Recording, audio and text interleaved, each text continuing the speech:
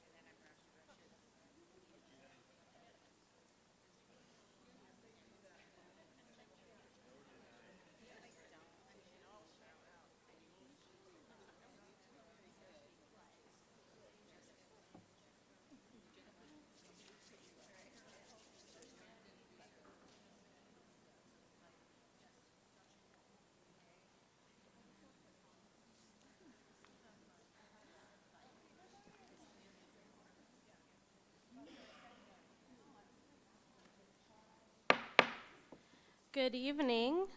I am calling to order the combined regular board meeting and workshop meeting. This board meeting is being live streamed and recorded. Due to the spring break schedule, there is only one board meeting in March. The board chose to combine regular board meeting with a board meeting workshop that is this evening. Tonight's schedule will include the regular board meeting being conducted first with the board workshop topic beginning at approximately 6:30 p.m. If the regular board meeting has not concluded by that 6:30 p.m. time, it will resume after the board workshop. So we are set on a schedule to engage in our board workshop at 6:30 p.m. The board was in closed session since 4 p.m. No action was taken during closed session. And with that, we will please stand for the flag salute.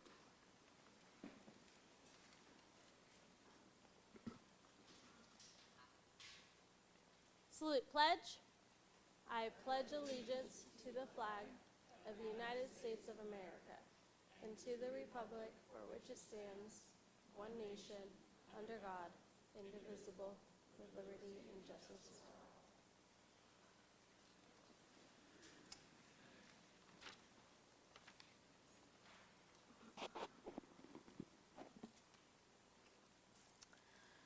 All right, moving on to item number 4, announcements. Are there any announcements that the board has at this time? Yes. Thank you, Madam President. I'm not going to go in to full detail on the announcement, but I did want to make sure that everyone is taking notice of how many state championships in sports, in our CTE programs, and in other competitions that our students are engaged in throughout the district. They've been very successful. Some are on their way to state, some are on their way to national, and so just look them up on the website or your news media and give big rounds of applause and pats on the back to our kiddos that are just doing an amazing job, along with the support from their staff. Thank you.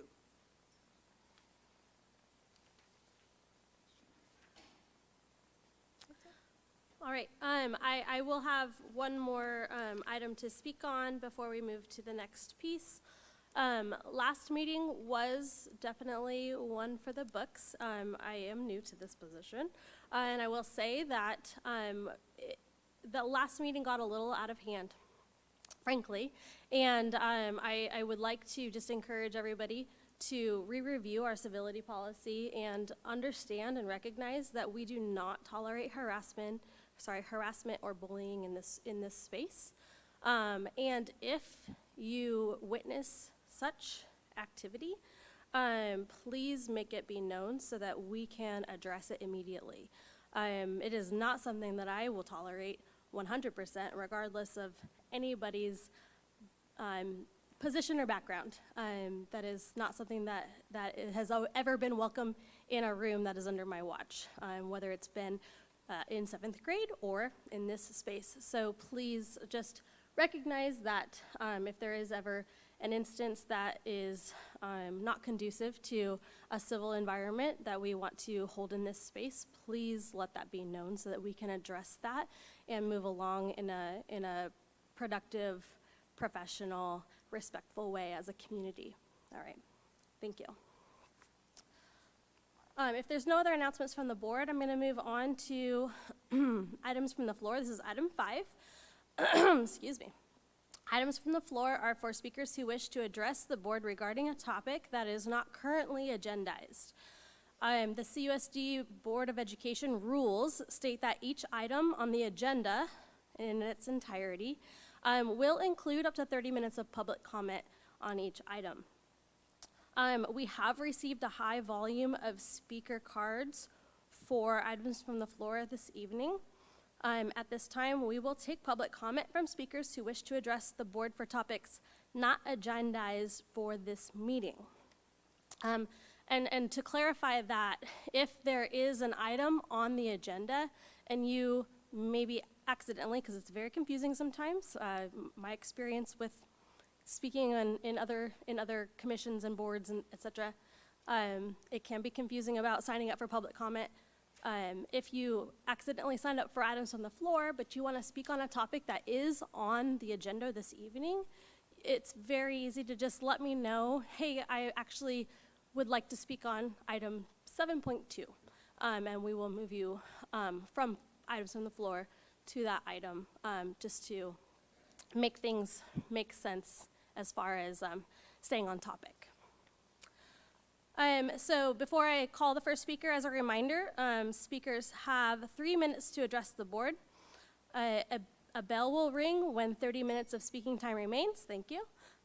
Sorry, 30 seconds. You don't get 30 minutes. Sorry, you don't get 30 minutes. I'm sorry. When 30 seconds of speaking time remains, the board can listen to public comment during items from the floor, but cannot respond to any speakers during items from the floor.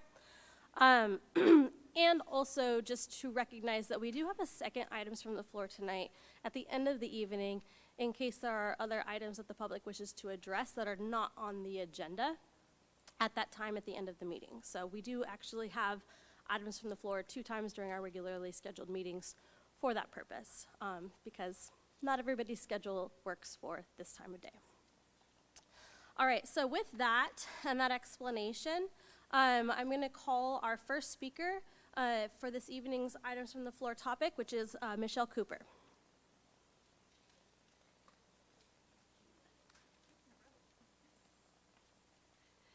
Good evening. At the last meeting, I spoke about parental rights and against the policies in place by this board that keeps parents in the dark regarding their children.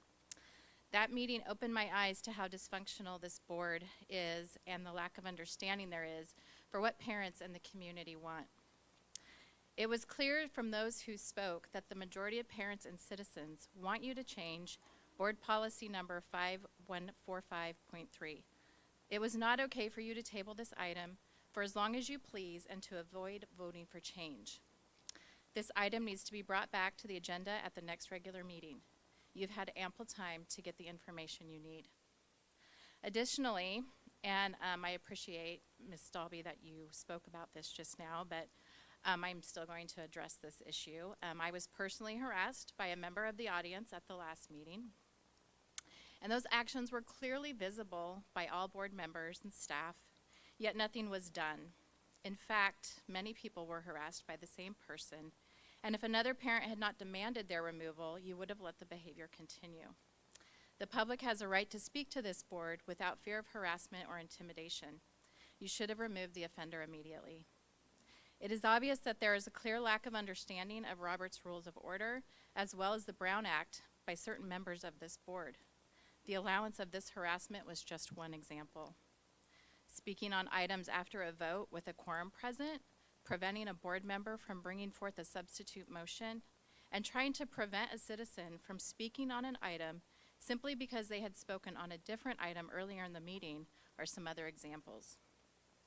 How are parents supposed to trust that you are making the best decisions for our children's education when you cannot even be trusted to run a meeting without violating the Brown Act? The fact is, we do not trust you.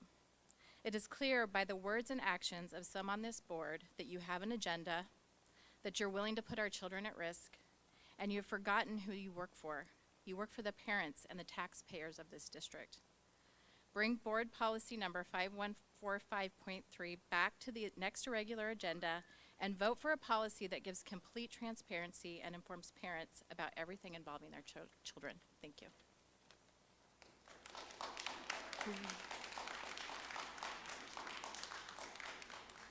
Next we have Sean Mossman.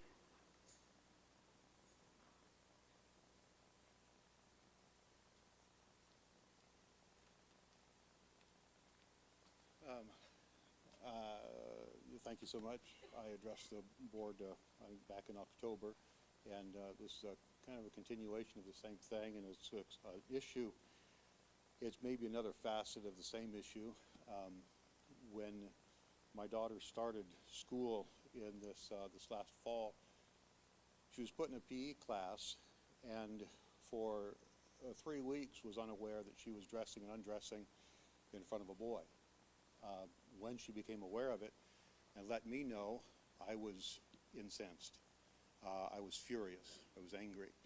I came at the next board meeting to say as much, and I did so with as much temper as, or with as much control as I can, as I'm trying to now. But some accommodations have been made. When I found out, I immediately said, oh, hell no, that's not happening. I immediately demanded that my daughter not use that locker room, that she not be docked on her grades for it, recognizing she needed to wear appropriate clothing for PE. I went online immediately and spent a few $100s on clothing that was active wear and appropriate for PE, but that she could wear on PE days to school to circumvent the need for a locker room. She shouldn't have to do that. She shouldn't have to do that. The girls, and some accommodations have been made. My daughter has not used the regular locker room. She's able to use another room, as there are some other girls that do the same, which accommodation I appreciate. However, it's not a menu item. Kind of like animal fries at In-N-Out. If you don't know to ask, you're not getting any. And there's girls today, Wednesday's PE day, dozens of girls at Pleasant Valley High School right across the street here were violated, were compromised, were made to feel uncomfortable, were abandoned. My daughter at the beginning of the year, she was thrown into a situation, she was coerced, she was tricked.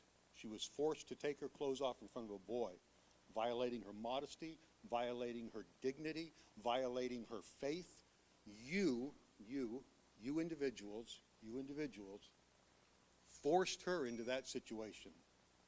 There needs to be accommodations for the dozens and dozens and dozens of girls in this school district who are hurt every day.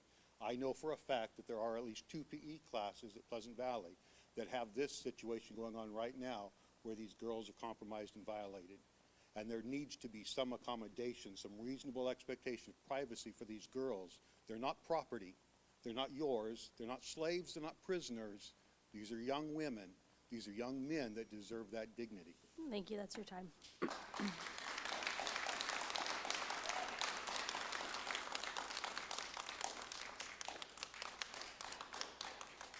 Next we have Julie Anderson Nelson.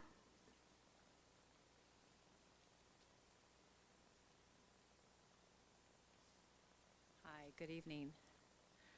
My name is Julie Anderson Nilsson. I'm a retired teacher as well as a community member. And I'm here to talk about the transparency issue and Assembly Bill 1266. Our goal as parents and educators is to ensure our children feel safe so they can learn. We know that learning is challenging if you're stressed, you're worried, or scared. For transgender youth, those feelings of stress and fear are common, even when we parents try our best and do what we think is the right thing. We make mistakes. At the last meeting, I spoke about my experience raising our youngest child, who is transgender. I spoke about the support we received from Chico Unified and how we worked together to provide the safest school environment for her to learn, to feel safe and comfortable. Like I said before, Chico Unified stepped up and did not hesitate to communicate with me and my husband and listen to our questions and concerns. There was no secrecy or lack of support for what our daughter needed.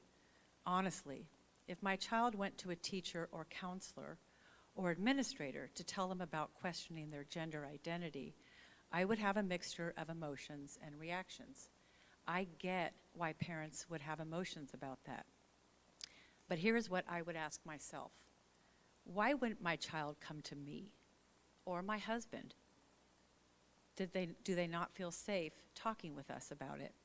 Or did they try and did I not hear them? Did I dismiss what they said about questioning their gender identity? Did I send a message that it was just a phase, or that they were influenced by others, or that their gender was their gender and that was that? Like I said, we make mistakes. We all make mistakes as parents. But then I'd ask, what do I do next? And what would my child want and need to feel safe? what's most important in this process. When my husband and I attended a session at Chico State Transgender Awareness Week, the year after our daughter transitioned, we spoke with many people, but there was one young woman who was transgender, who was a keynote speaker, a community activist, and a writer, and she woke me up. She told me that the most important thing we could do is listen to our daughter and ask her what she needed. My daughter has often questioned her safety because of others' ignorance, others' discrimination, and judgment. She has had full support at home, and I imagine the kids that are not sure of the support at home or of family members and or adults in their lives. Imagine not knowing if you would be accepted and supported by adults you think are there for you. And this happens. Kids are rejected by the people in their lives they never thought would reject them. Thank you, that's your time. Thanks.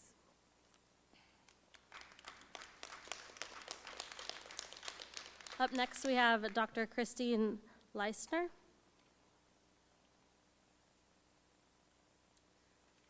I came to the board to speak about AB 1266, the anti-discrimination policy to protect trans kids we discussed at the last board meeting. As you know, I have a PhD in health education with a focus on human sexuality. Since my 30s, I've identified as bisexual, and before that, I identified as sexually fluid, all plurisexual identities. I'm now 41 years old, and I've never come out to my parents. I grew up in a household where I heard comments frequently, such as being gay is a sin. The most recent comment I heard was last year, someone close to me stating that she was on the fence about gay marriage. Why would I come out to these people? According to the Trevor Project, 28% of all LGBTQ youth report experiencing homelessness at some point. Studies show that 20 to 45% of all homeless youth are LGBTQ. This is 2 to 4 times as many LGBTQ youth that there are. Research shows that this is due to family rejection.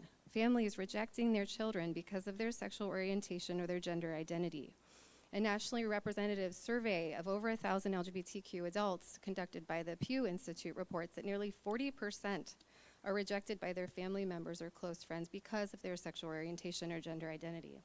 It is absolutely vital that these kids have a confidential place to discuss this issue with a trusted adult at school for their own safety and security. If you take that away or require that counselors tell parents, you will be causing harm to some of our kids, I guarantee it. A study from the Pew Institute reports that 34% report not telling their mother and 39% report not telling their father. This is a safety choice. I believe that most parents, some parents, many parents want what's best for their children. I'm a parent. But hundreds of thousands of LGBTQ youth across the country are homeless as we speak because their families rejected them. Some parents just straight up kick their kids out of the house and the family. Others are physically and emotionally abusive or neglectful. Protecting these kids is your job. Part of being trauma-informed is giving the power of choice and control to the person who is traumatized or has the least power in this situation. The kids deserve the right to choose whether or not to come out to their parents and how. They need to be in control of this decision for their own autonomy and safety. It is extremely important to uphold this policy. Regarding the idea that a teacher or a school counselor could somehow force a child to be transgender or gay is ridiculous. So what research shows about sexual orientation development is that this is a process that takes years. The study from the Pew Institute found that LGBTQ folks have the first thought of their sexual orientation at around 10 to 13. They know for sure at 15 to 18, and then they finally tell someone at 18 to 21. These are averages. This research indicates that it's extremely unlikely that anyone Thank you, could that's your force time. anyone.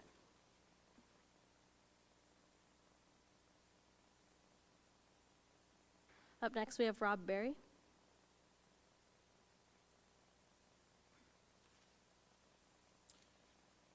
Good evening. Obviously, the enthusiasm for talking about your parent secrecy policy has not been exhausted, even though you tabled the issue. And I have reviewed all the material, and I'm wondering why you would delay addressing this issue and why you would delay making a clear and concise statement about what is the basis for your policy. You are not here to solve gender nonconformance issue. we're not here to solve all of the emotional problems that may arise in a child who is trying to orient themselves to life, grow up, and mature. That is the responsibility of parents. And so the issue that is before you is whether or not you are going to grant parents full transparency, especially for those kids that are an escape of your policy, which is the age 12 to 18. Those are the kids that are at issue in this policy discussion. But rather than address it and let us know what is the thinking and rationale behind your policy, or even clarifying what your policy is, you have basically postponed the discussion. And I am asking myself, why would you do it?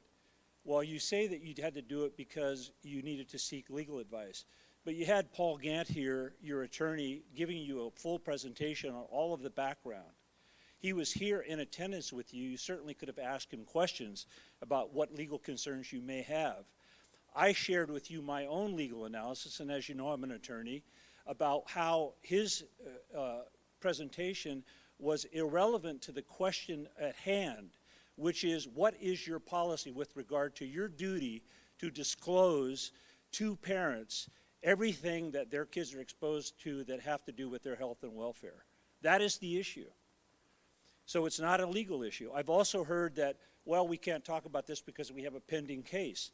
There is no gag order in this case, and there is no legal reason why you cannot discuss your policy, even if there is pending litigation. You may not be advised to talk about the specifics of that particular case, but you are completely free to discuss, change, modify, do whatever you want to do with policy from this point forward. And these parents behind you are concerned about what you're doing and why you're doing it. And you have an obligation to them and to the public to disclose exactly what it is that you're thinking, why you're thinking, justify your decisions, and make a decision in public, subject to the political process, that reflects your policy and in light of the concerns of the parents. So I urge you to bring this issue back as soon as possible. I think it's worthy of a special meeting. Thank you. That's your time. Need to wait. Thank you very much. Up next, we have Terry DuBose.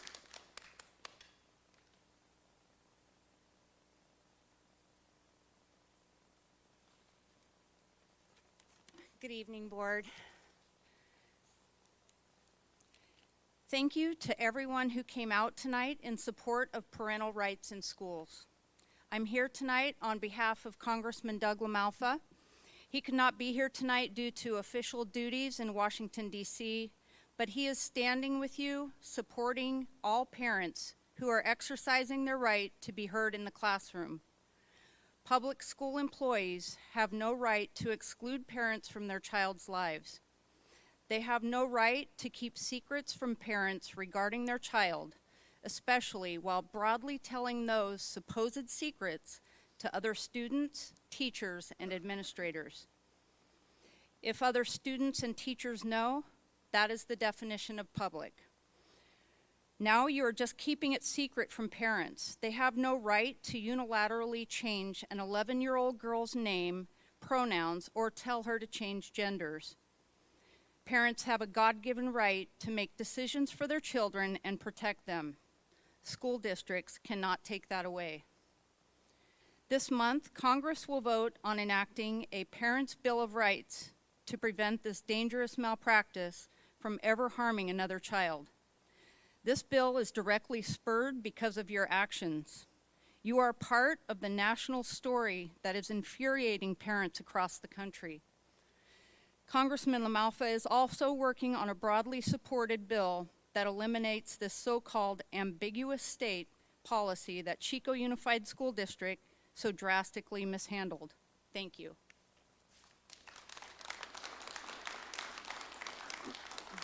Next is Gina Bax.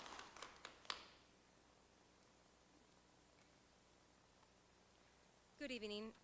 I had the opportunity to attend the last board meeting where the sections of the Education Code were presented by Mr. Grant.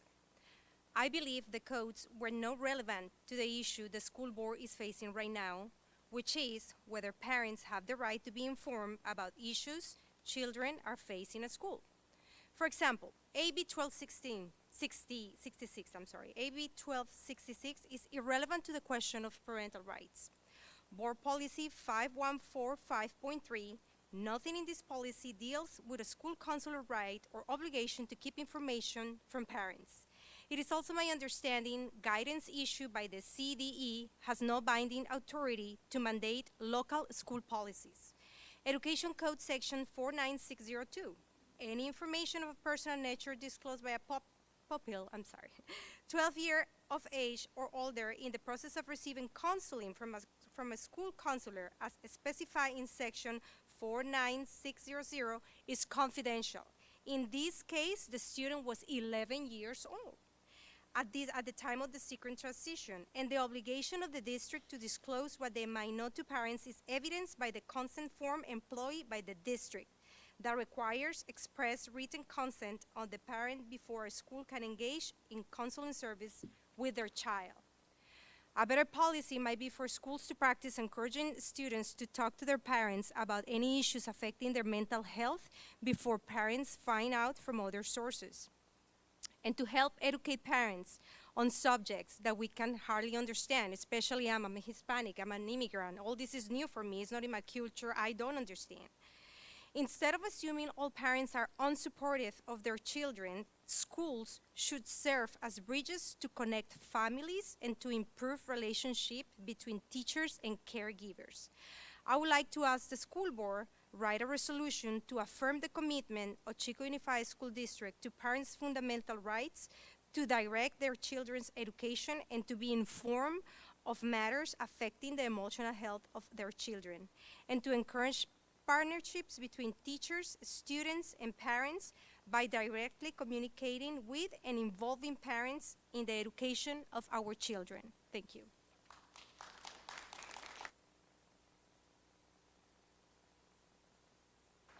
And next is Bill Marchi.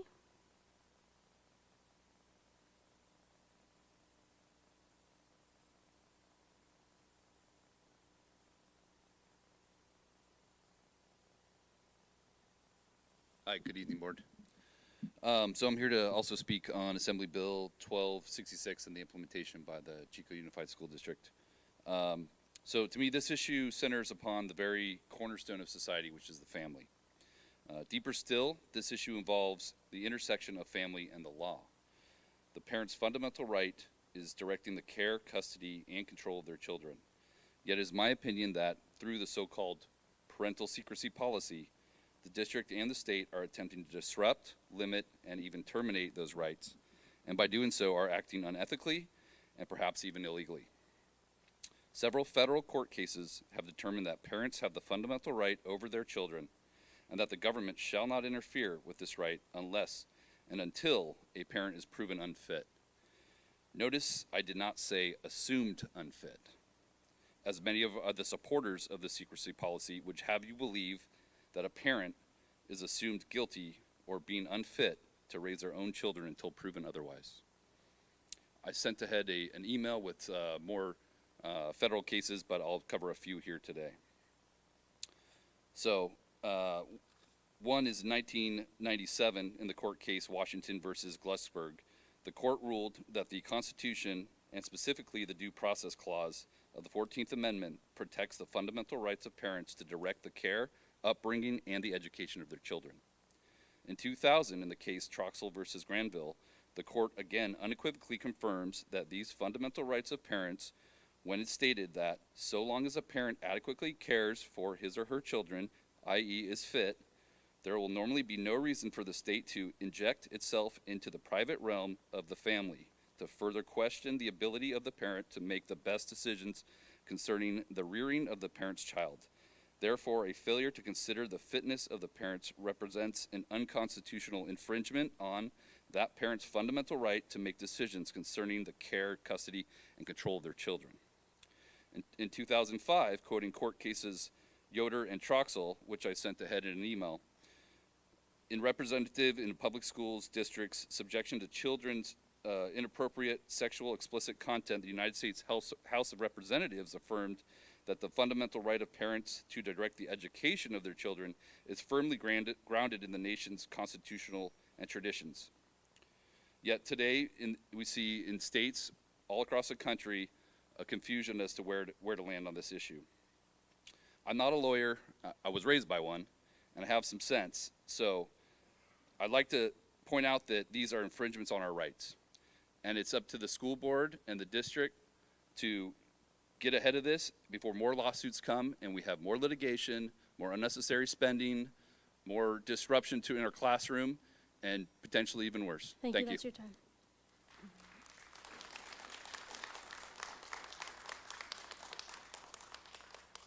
Up next, we have Eric Nelson.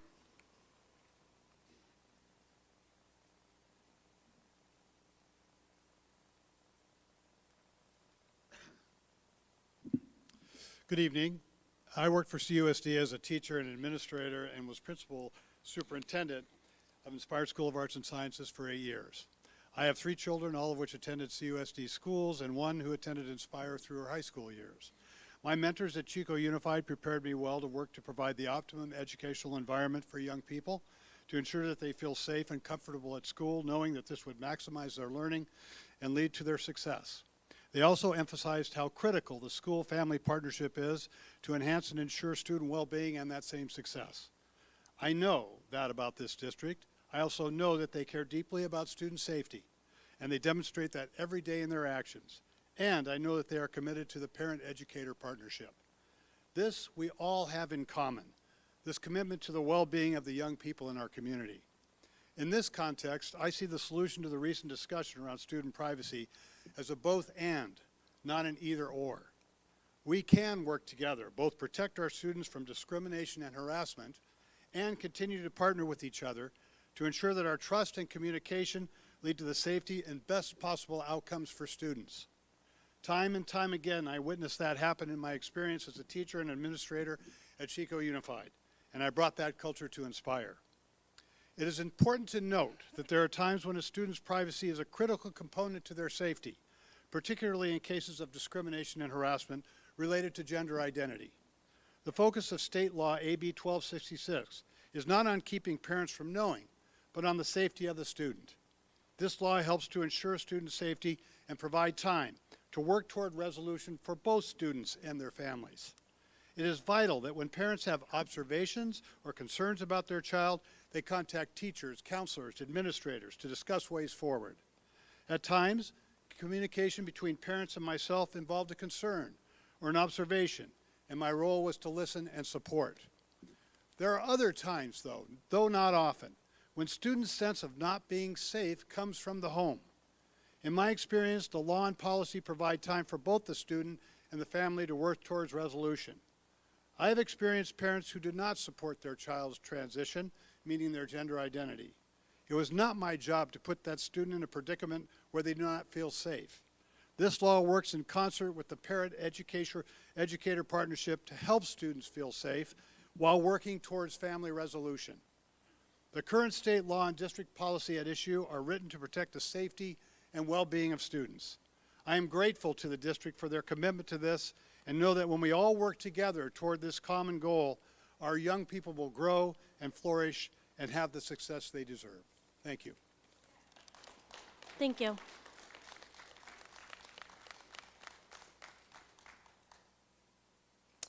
We have Nicole Nava next.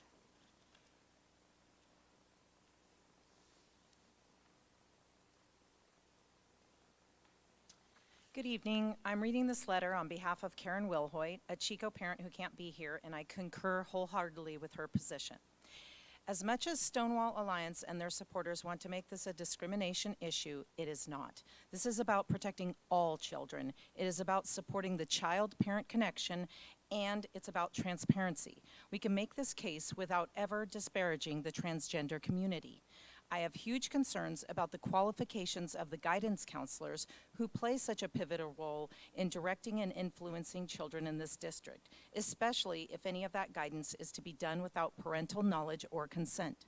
I work for this district as a speech pathologist. I am required to have a master's degree to help children fix things like saying wabbit instead of rabbit or to remediate a stutter.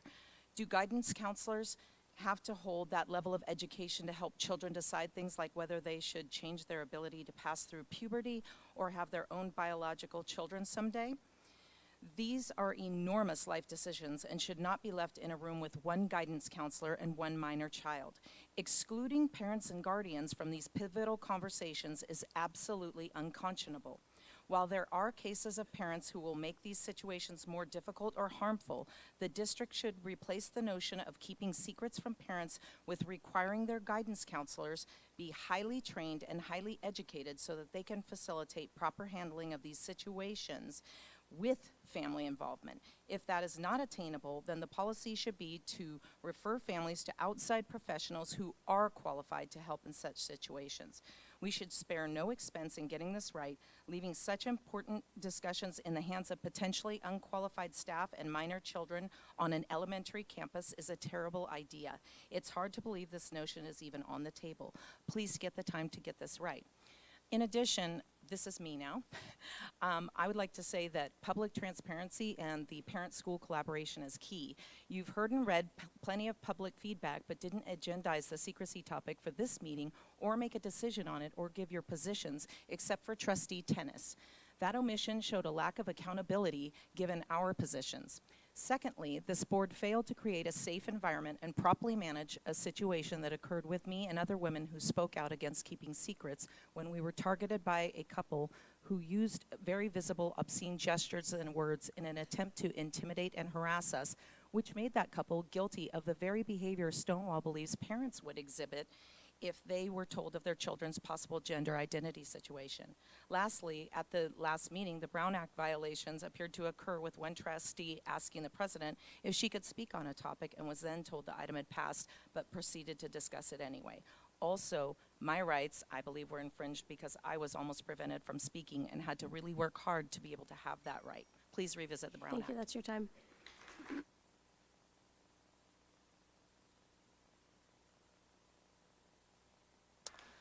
That concludes our 30 minutes of public comment for items from the floor. There are an additional 6 speakers that had signed up for this, and so it is my duty to move to the next item, since this is our rules, to maintain the 30-minute limit for public comment during Point of order. each item. Can we suspend the rules, since we know that we're going to have a lengthy meeting tonight, to enable the people who signed up to speak from items from the floor to speak at this time? I don't think it's realistic that we should ask them. Would you like to make a motion, Mr. Tennis? I move that we suspend the rules in order to allow the remaining items from the floor speakers to speak their mind, since they're citizens and we're here to represent them and hear them. Do we have a second? Second. All right. We'll start with you, Mr. Tennis. Tennis, aye. Lando, nay. Dalby, aye. Robinson, no. No. Robinson, no on suspending the rules. Okay. Conkin voting aye to allow for more time. Yeah, and I should probably apologize for a point of order. We should have allowed discussion. I'm super sorry that we didn't allow for discussion. So it passes, and we will allow the remaining 6 folks to speak at this time. But just keeping in mind that we do have a 6:30 cutoff time. And so if we don't finish our regular board meeting items, we will have to push those to the end. And so I would encourage those 6 folks who have signed up for items from the floor at this time, there is a second items from the floor. And so there is an opportunity to speak at that time if you will allow us to continue our board business and get through our board meeting agenda. We would love for you to stay and hear about our facilities master plan update and all of the great things that are happening with special education outreach, et cetera, to maybe hold off on your public comment at this time and speak during our second opportunity for items from the floor. I'm not discouraging you at all. And I would say too, if I were to follow my own rules of order to have discussion before we had the vote. Sorry, I was just like really quick trying to get through it, trying to get to that 6:30 point. I would say that I do anticipate hearing all of these people and giving the opportunity for all folks to talk in some way, shape, or form. So in that, I guess in the spirit of that, let's move on. Again, I will say, if you have signed up for the second items from the floor also, please, consider waiting until that time so that we can hear all of our board business and take action on the things that are on our agenda before we start our board workshop at 6:30 p.m. It is a very full night, and there's a lot of folks here for very many different reasons that are all valid reasons for people to be here. So with that, the next person to speak is Arwen Funk.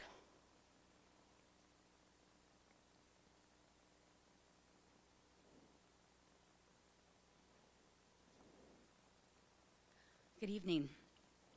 So last month, this governing body told parents to take a hike, basically, by tabling the motion that we are all here to talk about.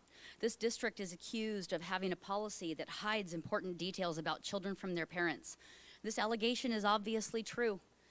Since that meeting last month, I've read a lot of news articles and spoken with a lot of people, and the two arguments against all those bad parents that I keep hearing are basically, number one, that if kids aren't telling you something, it's basically the parent's fault, which I think is a pretty gross attitude to have towards people that supposedly you care about. You care about what they think. Any 12-year-old babysitter can attest to the fact that kids will make things up and hide things from parents and tell stories in moments of stress or anxiety or upset or wanting attention or whatever. So it's a pretty weak argument. The other argument that I keep hearing is that there is no parental secrecy policy. We received a notification from the district that this was the case, but that's obviously not true. There were lots of people here at the last meeting that were talking about how the policy needs to remain the same because clearly it does allow the district to keep secrets from parents. So the argument, I guess, is basically we don't keep secrets from parents, but we do and it's okay. So I think that's a pretty weak argument as well. We have to have trust with the people that we elect. You that are sitting up on that stage, we're supposed to be able to trust you. Eileen, we can't trust you. You told the entire room last time that you have a member of your own family. Please don't address board members directly. Oh, really? Okay.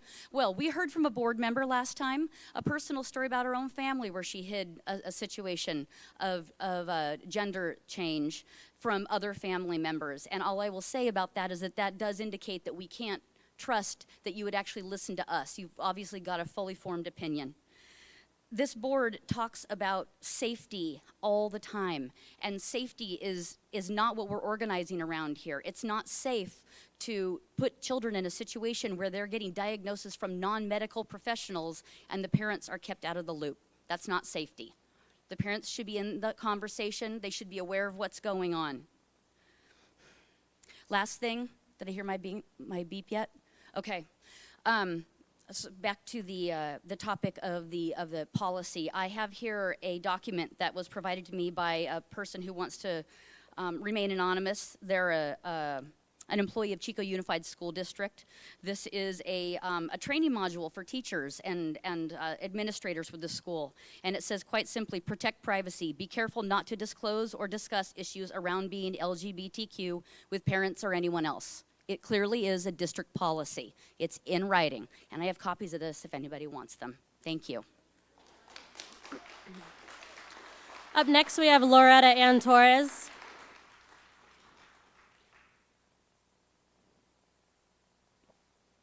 Yep. Oops, sorry. Loretta Ann Torres.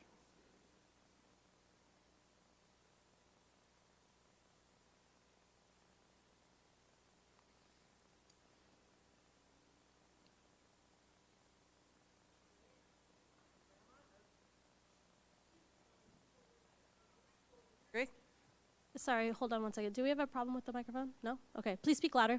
Okay, well, I just get a little closer. Okay, Loretta Ann Torres, grandma. And tonight I'm going to talk about California Penal Code CBC 261.5 as it defines statutory rape. It occurs when anyone has sexual relations with a person under the age of 18.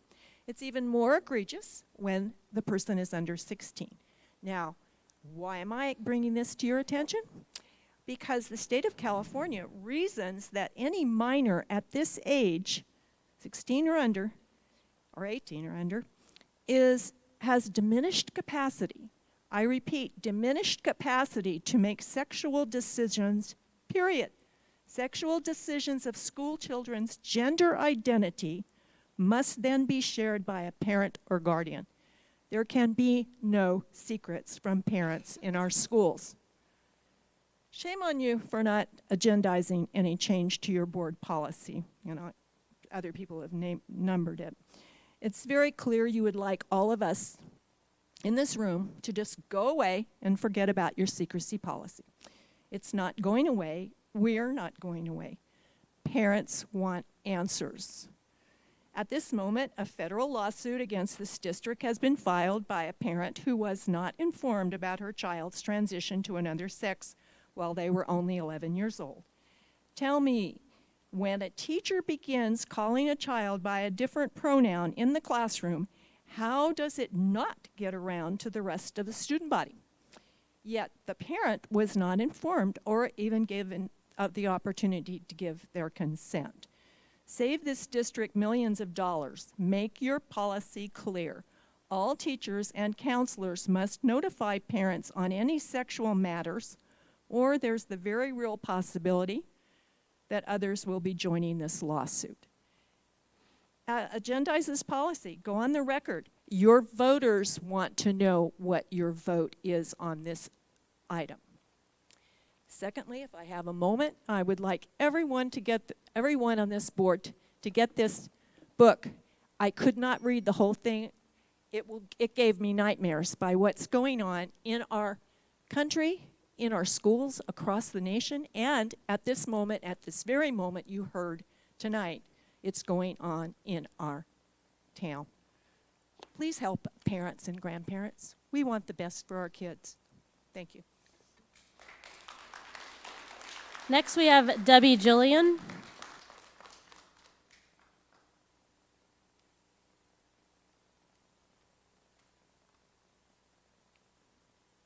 Good evening. I'm here just to speak in general, and I'm here to speak to you about your curriculum. Childhood is a time of joy and innocence, and this should be an absolute right for all our children. 1% of elementary school children have gender dysphoria, but you are affecting the 99%. Most kindergarten children don't know how to tie their shoes or recite their home address when they start school. But instead of teaching academic basics, schools are actually promoting identity confusion, emotional harm, and insecurity, negative impacts that last a lifetime. It's no wonder that child and adolescent mental health issues are in a steep rise. When students are taught to question their own identity and select from an ever-growing list of confusing options, gender identity is taking precedence over student and well-being and safety. It has infiltrated schools without parental consent and at the expense of academic learning. You were elected by everyone in this room. You're undermining parents' constitutional rights to control their children's education on sensitive topics. Public schools should not become a place where children are exposed to radical sexual ideology. Carrie Kruger, let's go.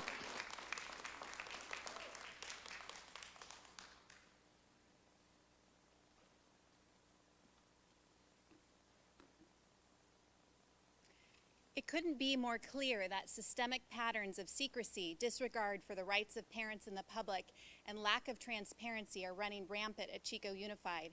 From practices with students on campus to the way the board president runs these meetings, the patterns of secrecy and disrespect is not surprising, but it is very concerning.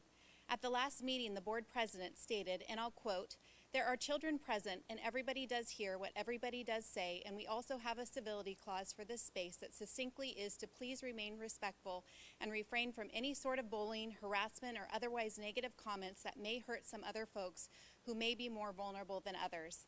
A couple sitting up front, Jeff and Samantha Shaner, flipped off board members and speakers they disagreed with. Jeff also verbally abused every female speaker who didn't support the parental secrecy policy. The board president did nothing while this happened in clear sight of her. She did nothing to protect those vulnerable women. Nothing. This was stunning given her comments about civility. It wasn't until Jeff said, "F you, you dumb bee," after my speech when I requested intervention and public outrage ensued, and he was finally kicked out of the meeting. These board meetings are the only opportunity the public has to address our elected officials. The practice of tolerating disrespect and disregard for the public's right to address our government officials without harassment is abhorrent. It's curious that video footage from the meeting shows the camera angle changed partway through the meeting so that viewers could no longer see the Shainers' disgraceful behavior. This move suggests the district was aware of the Shainers' behavior and instead of standing up for the victims of bullying, once again employed a pattern of secrecy and lack of transparency. Somebody simply changed the camera angle. Further expressions of the systemic patterns of secrecy, lack of transparency, and disregard and disrespect for parents and the public continued when the board leadership motioned to table the parental secrecy discussion until it could be discussed in private. The board president already had the opportunity to ask questions and discuss the topic for as long as necessary with the district's attorney, Mr. Gant, but instead chose to remain silent and keep these discussions secret. The patterns of secrecy, lack of transparency, and the disregard and disrespect for parents and the public with how these meetings are being run mirror what's going on in practice in Chico's schools within the culture that exists among admin, teachers, and counselors who feel entitled to keep parents in the dark while transitioning students without their parents' knowledge. I am not surprised at all that this is happening, given the patterns that we are seeing in these meetings, but again, it is very concerning.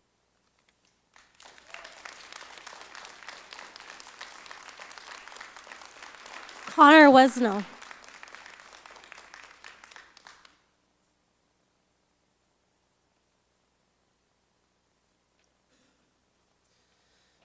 Hello, I'm Connor Wenzel.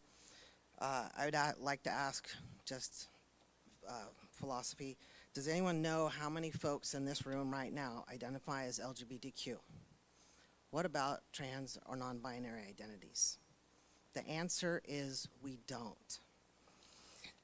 A person won't know until they are asked by someone, and that's only if they feel safe and comfortable enough to share that information, or if they choose to share publicly. How many people here would be willing to share with this room something private, something that they've held close to themselves for at least a year, something about themselves that would make them a minority of our current society, thus make their lives harder? I outed myself during the last board meeting, and I'll admit, my heart was racing, my hands were shaking, and my voice quivered. I'm an adult. I've been outing myself for the past 11, 12 years, and I still felt that way in this room. And I did it because I felt I had to. Many parents of LGBTQ students feel that they can't come forward to speak for fear of outing their children, which can then target them for more harassment and bullying on campuses. So do you think a student would want to out themselves if this is the same language they hear, sentiments they've felt or seen in their home? It may be unintentional or not. That's not the issue. The issue here is what the student feels and believes. The issue of the non-discrimination harassment policy number 5145.3 isn't about secrecy, it's about privacy. And yes, even children have the rights to privacy. The Trevor Project reported that in California, only 30% of the LGBTQ students felt supported at home, while 50% felt supported at school. Good work, and thank you, board, staff, admin, educators, for continuing to work to reduce the 69% of LGBTQ youth that reported experiencing symptoms of anxiety and the 50% experiencing symptoms of depression. By continuing to follow the Chico Unified School Board Policy 5145.3, non-discrimination harassment as is, the continued adherence to California Assembly Bill 1266, and the National Family Educational Rights and Privacy Act, FERPA, you are continuing to work towards creating a safe, secure, and healthy environment for every student, a place where students can develop their knowledge, skills, and competencies necessary for academic success and their personal well-being. In other words, you are improving lives, if not saving them. Thank you. Thank you. Our last speaker during this session is Benito Abarco Sanchez.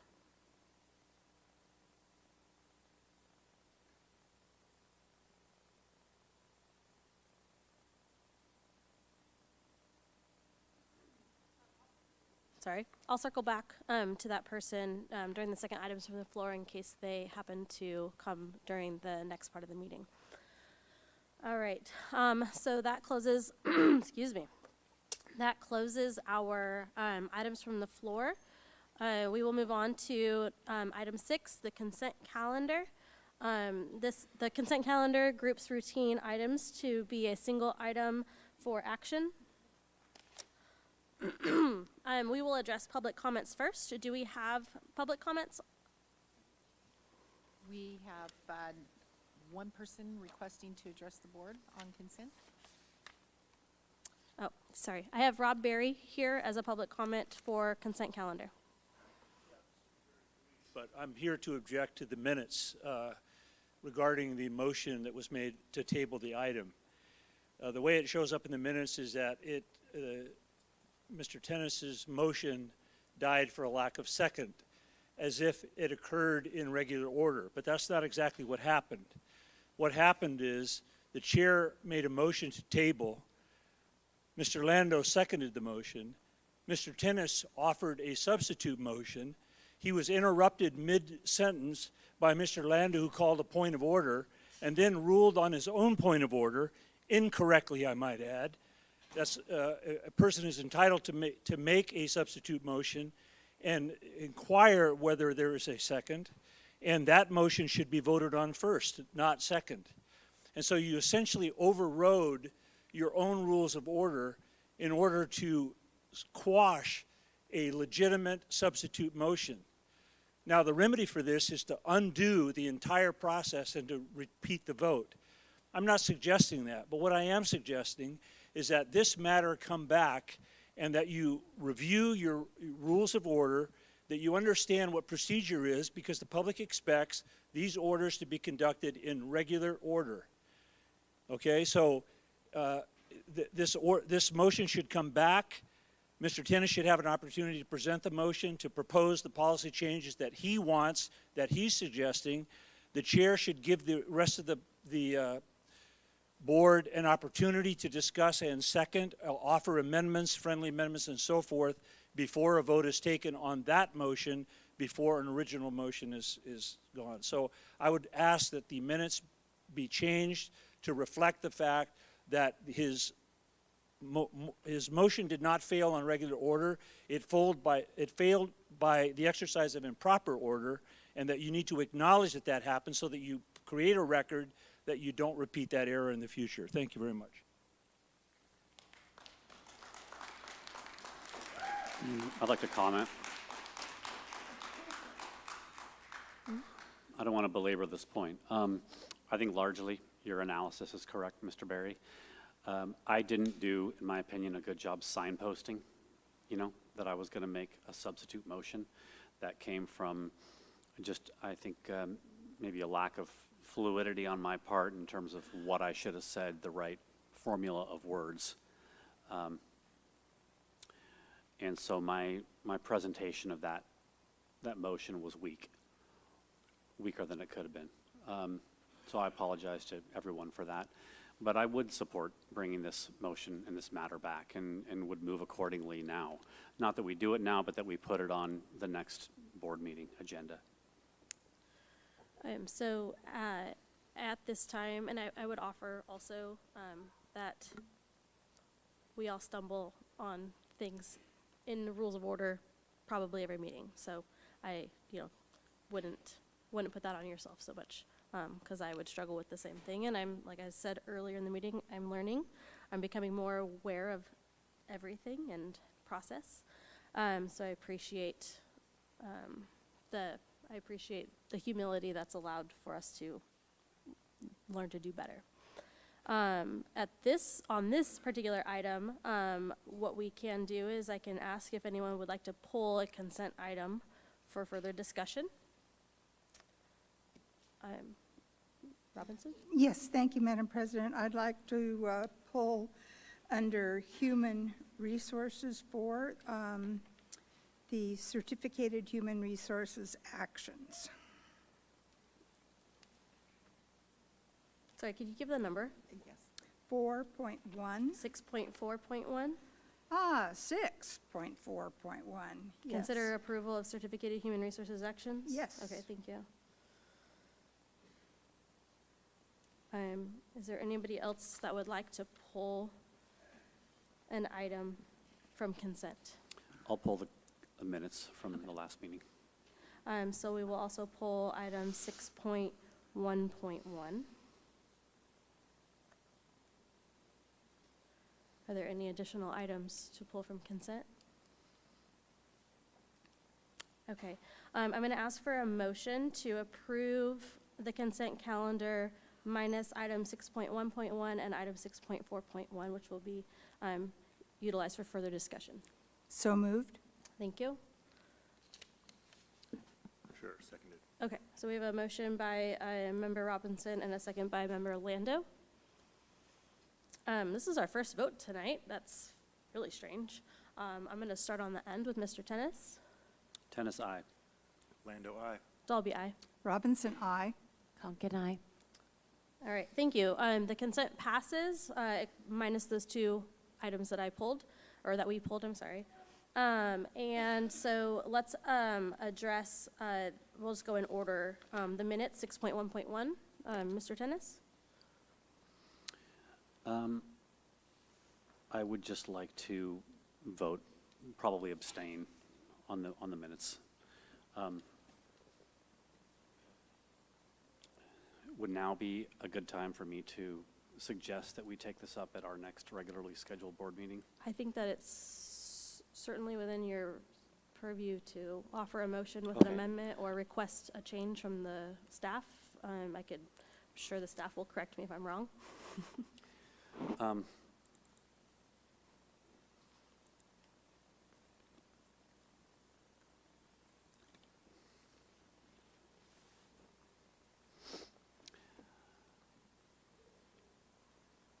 I'm not going to dispute the verbiage in the minutes. So do you have a question for me? No, I was just curious if you had if you wanted to make changes in order to approve the minutes or wanted to bring the minutes back with amendments to them and we could improve them at the next meeting? No, yeah, I guess I would ask for that. I would ask for more time to process Mr. Barry's remarks, and I would request that these come back for, I guess we table them for now, and then maybe reconsider them at our next meeting. These minutes. I would second that. Thank you. We do have to vote on that, so do we have, let's just do a voice vote again for tabling approval of the minutes until further review can be done by Mr. Tennis and any amendments as he sees necessary for the minutes recorded on his behalf. I would like to push that forward. So we'll start with Mr. Lando this time.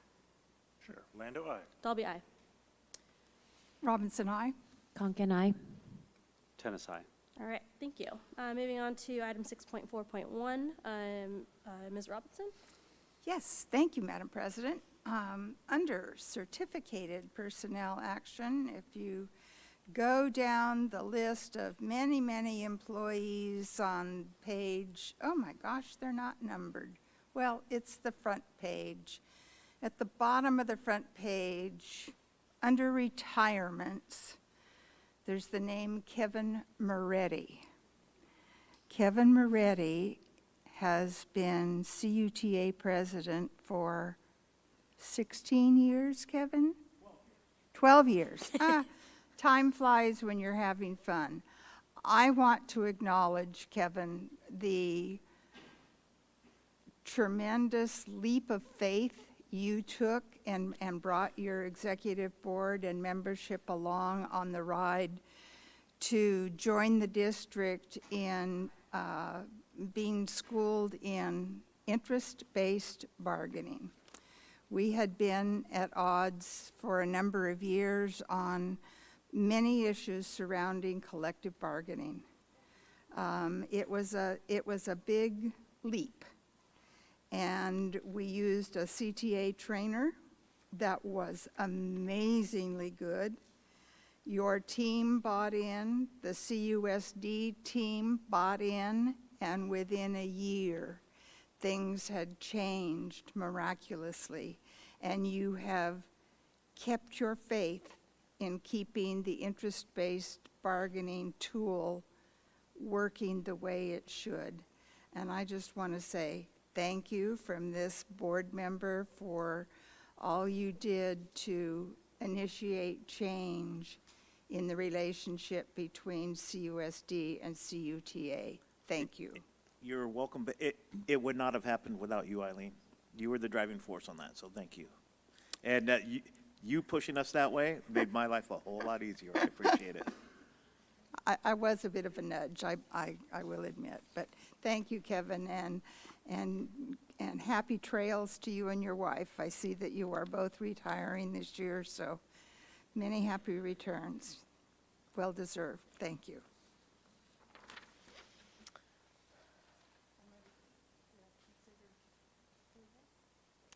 All right.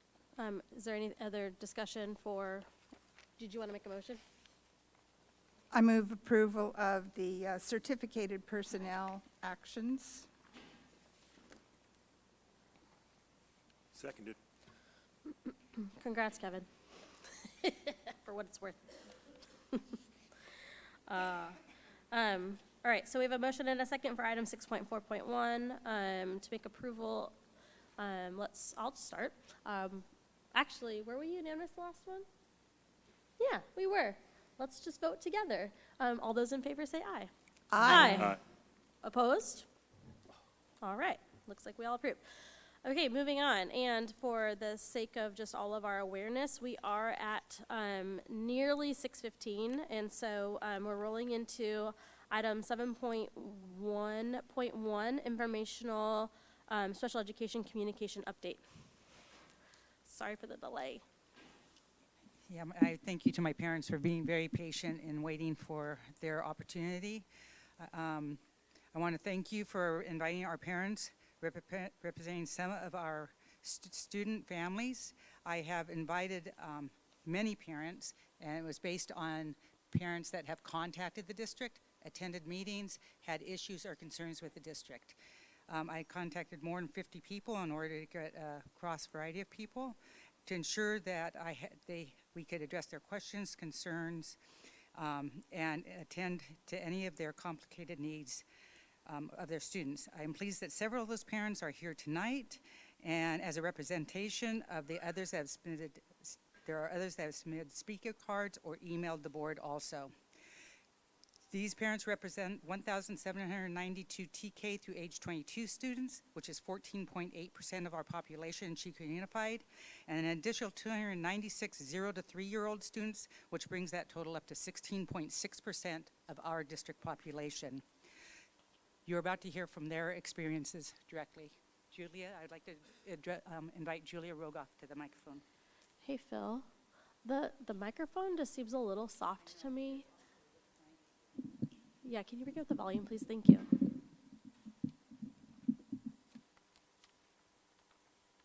Hello, my name is Julia Rogoff. I am a parent of a special education student that attends Marsh Junior High. She is in your Mod Severe program, and I've spoken here before about how wonderful it is. I love her teacher, and I love the staff there. I do want to make a point that it is very, very difficult for parents of special education students to come to these meetings and for us to stay this long.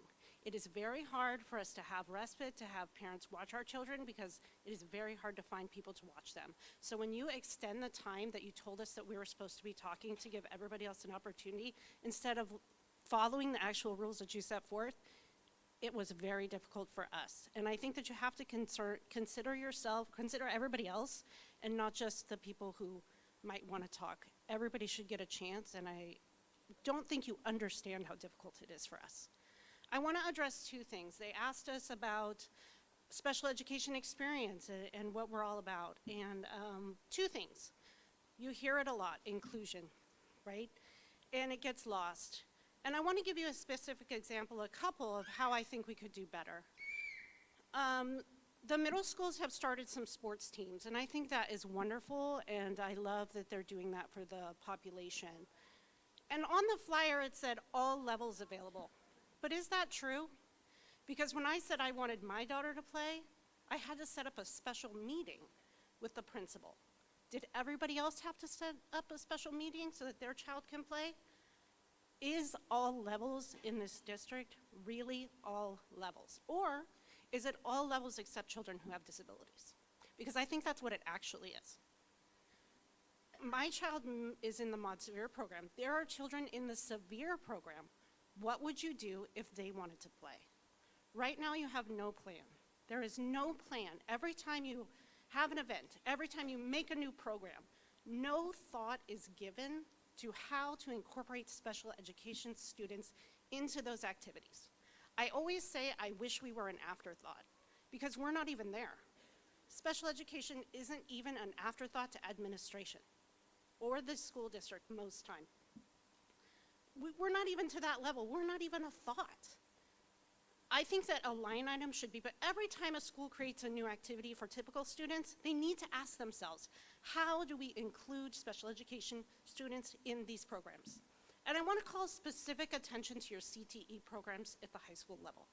We have a problem in these programs, and the problem is teachers who are discriminating against special education students and not allowing them in those programs. I've worked at the high schools. I'm a paraprofessional as well as a parent. And I hear the teachers talking about how they don't want our students in their classes. I want you to check the numbers. I want you to check how many Mod Severe students are in CTE classes.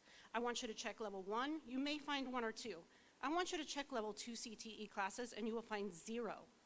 They are barred from these classes because of teachers and administration who are not pressuring teachers to let our students participate.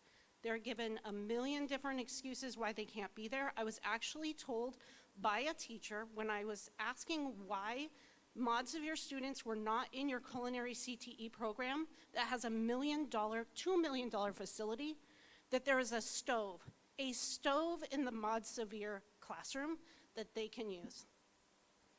Are we separate but equal here? Because I really feel sometimes that's what we are.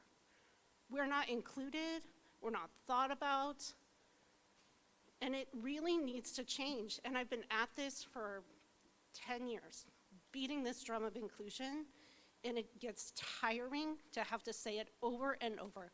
My daughter and children like her deserve to be included in every single activity of life on campus. And right now, she's not included at all. And I think that I would love for the board to come and really start asking these questions, looking for the students, where are they in campus life? Because you're not going to find them. They're in portables. They're stuck away in the classrooms on the side of the very back of the campus. They're not integrated to everyday life. I asked a high school student, hey, how many times do you see Mod Severe students around campus? And he was like, we never see them. Sometimes they come into our classroom and they pick up our trash. So please take a look at what's going on in special education and how we can make it better for our students. And now I'm going to introduce the next person. Okay, so now we have Megan Stewart and her lovely daughter here, and she's going to talk a little bit about her experience in special education.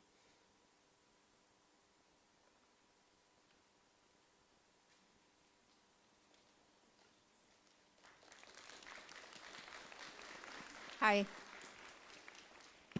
Hi, I'm Megan Stewart. This is my daughter, Faith. She's 6 years old. She just started kindergarten at Little Chico Creek School in January. She did her first semester of kindergarten in Glenn County and preschool in Tehama County. And so far, this has been our best experience. Faith absolutely loves her teachers. Faith, do you like school? She's been over there squealing for about an hour now.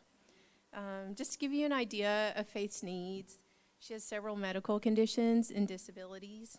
She's spent hundreds of days in the hospital. She's used the medical helicopter 5 times. She takes medication throughout the day and uses a feeding pump. She's unable to move herself out of her room if she needs to. She can't tell me anything about her day. In addition to her disability, she takes medication Like I said, she has a low immune system, so I have to be really careful about germ exposure for her. As you can imagine, it can be quite nerve-wracking to leave her in anyone's care.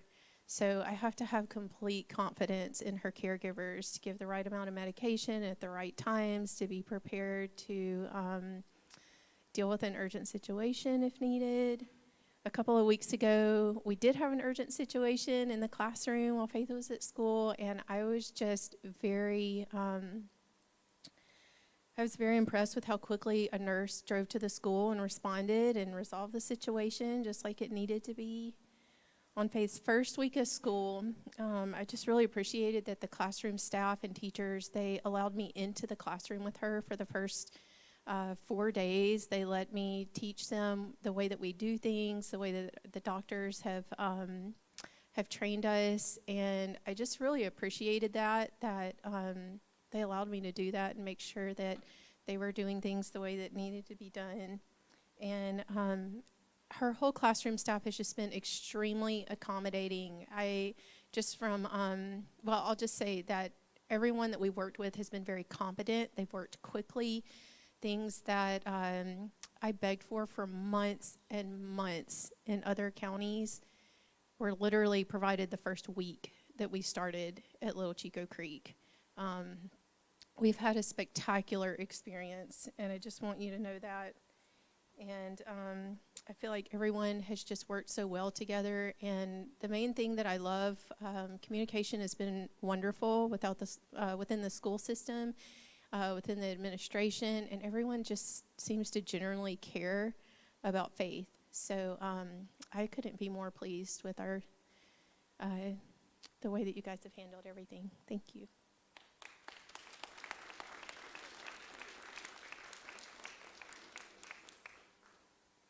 Hello.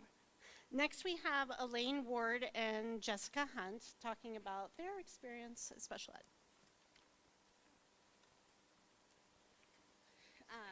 So specifically, I was asked to share about the SPED parent nights that Jessica and I had encouraged the board to implement so that SPED parents could have more time to discuss those areas of concern that we had. Overall, I feel the parents are really welcome to this idea of having these little mini groups. However, I feel there's still room for improvement. It's apparent, it's apparent that there is still a level of mistrust and distrust. I looked it up. Those words mean two different things, but all comes down to trust. There's a level of mistrust and distrust that parents feel towards the district, and it shows in questions they have asked during these meetings. While we were discussing a sports program to allow our students opportunities for team sports, a parent essentially asked, how do we know that the district will follow through with what they're saying right now? Who will hold them accountable? Again, she phrased her question differently, but when she was asked to repeat herself, I had to restrain myself from interrupting her and interjecting by saying, she wants to know if we can trust you guys. To me, for a parent to ask a question this way, I feel like they've been given lip service before. They have experienced the district not following through on promises or statements made. Another improvement would be adjusting the time. Statistically, a lot of our families come from single-parent homes. So when you have a meeting at 4 o'clock, most of those single parents are working, or like Julia mentioned, they have to find respite care, which has been very hard for parents to have students with disabilities. Having it at 4 o'clock, you're automatically disqualifying a large portion of your parent population to participate in this discussion. We were told when the topic of time came up, we were told that these meetings were planned in advance. That's poor planning, because you don't recognize the dynamics of your parent population when it comes to students with disabilities.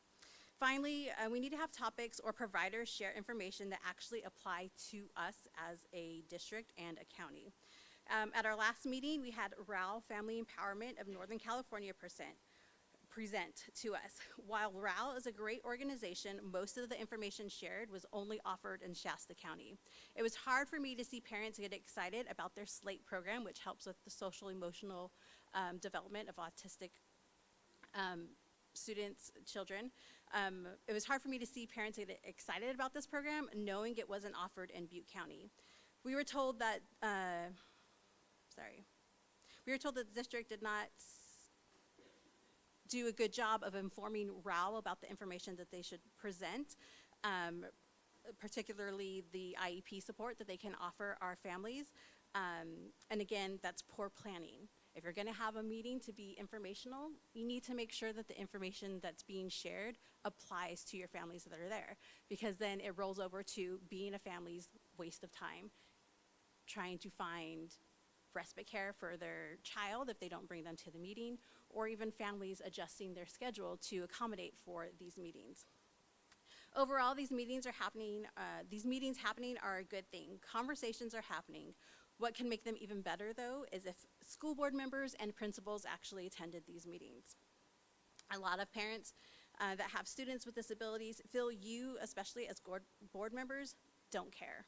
That our students are a mere second thought to you. You don't take into consideration our students and their needs. That perception needs to change. You need to ask yourselves how you can make that change.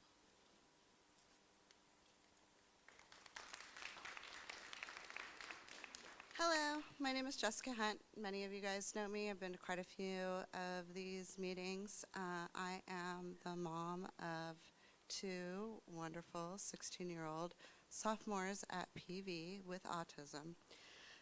First off, I'd like to say that the special education nights are really a great step in the right direction. This is something I have been with Chico Unified since my boys were at Loma Vista, and this is the first time that we're having these type of meetings.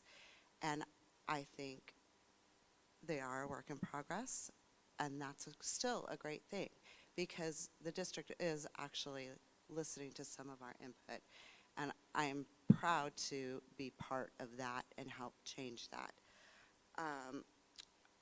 I think that again, parent nights do need to be more about our area. I understand, you know, what happened with the Ryle Family Empowerment Center. I get it, it happens. But that's something that we are all going to be looking at, of finding people. I will personally call Far Northern Regional Center. Hey, you guys want to come and do a presentation at our parent night? We'd love to have you. This is what we'd like to hear. I think it's important that we all get involved. And when I say all, everybody here, and everybody out there. We can't do it alone. I'm tired. I'm tired of doing it by myself. I'm tired of looking at my friends and seeing us all have the same looks on our face when we hear something else that has happened. I'd like to go back to a situation in particular with the board members.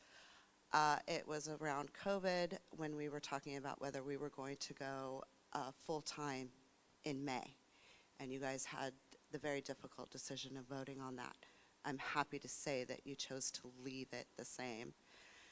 At this time, though, I was telling you how wonderfully my twins did in having that half-day schedule, how their reading program was increased, how their math was increased. And one of the board members said, after I spoke, that we needed to find out why were these improvements. What things were we doing that the boys got to improve? Not one member of this board reached out to me. Nothing. So I felt really like a second-class citizen, like my boys don't matter. I know you guys have a lot of students, but all of these students are important.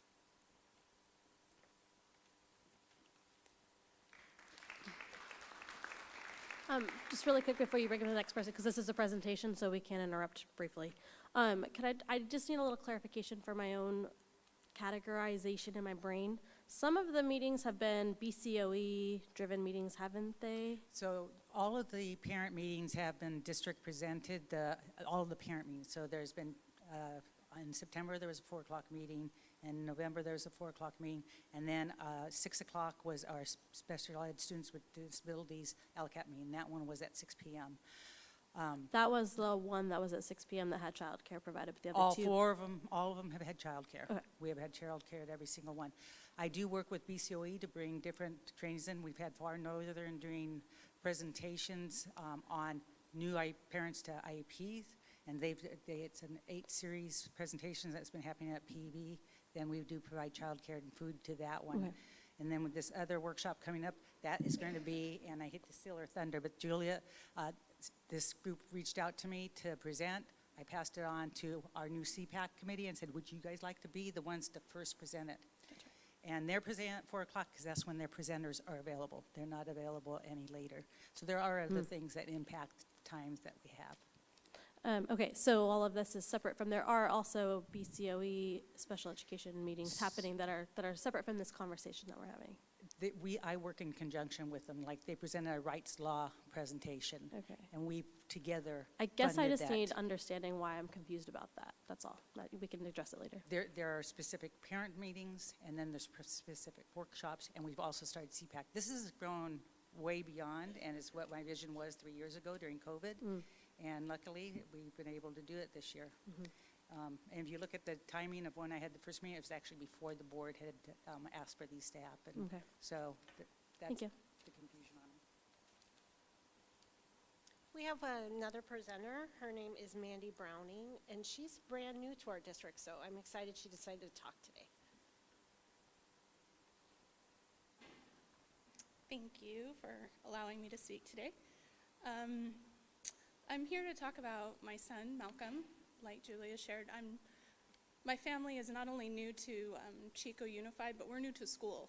Our son is only 4, and he was just assessed and placed at Loma Vista. He just started last week, so we're 1 week in. So I am brand new to all of this. This is my very first meeting, so bear with me here if my voice quivers. While Malcolm has been going to school for a week, and it's obviously been a very fun, eventful time for him, meeting his new teacher. She has a rabbit. I mean, it doesn't get any better than that for a 4-year-old. He's meeting new friends, and he seems to be adjusting really well, given that it's only week 1. But as his moms, my wife Danielle and I have really struggled to get to this point.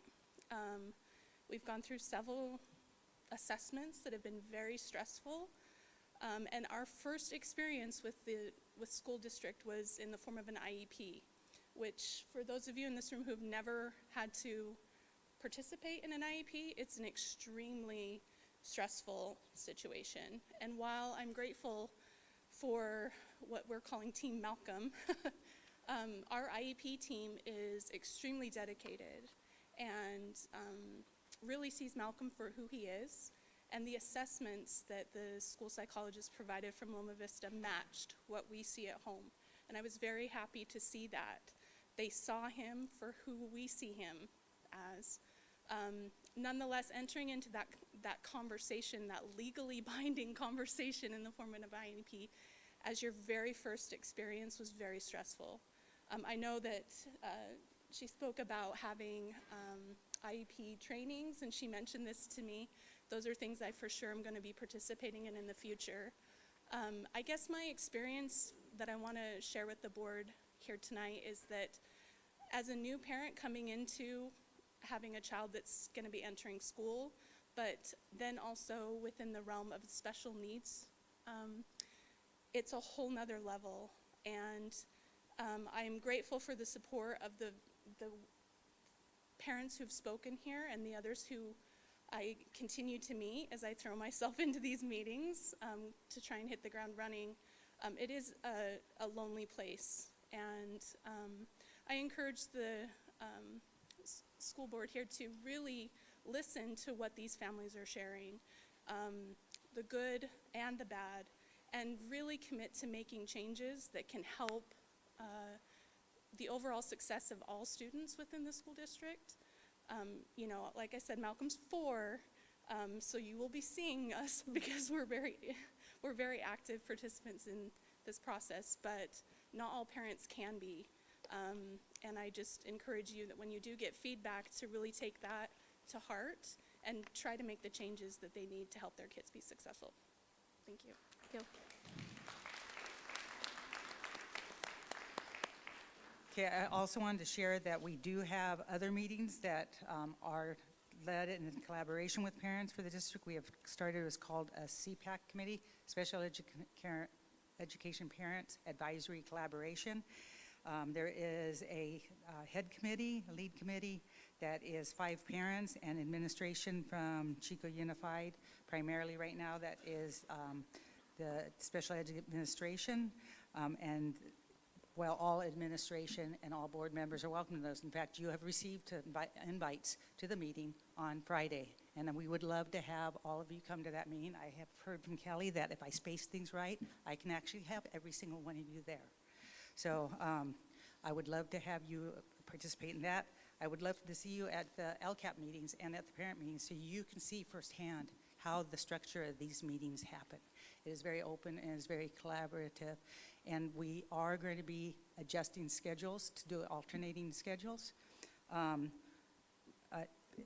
Many of the times it's based on when presenters can be available to present. I'd rather have them at an inconvenient time than not have them at all. I want Julia to do the last part of this presentation, just an invite to people to be part of the CPAC school team.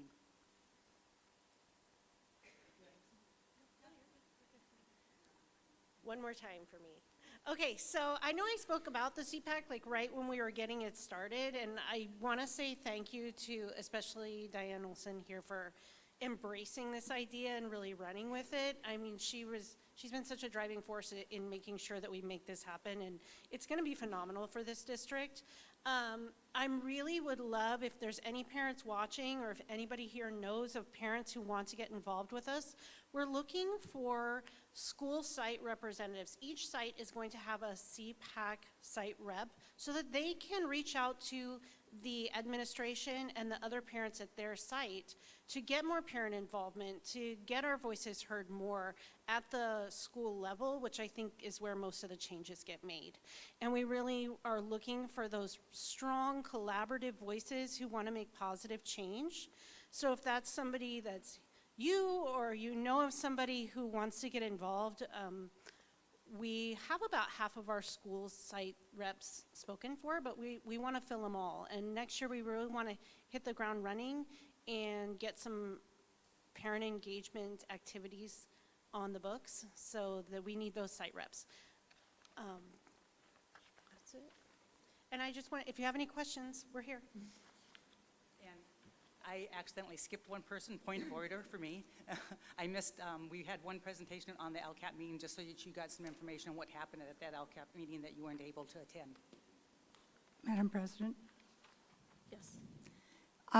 Thank you. I'd like to just mention to you guys that at age 2.5, I was primary caregiver to a grandchild, and by the age of 3, that grandchild had been assessed at Loma Vista and entered innovative preschool and completed her whole educational process through Chico Unified, and I never once missed an IEP meeting. So I do know some of the struggles that special ed parents and kids go through. So you do have advocates. I think other board members have experience as well with our special education system. And so if you don't see me showing up there, I'm sorry that I wasn't able to make the meeting, but I have walked in your shoes, and I do understand to some extent what you're going through. Comment also. Although I'm a board member, I'm also a parent of a special needs kid, and he also has an IEP. And I hear you guys, and I know what sacrifice you're making tonight just to be here. And I just want to say I've walked in your shoes, and I share your story, and I would love to come to one of your meetings as well. I want to be an active member in that, so thank you. So in regards to LCAP meetings, in the summer of 2020, I actually shared with Diane that I felt the importance of having LCAP meetings specifically for parents that had students with disabilities.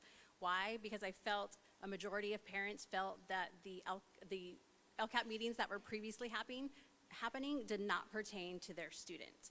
And the same reason why parents that have students with disabilities don't join PTO, PTSO, PTA, because they feel what information is shared there does not apply to their child. These specialized LCAP meetings have really started the hard conversations that need to happen for positive growth and change within our district. At the most recent LCAP meeting, it was shared that our district hired 80 plus paraprofessionals, which at the surface level, it looks and sounds great. But in an exchange I had with a fellow parent raised the question, but how many more are truly needed?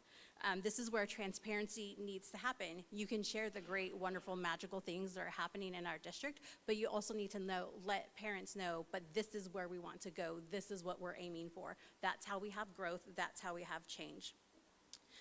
We as a district, we can't continue to just pat ourselves on the back. We really need to publicly acknowledge to parents those difficulties that we are have, because we as parents, we see those. And when we don't hear it being talked about, we feel as if you are blind to the idea of what is happening in our district. And we want we want to make sure that our parents feel supported by the school board, by district employees, and especially by principals. I know I've gotten up here and shared sometimes mostly bad, but I have had both good and positive experiences in the school district. I've had good and both good and bad experiences with principals. Very, as Diane called them, unique experiences, but I know my experience with a particular principal has happened to other parents as well. I really encourage you as board members to attend these meetings because you get to personally experience and witness these joyous experiences that we share as parents that our children are experiencing. But then you also get to see those tears of sorrow that come from parents of how much more our district needs to improve upon and how much growth that we need in our district. Again, I know we all have busy lives. When this topic was brought up, when Mrs. Dalby made a motion for an updated discussion to happen, a certain board member, who I'm sure know who they are, said, how long is it gonna take because we have lives? That's not a good way to show support. I did not say that. Yeah, you did. I did not say that. Yeah, you did. No. Yes, you did, but I'm glad you Send me the video. saw it. Okay, I'll do that for you. That shows your constituents that you don't care. Constituents that voted for you, that have students with IEPs. If you're gonna directly talk to me, I'm gonna directly talk to you. I did not say that. Yes, you did. If you want people to know that you care, show up. Come to these meetings. We all have busy lives. I have busy lives. My kids have busy lives. I make lots of sacrifices to be here. My family makes lots of sacrifices for me to be here. Saying you have a busy life, not an excuse. Don't use that as an excuse. You're gonna take our time, extending, like Julia said, more time for other people to speak.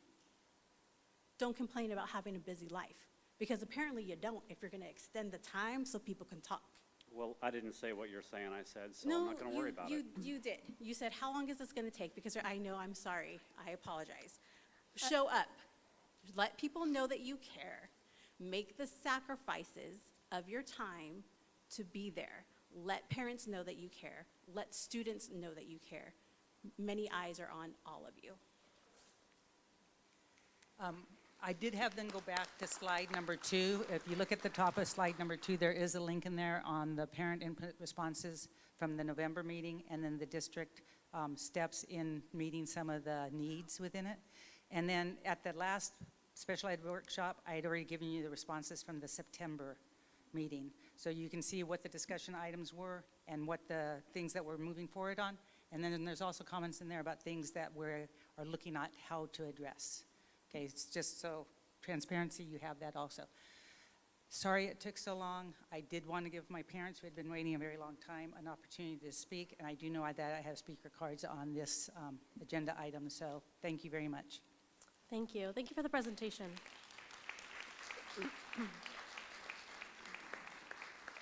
We do have public comment, but are there any other items just for clarification from the board from the presentation? Okay, so we'll move to public comment. There are 3 speakers signed up for this item. Up first, I have Alexander Hunt.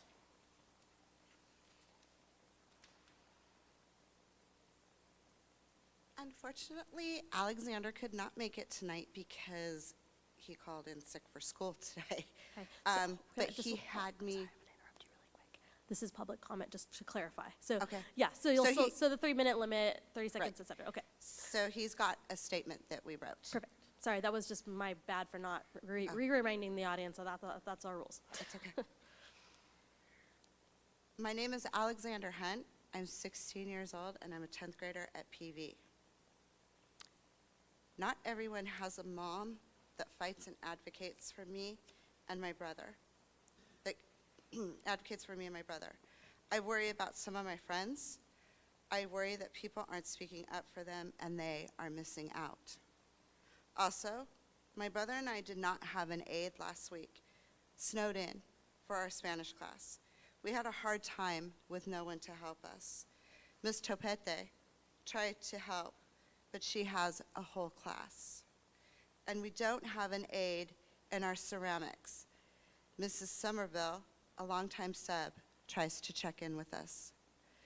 The district says we hired 86 aides. The math is about 3 per school for the district. Shout out to Mr. Hightower for everyday math skills. I really like my teachers that I have now, and they work really hard, and they need more help. And Renee Spageri is kind and always listens to my brother and I. Thank you.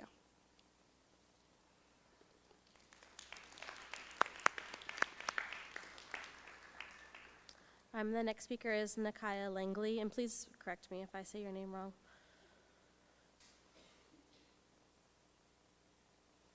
I'm really self-conscious about saying names wrong. You're fine. It's a weird name. I'll give it to you. It's What is Nikia. Nikia. That was my second guess, and I was like, I'm Or going to get it wrong. Nakia. Okay, thank you. It's okay. Nice to meet you guys. This is my first time speaking. Kind of excited. I am here on behalf of my son, Aiden. He attends Parkview. He has Down syndrome. I do watch these online because that's as good as it gets while I lay with him during the time that you guys are doing these really late. He's been attending Parkview for 2 years. Unfortunately, over the last few years, we've had multiple incidents of him getting harmed by other students. Now, I'm a really awesome person in letting it go because the students don't really understand. There's para-aides in there. They try super hard to kind of bypass it, but when your kids, if you have kids, understand if they have marks on them, it looks like you did it, really, when you take them out in public, okay? My son was smacked across the face, had a handprint across his face for a good 24 to 48 hours. Not by me, by a student, obviously. So having multiple incidences, unfortunately, having para-aides, I think in my heart, I think that we should probably have less students in the special education classrooms with the para-aides to protect students through, chairs throwing, etc. It's not their fault in any way, shape, or form. It's not anybody's fault, really. The students are stemming or having, an outburst. It's, common nature for even human beings, right? Us, as myself, I have outbursts too, right? We're human. But they don't understand to calm themselves, right? They have to have a certain way to do it. So if my son gets hurt on accident by being pinched or being smacked, it's unfortunate, but it does hurt me as a parent, okay? Now, that being said, also, it's a safety issue as well. Because, you let your kids go to school and it's safe for them to be there, right? You drop them off and you're like, please God, nothing happened to you today. Okay. Our students usually are in a classroom for 4 years. I don't know if anybody knows that, but so my son is in this classroom for 2 years, and 1 more year, he should have been in it for 4 years technically. So they're in a mobile all the way at the other side of the left side of the school. It does feel quite discriminatory. The bathroom's around the corner, and they can't really get to the bathroom if they have accidents, etc. And it really makes it hard for everybody. I just want to say I do appreciate the staff and the teachers and all their hard work that they do, and they're doing their best they can. They really should be getting paid more to be bit and hit and scratched. But thanks for listening. Thank you. Our next speaker is Jennifer Gallagher.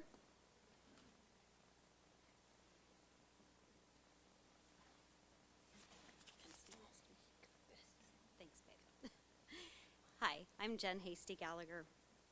This is my son, Christopher. We are almost at the end of this process. He's a senior this year and will be leaving probably for the adult program. But when I was asked to speak, I thought that I would have some insight after such a long process through this school district. We started when he was 3 years old with Loma Vista, and we are ending this year at Pleasant Valley High School.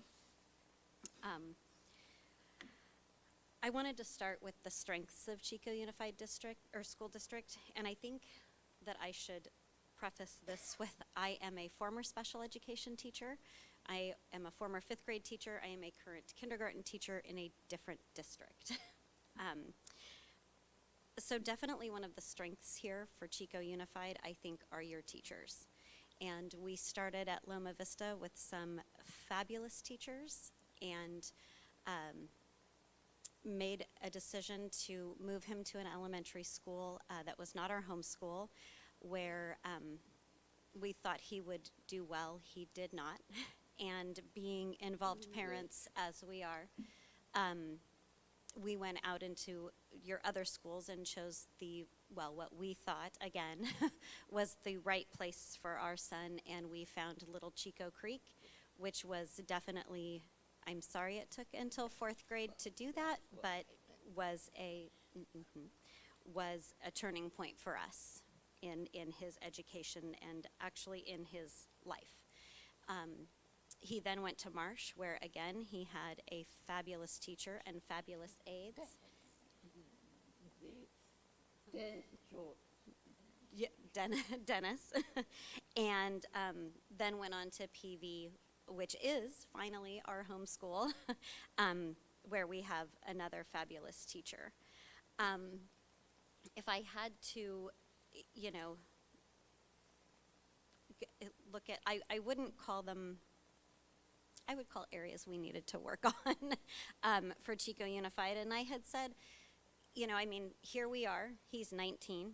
We've been at this a long time. I could go all the way back and talk about all of the issues, but I thought I should probably just start, thank you, with, since he started high school. And I just think communication has been very lacking. I do know what I'm doing. Thank goodness I went to college for this. But, one of the special education principals was quit, let go. I don't even know. I was not informed. I was told by another parent. Our special education coordinator changed. Again, I found out from a parent. Is that my time up? Yeah, that's your time. Okay, that's fine. I have more. If you have that, if you could scan, you don't have to type, but if you could scan the rest of your comments and send them to us, that would be really helpful. Okay, yeah. I can do that. Yeah, thank you. Thank you so much.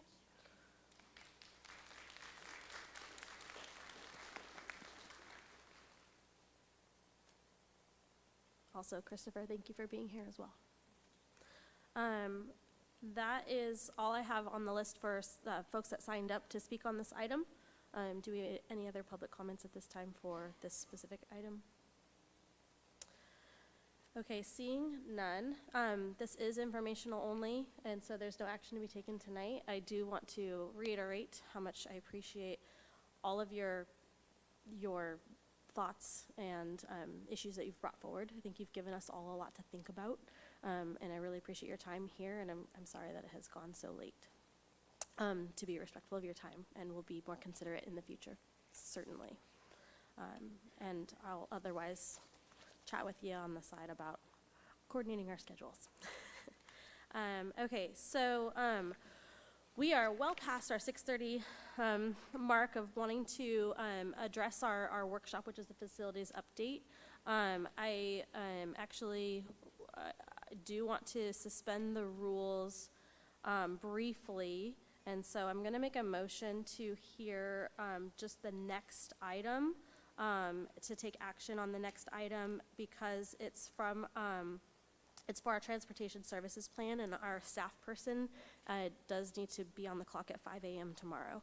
And so I would like to suspend the rules and move on to item 7.2.1, and then in the same motion, move 7.22, 2.3, 2.4, and 7.3.1 to after item 8 and before item 9 at this time, so that we can move on with our workshop. Where did you put a potty break? We'll get there. That is a motion. All right, I'll second that. Okay, was that clear enough to staff, my motion?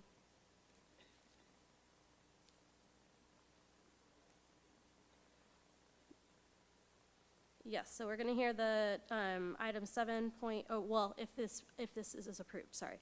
So we have a motion and a second. Yeah, I already explained why. Okay. Let's just do a voice vote. All of those in favor signify by saying aye. Aye. Aye. Aye.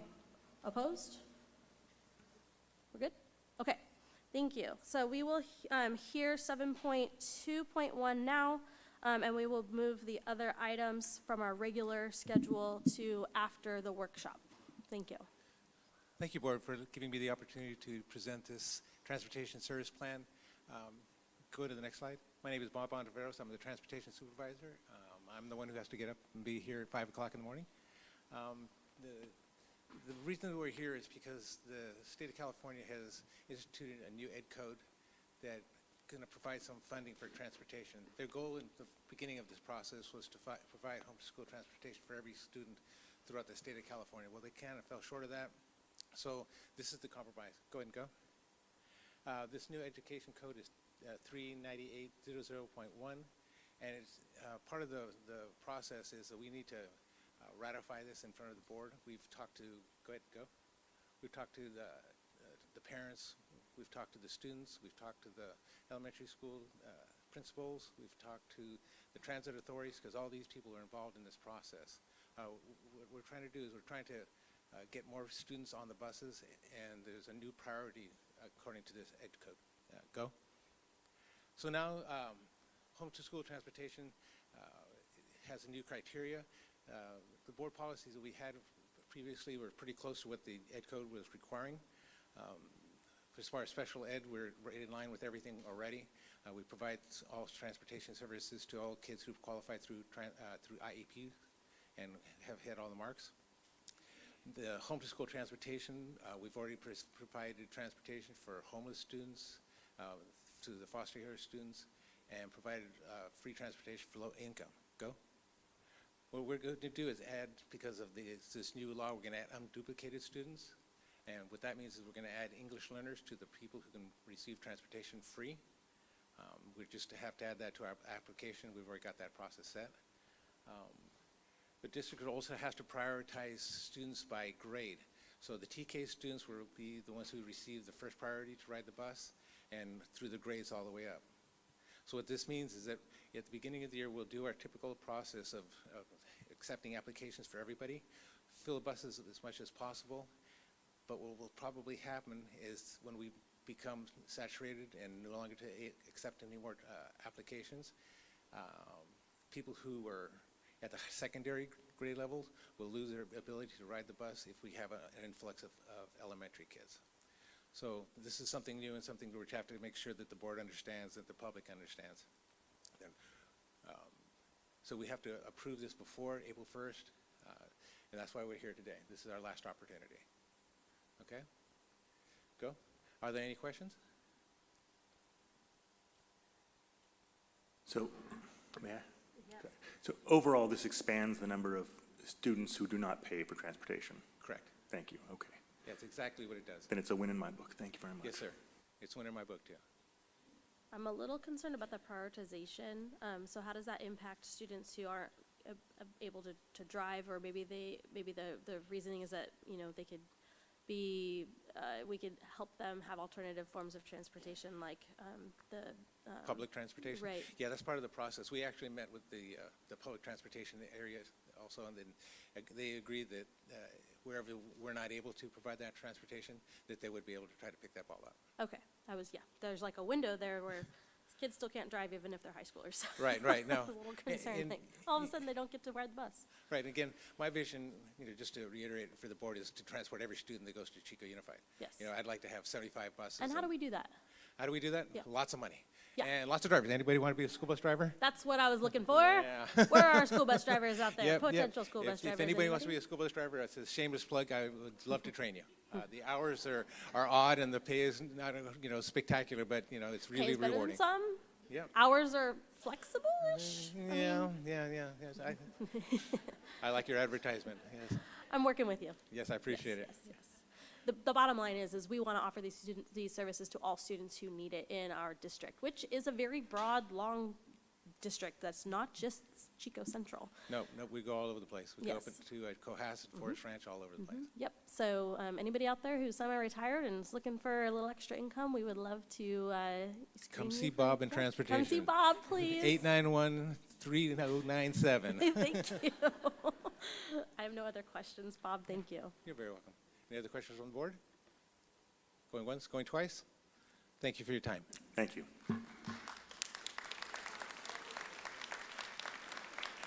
Yeah. I don't have any prior assigned public comment on this item. Do we have any in the audience who would like to speak on this item? Going once, twice. All right. Do we have a motion to approve the transportation services plan? I so move. Moved by member Robinson. Thank you, Robinson. I might need a break. Seconded. And seconded by member Lando. We'll do another voice vote. All those in favor signify by saying aye, please. Aye. Aye. Aye. I should remember my rules of order, and I should have offered discussion. But I'm sure if anybody had a burning discussion item to speak up, that they would have cut me off as anyway, right? Right? Okay, good, thank you. Okay, so in the previous motion, we did move the rest of these items to after our workshop on the facilities master plan, which I think is what most of the folks in this room are here for. It's really nice to see so many people in the audience hearing all these great things and the great discussion that's happening. So thank you for being here and bearing with us with this long agenda. I do want to consider if there's any point of personal privilege from any board members who would like to take a brief 5-minute break. We're gonna stand up and stretch our legs for 5 minutes and probably do some other things in between to then be ready for this discussion. Thank you. We're going for a recess?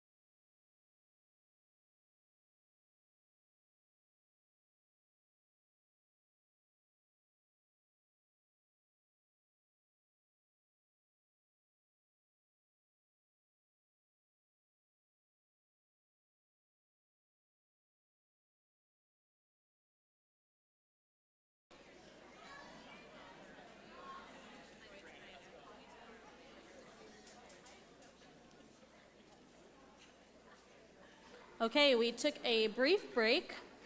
It was meant to be 5 minutes, but I'm learning that 5 minutes is not sufficient, so we'll acknowledge that that was longer than 5-minute break. Sorry. Thank you for finding your seats.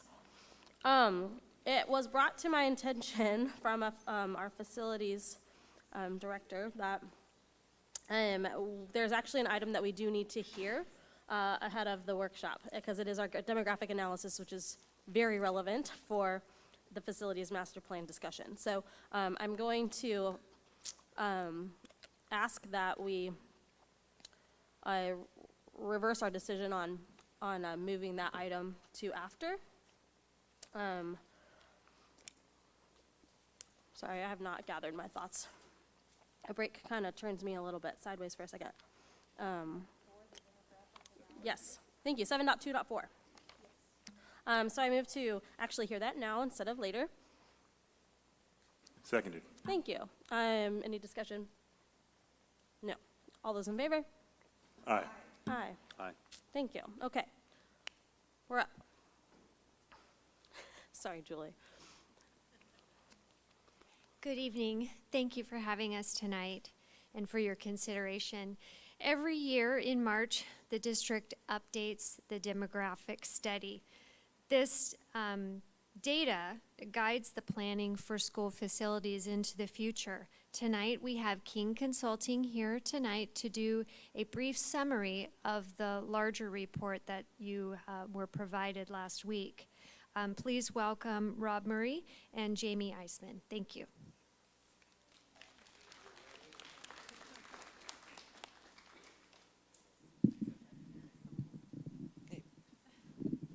Thank you, Julie, and good evening, Madam President, members of the board, staff.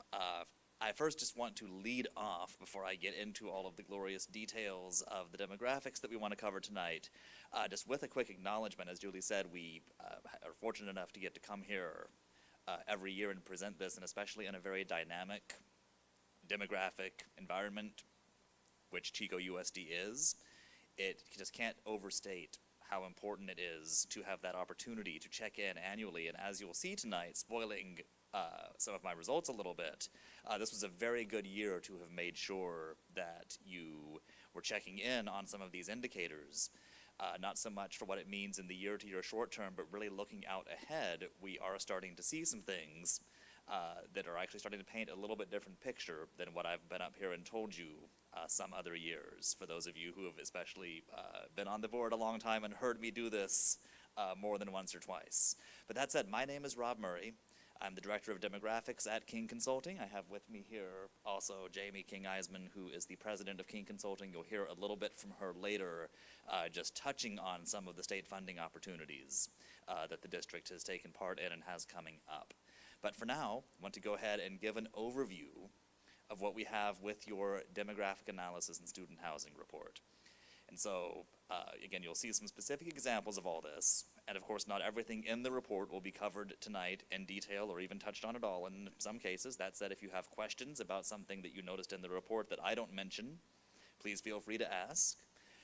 But the big picture is Chico USD, aside from the anomalous year during the COVID pandemic, when you and just about everyone else in the state had a lot of things shift around, a lot of people pushed out of the district, saw that year of enrollment decrease. Otherwise, you have been growing consistently for a while. But the demographics really are looking like they are changing. And so now, instead of it being a situation where you're demographically neutral or demographically growing, and you have other factors adding on to it, you're entering more of a kind of competing, offsetting trends. Absent anything else going on demographically, we might expect you to start going down. That said, you still have residential development bringing new families to the district. You still have universal TK, transitional kindergarten, rolling out and adding students who are getting to enroll with you earlier than they used to be able to. And those things are boosting enrollment. And the net is still growth, but we're seeing it slow down. And so I'll get into some of those things in detail. And the first one up really is, again, that 2014 to 2015. That is the year when you cycled into the growth pattern. You can kind of see the bars up top there. Since 14-15 school year, you had been growing very consistently. You had a one-time loss of students. What we have observed in your district is that those students who left tended to have left you entirely at that time, but it didn't change the demographic trends. You see the last 2 years, since that one big red line on that bottom chart that shows the year-to-year change are pretty consistent with the couple of years before the pandemic. You're still in that growth pattern. And if that's all we're looking at, it looks like we're kind of still business as usual, and that's why it's important that we dig in a little bit. And the first step of that is we look at your kindergarten enrollments here. And this is important because what happens every year when new groups of kindergarten students come into the district is this is really the engine that's driving what's happening with your total enrollment. If you see that cohort size getting bigger or smaller, then that gives potential for your total enrollment to change, because if you think of it as kind of a big snake, where you have cohorts coming in, or let's just call it a hose, so it's a little bit less scary, but they kind of come in one end, and you can kind of, sometimes you see a bubble moving through where you have a bigger group of students that comes in. You know, it'll be 10 years before they hit high school, but you can absolutely see it coming, then it hits just like you expected it would, because it's based on students whose numbers that you know. And that's kind of what's been happening. Again, you see between 2014-15 and 2015-16, you jumped from 775 to over 900 kindergartners, and then you had a run of some big incoming cohorts, and that's fueled that enrollment growth that you saw. And I mean, those kids haven't even hit high school yet. But you see the last couple of years, you've had a couple of those kindergarten cohorts getting down closer to 800, and so that opposite effect can also happen. 800 kindergartners come in, and they're replacing a cohort in elementary school at least that started off in the high 800s or around 900 as they move up to middle school. And that's going to make your elementary enrollment almost certain to drop. You'd have to have a lot of offsetting factors just to overcome that. So that's why it's important that we look at that. And then, before I get into a lot of the details on what's driving the enrollment projection, we do want to acknowledge the residential development, and specifically it's important to contextualize that. We look at how many kids do you actually get out of homes that are built. We call that a student generation rate. And as you can see from this, it's a lot of numbers. I'm not going to necessarily go over them all in detail, but we look at it by type of housing, which is very important. Anytime you have a below market rate or affordable house, that's going to have a higher number of students that you tend to get out of that. Single family detached homes tend to have more students come out of them than attached homes or multifamily apartments. And I'm including a couple of rows for you on the bottom there that show also the last couple of years, because we look at this every year. Sometimes we're looking at the, we usually go back and survey a few years of things, and sometimes the same home might be surveyed from year to year, but oftentimes there's new things that are built coming in.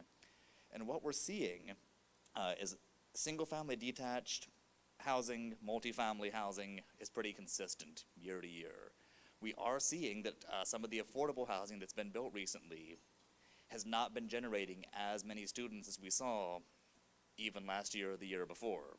Single family attached has just been a bit more variable. I think it's more last year was a little bit of an anomaly, being higher than the multifamily. That tends to be the lowest type, and we're back to having that again. But what this means is when we're looking at the development coming up, especially the number of affordable housing units, it's cooling off a little bit what our projection says in terms of how many students you're going to get from that. Now there's still, again, not going to read this out to you, but still have a long list of projects that the city of Chico has. Now these aren't all necessarily, all 3,500 plus units here are not necessarily all going to be built over the next few years. This is very market driven. That's another reason it's important to check in on this pretty regularly. But this represents hundreds of new students that are coming to you, even with that little bit of cooling off from seeing that some of the most recently built units are not generating as many students as we had seen other times. And you also see the location here, very, very concentrated right now in the southeast. Still a long way to go, but we also know Valley's Edge with the most recent project that is at least on the road to moving forward, just continuing that growth to the southeast part of the city. And so just being aware that even for a district with lots of movement of students and open enrollment. It does still absolutely matter where you're seeing some of this development set to occur.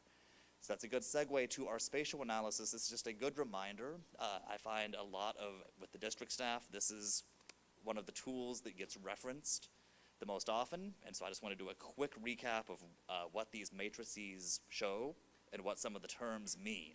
And this basically just gives you a one-shot quick guide to who lives where and who's going to school where. If you look down those columns, that just shows each school boundary. You can just then look across to see how many kids who live in that boundary are going to what schools. If you want to look across a row, that just tells you, here's all the kids going to that school, what boundaries do they live in.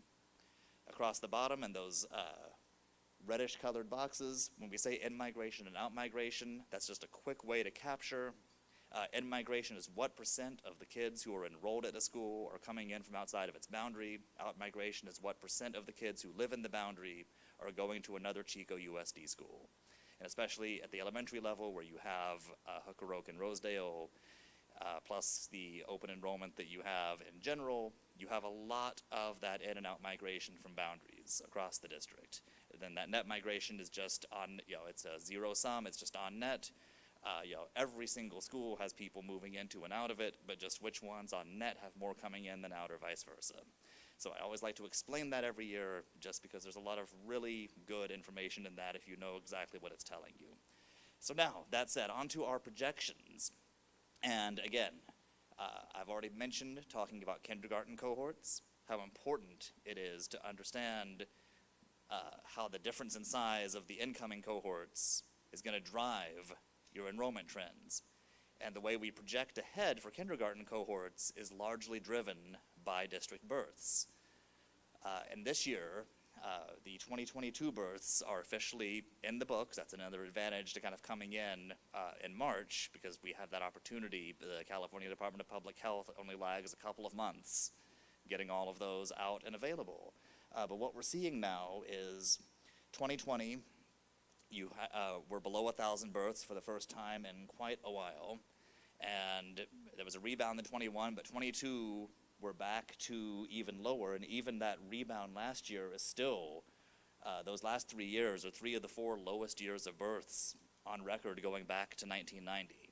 So in terms of kind of demographic bellwethers, this is where we're saying we are seeing demographic, just there's some kind of brake pumping going on in terms of a few years ago, before we started seeing these lower births, it was you're on a growth trajectory. Nothing is really indicating that you're going to do anything different until we see otherwise. Now we're to that point. We're seeing otherwise.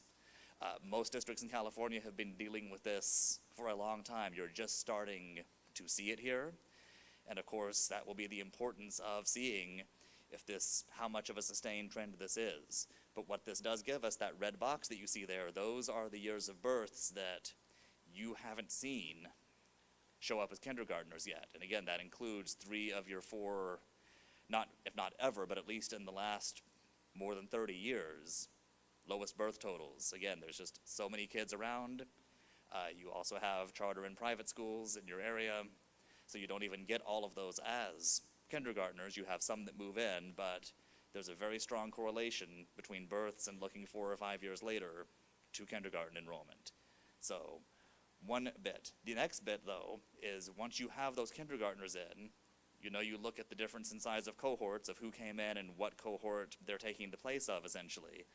But you also have all the kids who were there last year who you expect to come back again this year. So this is just your high-level summary. This is all of your K-11 students from one year. And then you go forward, and you have all of the 1st through 12th graders the next year. If you were located on a remote desert island and it was very difficult for anyone to come into or leave your school district, you'd expect this to be about 0. In reality, lots of people leave, lots of people come in every year. On net, you tend to get 2 to 3% growth, aside from one very obvious outlier, which we have already talked about, where a lot of people left during that, that first year of the pandemic. But otherwise, you do expect those cohorts to grow as they're in the system. And a lot of what you're seeing here actually is the effect of that residential development. That's a lot of what's driving this. So as long as that continues at about the pace it has been, we would also expect those cohorts, once they enter, to grow, again, about 2 to 3% a year on average. Some of that is, go ahead, Ms. Dalby. I'm just wondering, is there like is it a snapshot in the year, or is it an average of the whole year that No. you're looking at that from year to year? That is a great question, and yes, there is an official census day that is in early October every year, and so we're comparing year to year on that same census day. So that low column is actually from 2019, as before COVID. That one would be from October of 2019 to October of 2020.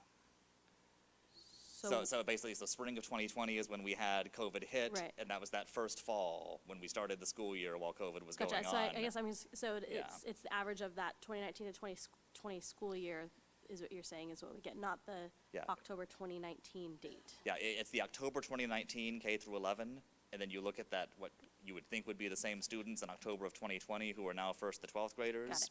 And that year, you saw about a 2% decrease Okay. in that student population. I'm just trying to figure out. It's a lot of numbers and math, but the main thing that we're getting from this is that you are still a growth district in terms of once you have kids and families moving in and out, you're netting positive growth usually. But the big result of everything, just showing you the projection here, reflects that. Again, I didn't mention explicitly, but you still have, this was the first year that transitional kindergarten eligibility expanded. You still have 3 years of that before it effectively becomes a new grade level for all 4-year-olds. And so that's driving some, a little bit more growth through 2025-26. After that point, it's very modest growth, but still growth. But a lot of this is, and I'll show the whole chart here, which I know is a lot of numbers, very hard to read, but it's really looking across those top 2 rows. You see 214 transitional kinders this year, growing up, and I believe you're still a little under-enrolled in that, proportionally to how many kindergartners you get the next year. So even as that program continues to roll out, I believe you'll continue getting more as it becomes increasingly normalized, that school starts for a lot of people at 4 years old if they want to come. But if you look at the next row down, kindergarten, again, you saw from the earlier chart down around 800.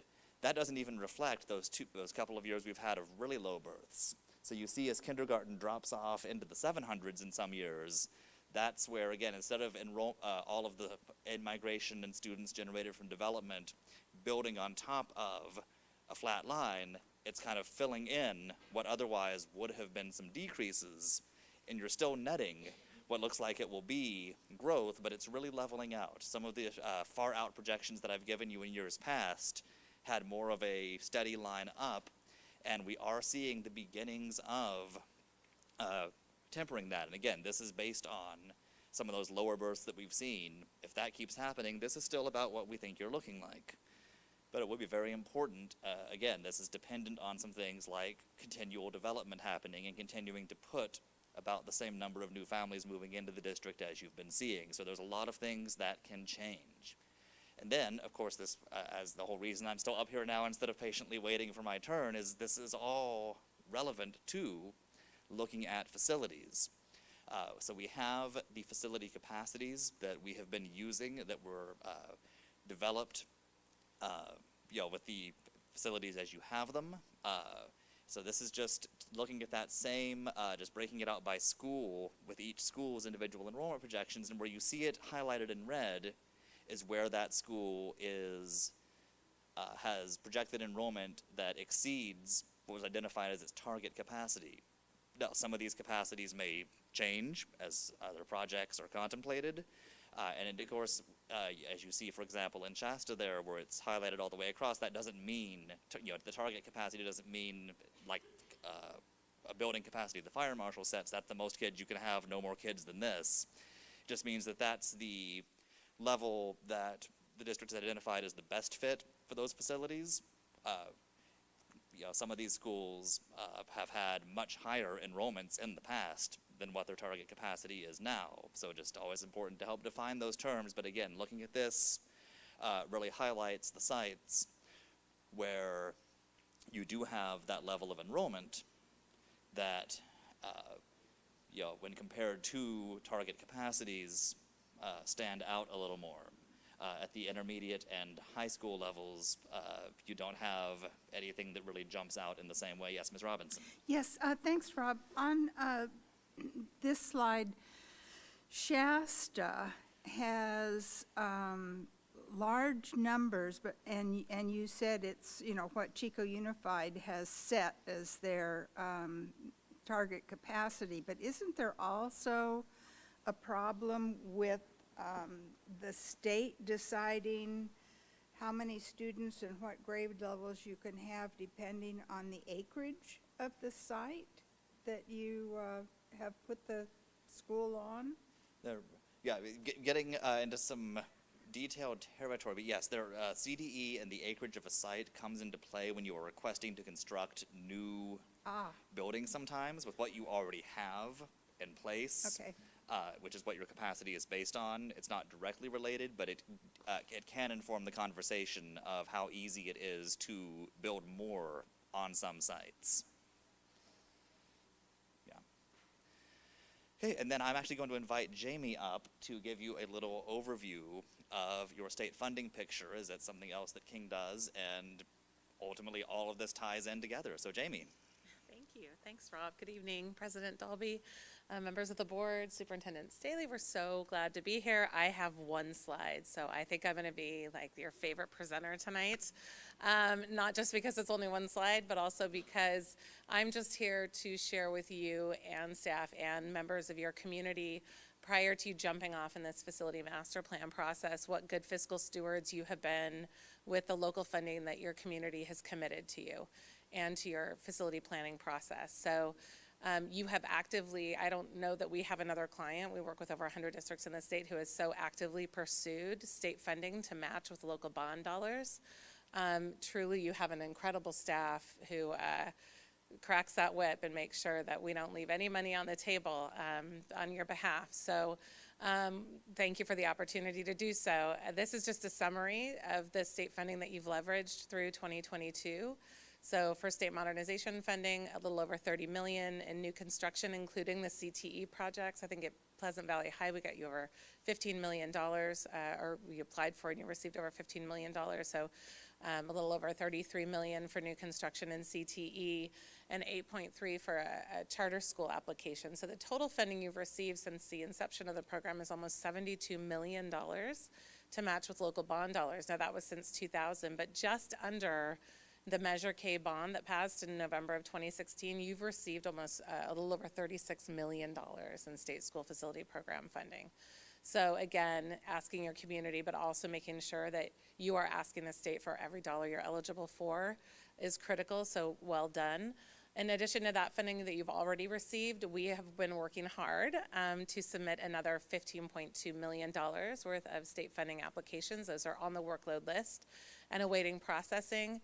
In addition to all of this funding, we have identified another $55 million that you're eligible to receive for this next phase of your facility master planning process. And we will be working closely with district staff to make sure that we get those submitted. So thank you so much for having us. It's a pleasure to see you all. Thank you.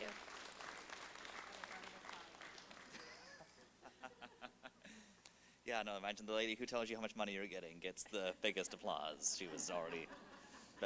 All right, but I think that concludes what we had prepared. I'm, again, happy to answer any other questions that anyone has on the demographics before we let you commence with your workshop. I have a question. As we are getting into our next update of our... I wasn't. Thank you. Yeah, as we get into these next phases of developing our update to our facilities master plan, we can utilize your statistics to kind of double check our conclusions before we go out to really seriously consider what we're going to do, right?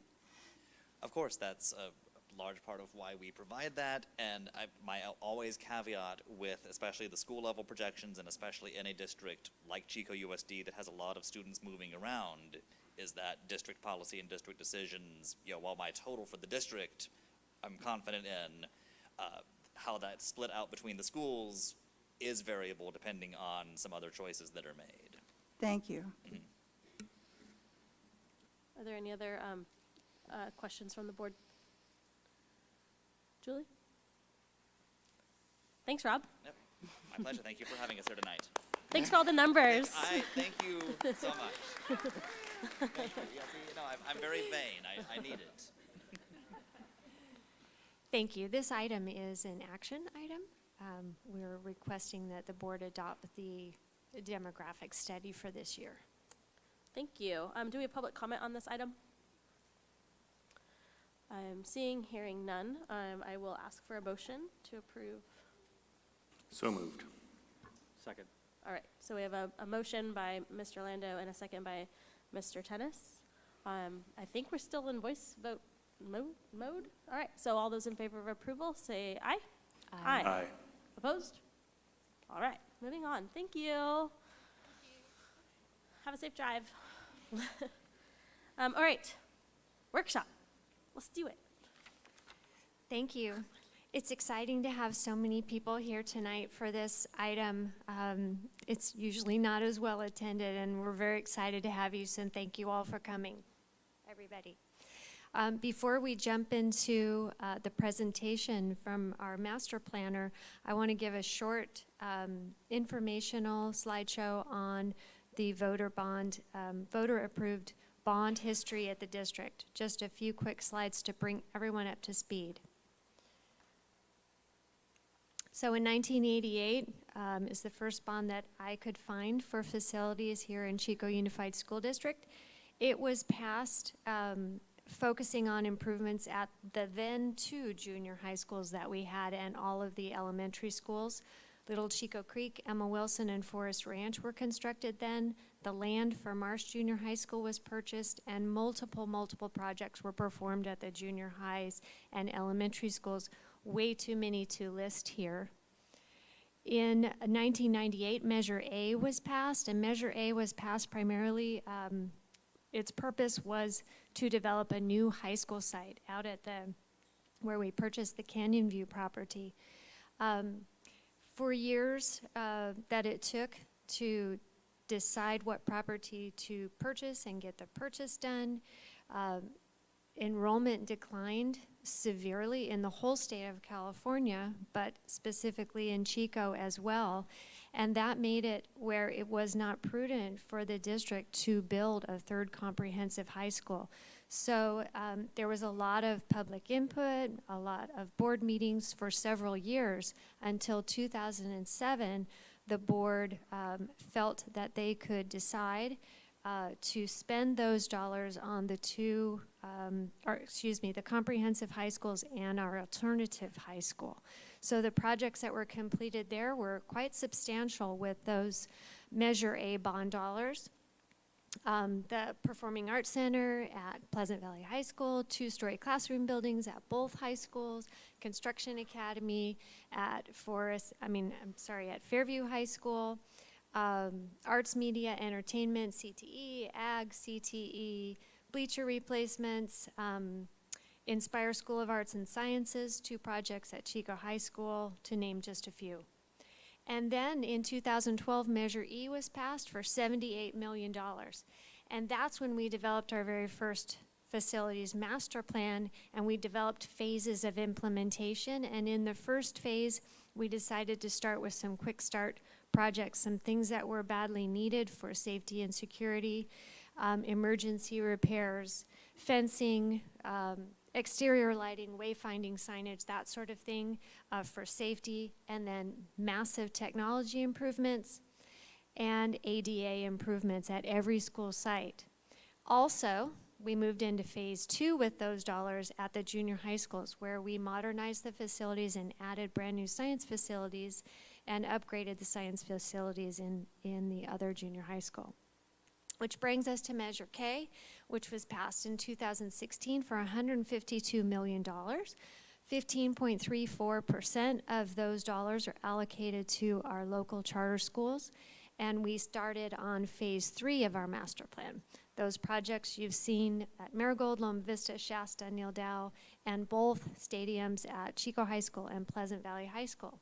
And then moving into phase 4, projects at Emma Wilson, Pleasant Valley High School CTE and modernization, and Chico High Ag CTE projects. And that brings us to where we are now. Go ahead, Caitlin. Referring back to the previous presentation, these projects, or at least some of these projects, weren't all funded just by Measure K dollars, right? They were also some of those other pieces, the state money that we applied for, that also matched some of that? Absolutely. Every project that is tackled, we also pursue every bit of state funding that we can get to supplement our local dollars. Okay, thank you. Okay, I just wanted to bring you all up to speed on our bond history, and with that, I'm going to introduce to you Laura Noss from Lionakis Architects, who will walk us through the master planning slides. Hello, everyone. We're really happy to be here. Rob and Julie and ourselves have been working very closely to get us to this update today. This is an informational item, and there's a lot of information. So we're going to talk about what a facilities master plan is, the guiding principles that we're working toward, what our engagement process has been to date, and then walking through at grade level, first the elementary schools, the junior highs, high schools, and then we have some questions for you about what's next. So what is a master plan, a facilities master plan? We like to boil it down rather simply. What do we have? What do we want and need? And what does it look like to get us there? So we've been in the very deep dive in the what do we have and what do we want and need, so that our next steps will be developing the alternatives that we will come back and present to you as a master plan. In 2019, you had developed some guiding principles, and some of those were based on the growth that Rob talked about earlier and managing some of that growth. We have a slightly revised set of guiding principles to respond to the changes in the demographics. And the first of those is the right sizing of schools and making sure that we're aligning those projections with your capacity. Keeping the commitments that were made in the past and in the 2019 implementation plan. TK planning, you've heard a lot about TK planning. It is a growth area and one that has a significant facilities impact. Special education planning, it was great that we were on the same agenda as they, because special education planning is also a big driver in this master plan as we try to get our arms around an issue that has facilities impact. And of course, safety and security kind of underlays everything that we're doing. This is the current implementation plan that was part of the 2019 master plan. You can see the red line that goes vertically there. That's where you were at the start of the 2019 implementation plan. The red arrow is where we are now.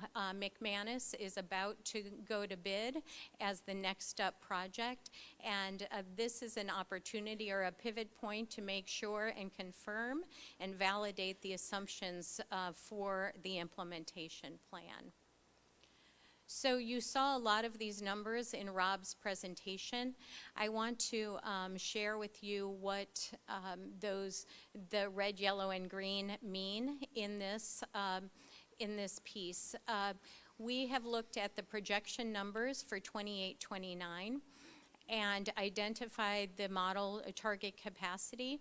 The ones in green are fairly well aligned. The projections align with the capacity. The ones in yellow are the ones that are 10% over their capacity or more. And the ones in red are under capacity. So we have room at all of those schools. Why that becomes important to us in facilities master planning is as we go in to modernize or renovate schools, we're constantly looking for space to adjust to accommodate things like TK and special education, but also to accommodate students as we modernize and renovate schools. We wanted to share with you where we are to date on the engagement process. We have had community meetings throughout the district, hosted at the 2 high schools and at each of the middle schools, with the feeder elementary schools invited to attend those meetings. We've done site walks with all the principals. Our engineering team has been out on every site to analyze the conditions. We've also met at the district level with all of your internal departments in order to assess their needs in the master plan going forward. We've had 2 steering committee meetings, which is a group of stakeholders across the district, and our core group at the cabinet level, we've had 3 meetings. So a lot of feedback has gone into this thus far. You can see some of the engagement we've had in person with sticky notes and all sorts of good conversations. There were also surveys conducted. We did student surveys at the middle and high school level through your district system. You can see bathrooms that are always come to the forefront, but also playgrounds, outdoor spaces, comments on internet, and even student acknowledgement of their concerns of safety and security, whether it be drop-off areas or bullying, which again ties back to those restrooms often. At the staff level, we had over 250 participants. While not all schools participated, we did start to see some themes. One was that there was a recognition of the district's commitment to district-wide technology, upgrades to playground equipment, those improvements you see across the district. But there were a lot of open-ended comments. As you might imagine, they were very specific to individual school sites, but there were some themes around deferred maintenance, leaking roofs, gophers and things in the fields, restroom, again the restroom theme comes up, and some questions about equity and whether my neighbor's school was getting more attention than mine. And then there was a community survey as well. This survey was predominantly to test the awareness of what's being done with facilities in the district. There were over 1,000 participants there, and really wanted to see, did people even know what you were doing in the district, and did they know it was in conjunction with the master plan? And then there was a list of things they wanted to know more about. So again, how we reach out and get that information out to the community as we move through this master plan is clearly important. We do have virtual community meetings scheduled for May at the same locations with the same feeder concept. Some of our sites didn't have as high attendance as we had hoped on the in-person meetings, and we learned during the pandemic that we could have really good success when folks don't need a babysitter or other things, and allowed them to participate virtually. So we're trying that in our second round to make sure that we have more eyes on the master plan. So I want to start with the elementary schools. As you saw from Rob's presentation, that's where the initial concerns are in terms of both capacity and overcapacity schools. So we addressed the TK planning issue. We wanted to look at a decentralized model so that each site received TK. Why? That's that gateway to attract people to a school site, and that cohort then theoretically remains on site and feeds the population there. There was an agreement that we would try to plan for 65% of your projected kindergarten enrollment, or about 2/3.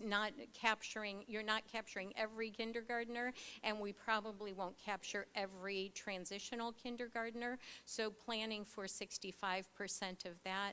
a 24-to-1 student ratio, and that we're going to recognize that not only does the Department of Education require kindergarten facility standards for transitional kindergarten, but there might be some small accommodations for those younger students that we need to make in those facilities. We also had a good conversation on special education at the elementary level, identifying the need for 2 mild to moderate spaces at every site, and identified 8 elementary school sites for the moderate severe program. Again, trying to get our arms around that facilities planning so we do it well and we're prepared with restrooms and space and storage and things that are needed for those programs. So then we go into the condition assessment. This is a result of the engineering disciplines, the architectural disciplines, all being on site and evaluating the existing condition. We've organized them from green to red. Green is, we're good to go. We've put McManus there because it's about to bid and be more or less a new school. The yellows, they're in pretty good shape. You know, they need little deferred maintenance, ongoing things like that.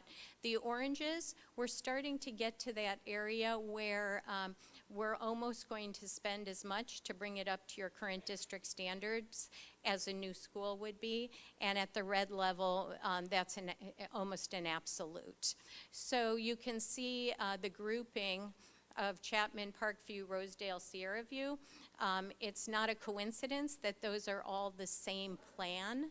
They were built around the same time. They're almost a prototype template school, and that they all have very similar needs over time. So what we've learned, you can see here again the red, yellow, orange, green has been applied to individual buildings. This will help us in the generating of budgets for the school, and a lot of green at Shasta, yellow at Little Chico Creek and Emma Wilson. So those are not sites that we consider next up or next priority in terms of what we've learned to date. These are the 4 quadruplets, I guess they would be. And so they have very similar finger wing classrooms, undersized multi-purpose rooms, and just aging infrastructure at every one of these 4 sites: Chapman, Parkview, Rosedale, and Sierra View. We've categorized those 4 in the question mark, replace or renovate. What we have learned, certainly in McManus, but also Neal Dow and Marigold, is that the time it takes to renovate an existing occupied school is about 2 to 2.5 times as long as if we were to build it from the ground up. And so that's one option, is that we can renovate in place, understanding that the community has let us know that they'd like to see things moving more quickly. So we also brought some options about how we can do it more quickly, how we can do more at the same time, but also more quickly. One is that you can, on the sites that have available land, we have Parkview shown here with the blue overlay.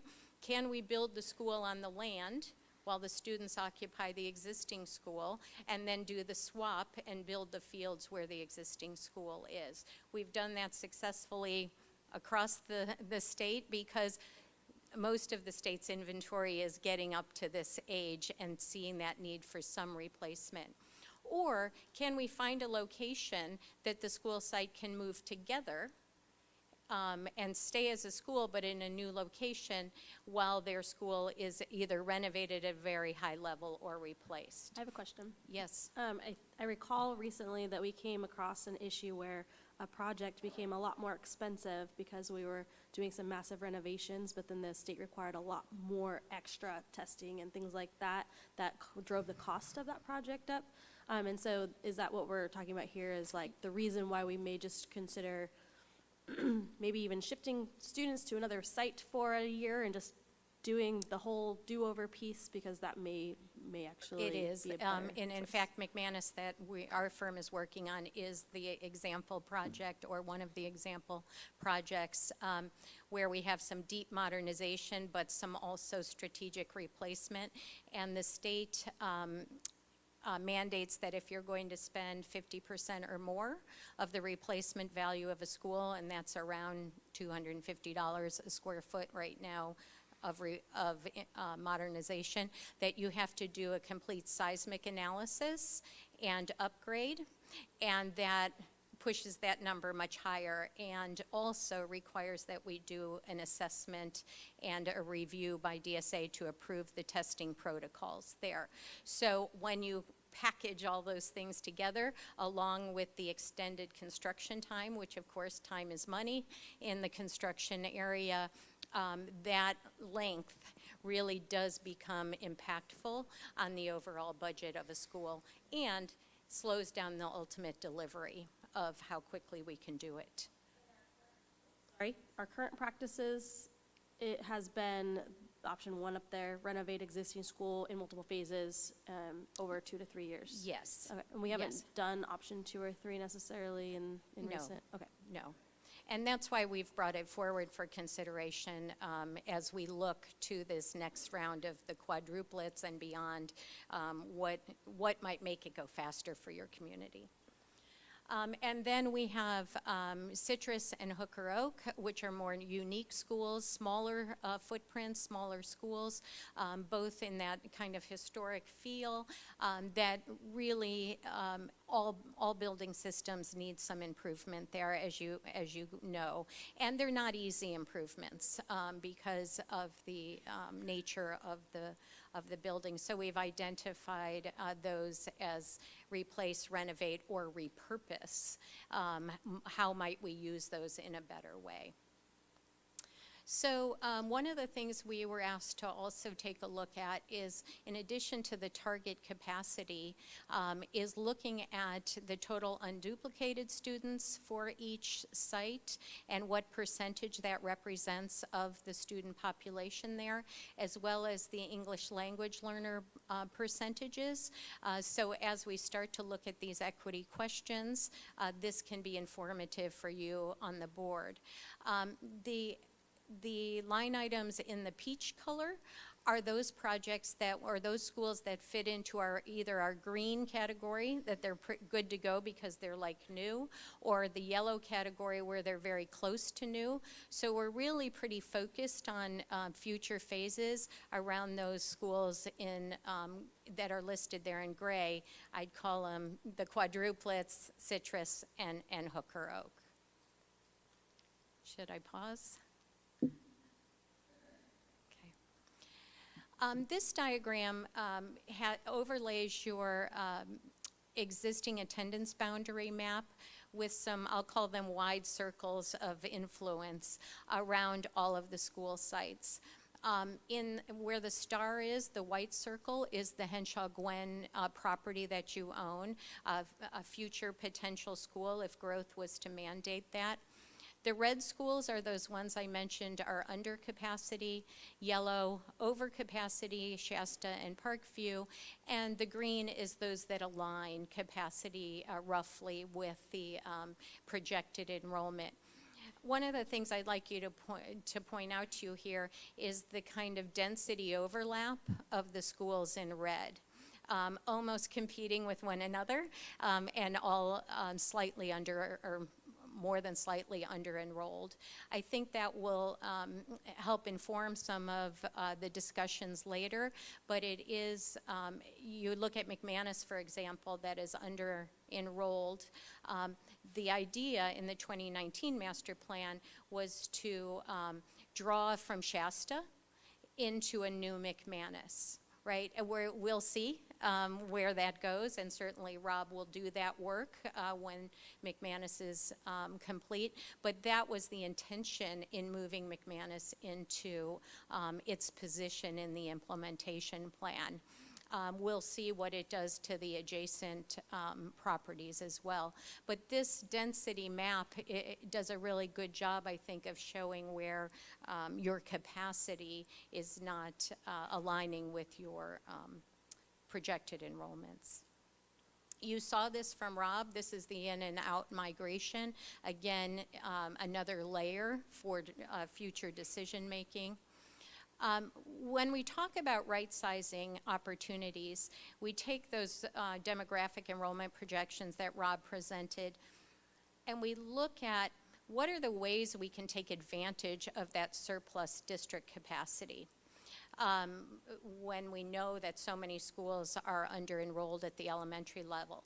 Can we use it for some interim housing for renovation so that we're not so disruptive and we don't have such long length on those implementation plans? Is there any other need in the district for support facilities or other things that we could use some of that capacity?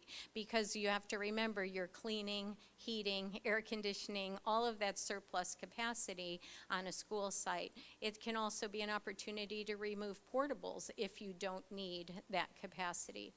And then certainly the discussion of a new location for Inspire, which is the first domino that needs to fall for any future improvements at Chico High School, and an opportunity to use the portable buildings that they're in currently for swing space or interim housing while other buildings on that site were renovated. So those were 3 areas of brainstorming for ways we could utilize and take advantage of, quite frankly, that surplus capacity that you look to see for the long term at the elementary school level.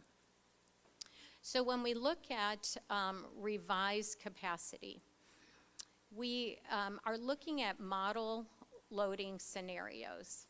Why? You heard a lot about cohort, right, and the demographic projections. We developed 3 scenarios, a small at the bottom, medium, and large school sites that roughly align with your smallest, medium, and largest school sites, but that maintain a consistent cohort from kindergarten through 5th grade. So if you enroll as a kindergartner, you've got a seat for the entire time that you're there. When you go into your current school sites, you'll find a lot of variability there, partly because of the in and out migration, but also just a pure space issue at that site. So the lowest is a 320 student model. The middle is a 496 student model, and the high is a 672 student model. Yes? Just for clarification, the columns from left to right, grade level, number of classrooms for those grades? Loading standard. No, loading standard per classroom? Yes. And then total number of students per grade level? Yes. Okay, thank you. And the loading standard, I should mention, the district has a preferred or a target loading standard, which I will say is conservative, right? It's 24-1 K through 3, 28-1 4-5s. But what that allows us to do is make sure that there's enough space with a little wiggle room for those bubbles that inevitably come through a school site. So when we start to look at, and this also includes 2 special education rooms per site, with the acknowledgement that the Mod Severe program would be on top of any of these model loading scenarios. So when we apply those loading scenarios to the projections. I'm sorry, I need to interrupt you. Can you go back to the previous slide? Of course. So I think I'm just not understanding maybe the concept behind having 2 sped classrooms regardless of model capacity. So that was a discussion we had with the special education department, and the was having 2 at each site and 2 mod severes at 8 sites. They identified 8 sites but had some flexibility there, so we were hoping to get through this process and see where our surplus capacity might be and make some recommendations. Is your point that the bigger site should probably have more special education? I would think that math kind of drives that concept. And I think that's a fair conversation we can bring forward. And you'll note the TK for each site is one less than the kindergarten, back to that 65% roughly capture rate of the incoming kindergartners. So when we take those model capacities, and again, when we're in the planning mode, we're working in sort of theory and perfect alignment, but you can see we can align most of the model capacities to roughly the capacities they have right now. I'll point out one exception in a moment. And what that results in is about 580 extra seats. However you want to describe that surplus capacity. That assumed Shasta at 496, and we're going to walk through an example there. So when we talk about surplus capacity, we have the equivalent of at least our middle-sized school as excess capacity for the what appears to be the long term. So we did a couple of case studies, because I don't know if you're all graphic learners, but I am. And so we took the new McManus site and applied our 672 student model to that. And it is tough to read, but that is the model for McManus, that we can, upon its completion, house 672 students at the McManus site, again, with the intention to draw from some of the overcapacity or near capacity schools adjacent to it. We have two scenarios for Shasta. The Department of Education, and Rob started to allude to this, through Title V of the California Code of Regulations, has guidelines and regulations around school site size and number of students. There are always exceptions and always caveats. We know San Francisco Unified, for example, probably asked for exceptions all the time. But we did have, when we did the Shasta project, we did have pushback from the Department of Education that this school site was starting to push up against and exceed the site size limits. So we've applied what Shasta is today to this, and it would be the 672 student model with one exception. We don't have anywhere to add 3 transitional kindergartens for this site. If we move ahead and apply the mid-range, the 496 student model, we have some surplus space for special programs, but we have enough existing kindergartens, because we have 5, to do 3 kindergartens and 2 transitional kindergartens. This is just to show how this capacity analysis can really affect up and down the graph, can affect those overall numbers on the site. This will be one of the choices that in the April board meeting, I think we'll be asking the board for is, our Shasta alternatives, for example, boil down to, do we not add transitional kindergarten, and that becomes one of the sites where we don't introduce that model, so it can continue with its big population in K through 5, noting that the multipurpose is fairly undersized for that high enrollment?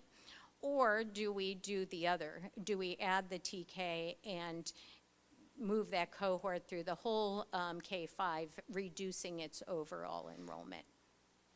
And Shasta is probably the one that this most affects, this site size and the transitional kindergarten addition. Breathe, breath, we good? Okay. Moving to the junior high schools, again, similar application of the yellow, the green, yellow, orange, and red. You can see that Marsh, being the newest, has a lot of green with the new facilities in yellow. It's in really good shape. Bidwell has also had a number of interventions and improvements. It's really the classroom wings on that site. And then Chico Junior has, we call it Great Bones, but many of the facilities on there will need deep renovation. And this will be one of the tricky ones where we will need to either hopscotch or provide some interim housing. Looking at those sites, trying to address some needs for physical education, for their Mod Severe program, as well as their undersized science rooms, are some of the next phases that we're assuming will come for Bidwell.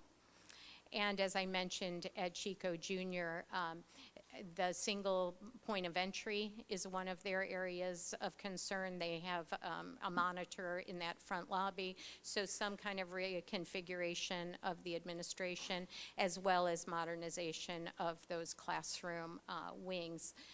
At all of the site, we saw a burst of need in the wellness area, student support services, as you might imagine, and so that came up pretty thematically throughout all of the campuses. And Marsh, again, with its the recent build and its new construction is in really good shape. Chico High School, the Inspire campus is shown there with the white dotted line around it. As I alluded to, that piece of real estate is really the part of the dominoes that will need to fall to do any next phases at Chico Junior High. One is the renovation of specifically the front historic building. Those kids need to go somewhere. Those portables might provide that opportunity. And that footprint has also been a footprint in the 2019 master plan for future performing arts, career technical education space expansion as a future phase or a later phase in the master plan. We also met with the athletic directors and small interventions. Their stadiums obviously are new, relatively new, but captured their feedback as well. And then we had a community meeting and some of the feedback is there. We had a great group of students who came from the architecture program on that site and were very interested in helping us plan their new school, so it was great having them there. Hopefully future employees of ours. And this was the 2019 master plan, and again, that footprint that you see in the hatched area is where Inspire is now. Pleasant Valley, we talked about this. You see a lot of green and light yellow here, and that was the career technical education money and the new build on that site. It's in really good shape with just a couple of exceptions, Building B, for example. And the athletics program, again, in very good shape, future mat room, those kinds of things. Little smaller community meeting, but some very engaged athletes showed up at our meeting. And so what's changed since the 2019 master plan? All those spaces in red have been renovated or new construction. So a lot of work has been done at Pleasant Valley. Fairview, I mentioned the quadruplets. I don't know what the 5 is, quintuplets. This is that same plan, same buildings, same windows, same doors, the whole thing. So it fits in that orange-red category. The district is currently looking at some big restroom improvements there, but that building is aging as well. Capturing the need for multi-purpose space, a lack of a secured entry, and this plan from 2019 had included physical education and culinary spaces. Those needs have changed, but there probably is a need for a future inside gathering space on that site. We did get special education recommendations at the junior high and high school level with not a lot of change to the high school current status, but needing to add 1 room at the junior high level, and I think Julie's in the process of looking for adult program space at Pleasant Valley as we speak. So we do have some discussion required before we can move ahead, and I believe this is what's anticipated, some decision-making for the April board meeting. One is, how do we address this surplus capacity issue? And what of those strategies we talked about, what seems appealing to all of you in the master plan? Those interim housing options, we talked about moving people off-site or building adjacent, or the long extended construction schedule. Are all of those options okay? And we can use them on a case-by-case basis. Again, trying to move the program faster. We talked a lot about Inspire, our approach to that. Is it at Chico High School, or does it get move to an alternative location to start those dominoes? The impacts on school size and capacity, transitional kindergarten, special education, but also your required arts and music funding is putting pressure on school sites, especially those that are using every room for K through 5 classroom space. And then we're going to need to work on prioritization of the elementary schools in particular, assuming those are still first priority to address this capacity piece.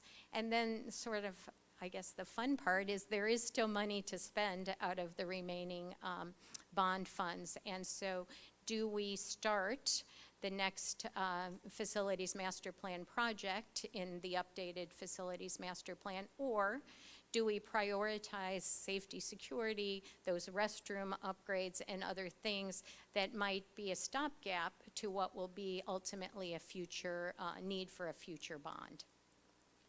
So we're not asking that much of you today. No, it's a lot, I know. But this is where we are. This is really a progress update, and we hope to be back and presenting a final plan later this year or early in the fall. Awesome. Thank you, Laura. Thank you very much. That concludes the master plan presentation for this evening, and we open it up for questions and comments. Do we have any questions from the board? Technical questions or clarification from the board? It's a lot of information.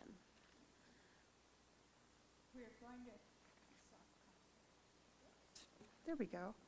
There were a couple of points where we were asked, are these options okay? The option to consider on a case-by-case basis building on the grounds of a school and housing the students either at that same location or moving them for a year. I think that's 2 options. I think we were asked whether or not to consider Inspire, staying at the Chico High site and building there. Are those things that we can state that, yes, these options are okay, or? Not today. We don't need to do that today for moving forward? We can't do that today because this was information only. Oh, of course. Yeah. So I think the idea is that we will have to decide as a board when we want to bring this back for action, which I was anticipating bringing up during items from, or board members requested to agendize. But we can suspend the rules and we can make that motion now. Because we don't have an action, this is not an action item. We kind of tied our hands behind our back on accident. Let's not do that now. If you don't mind, I would like to suspend the rules in a different way. And we're going to be here all night. The 5 of us have to be. Could we go to public comment right now and then bring it back for us for technical question discussions? Things might come up from the audience. Sure. And I know a lot of people have been waiting a long time, longer than anticipated to get to say their piece. And that really might inform the discussion. So what we did do is we asked each of our schools to work with their PTAs, their parent population, and designate a representative from each school to address the board about what they saw about their needs. So we do have speakers from each school. Some will be very quick, some will be a little bit longer, but they each have up to 3 minutes.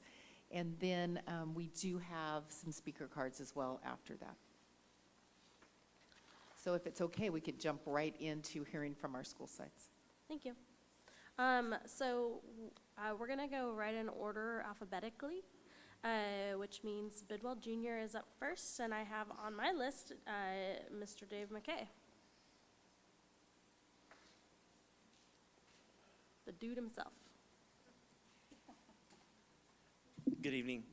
In addition to the great information you already received, for our students, easily, they're focused on the restrooms. That's a high point. And then overall, from staff and parents, we're looking at modernizing an elective building that also has a performing arts capacity. That would also allow us to repurpose the current music room and expand our indoor PE area, which is a big issue with our growing school. Also, again, the emphasis on office space and room for student services and community-based counseling, that community school concept. We need the place to do that stuff with our students. And then our science crew was looking at modernized science facilities to support 21st century STEAM classes. Thank you. Keep my. Sorry, that's okay. Representing Chapman, I have Megan Walling. Oh yeah, also disclosure. If I say your name wrong, please correct me. That is a standing order. Thank you. Request, not order, sorry. Friendly request. You said my name correctly, so nice job. We get a lot of wailing. Good evening. My name is Megan Walling, and I appreciate this opportunity to speak with the board regarding our facility needs at Chapman Elementary. I have been a Chapman parent since 2016, and we as a community feel that our school facilities do not reflect the great pride and love that we have for our school and its staff. As a Chapman parent these past 6+ years, I have felt on multiple occasions that our school has received the short end of the stick and has been one of the last ones to receive upgrades or improvements. I'm aware that our area of Chico is not experiencing as much population growth as other areas, and that our school population is also comparatively small to other schools in the district. But nevertheless, our kids deserve to come to a school that they feel proud of and in which they feel safe and secure. Our facilities are outdated and have a multitude of issues. When it rains, water leaks into multiple classrooms, and the gutters don't properly divert the water, which creates huge puddles on our blacktop and courtyard areas. There are 3 toilets on campus to accommodate the entire staff, which is not enough. Sharing a campus with Sherwood Montessori means that we are very short on space. We have support staff crammed into every open closet, portable, and small area that we can use. The after-school program, which serves 1/3 of our population, uses an old pump room for their office. We had to break down our wellness center a couple of years ago, a space that was used by our counseling staff to host group counseling sessions, help students reset or reflect, work through conflicts, etc., because we needed an extra classroom. The counselor and counseling assistant are now in such small rooms that group counseling and social-emotional playtimes are challenging. Moving forward, we essentially want what has been given to other schools in the district because our students, like all other students, deserve to have a campus that is clean, safe, functional, and beautiful. We want the quality of our facilities to match the quality of our staff and student population.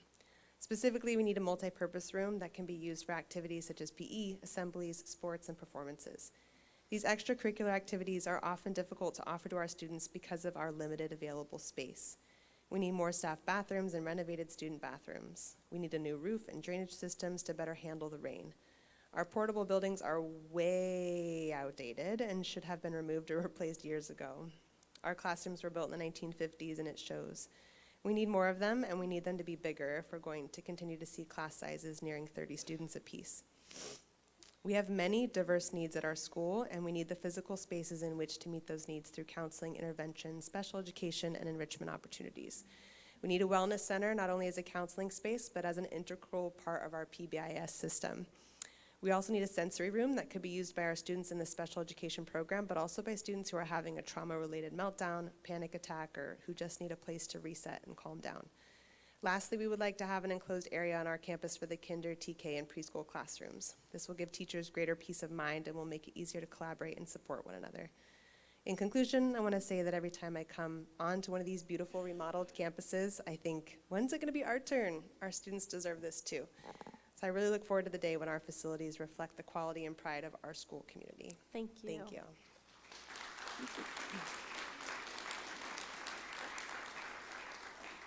I will say, since these comments are not specifically public comments, that the 3 minutes is please keep it to 3 minutes, but I'm not going to cut you off in your last sentence. So make sure if you do go a little bit over, just be respectful of everybody's time and wrap it up as ASAP, please. Thank you. Up next, we have Chico High, Doug Williams.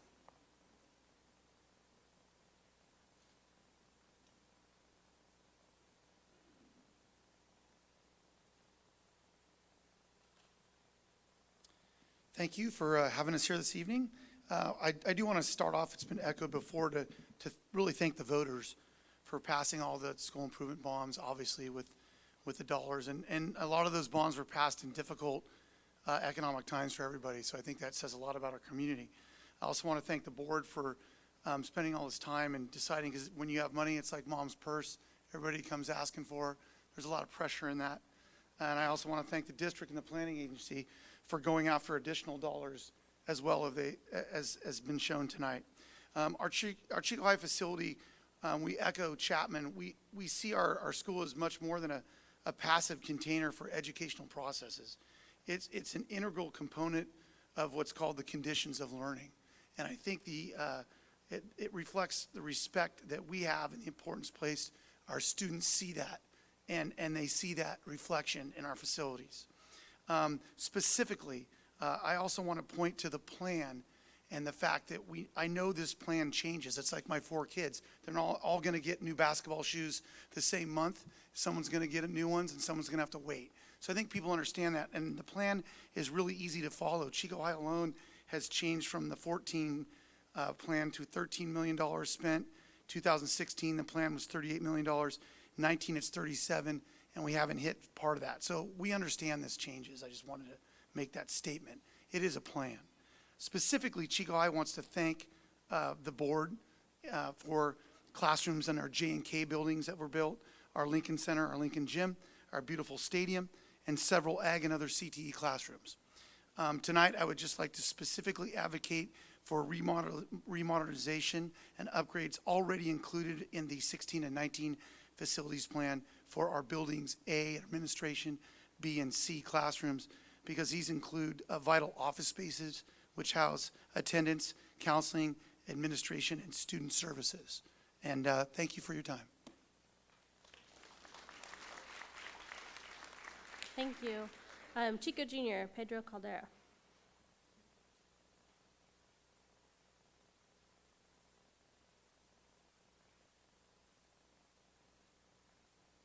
Hello, thank you, school board, for allowing me to speak for a little bit. First of all, thank everyone here, particularly our community who has been supporting us for so many years. Chico Jr.'s wish list: update the locker rooms, update the gym, add some drinking fountains, some ones that that work. Create new office space. We have we've doubled in size in the past 16 years, going from 460 to around 950 students. So we have additional support personnel, and it'd be nice to have some additional office space. Now, but I do want to say the following. We know, all of us as administrators, that we're all vying for getting some updates to our schools. And we also know that not all of us are going to get it. We understand that. What I do want to ask the school board is to consider the following: the recruitment and retention of tradesmen that help upkeep our schools. Our schools are beautiful, and they have a lot of charm. And I call Chico Jr. This is going to sound really wrong, but she's kind of like my old lady, and I want to take care of her as long as possible. I don't have the skills, but I do know that our awesome M&O do their best to support me, and I'd like to support them by asking the school board to see if we can get some additional tradesmen. Thank you.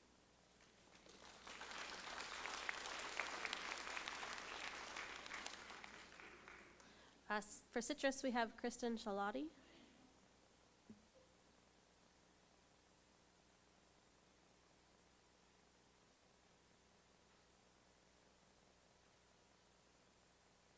Good evening.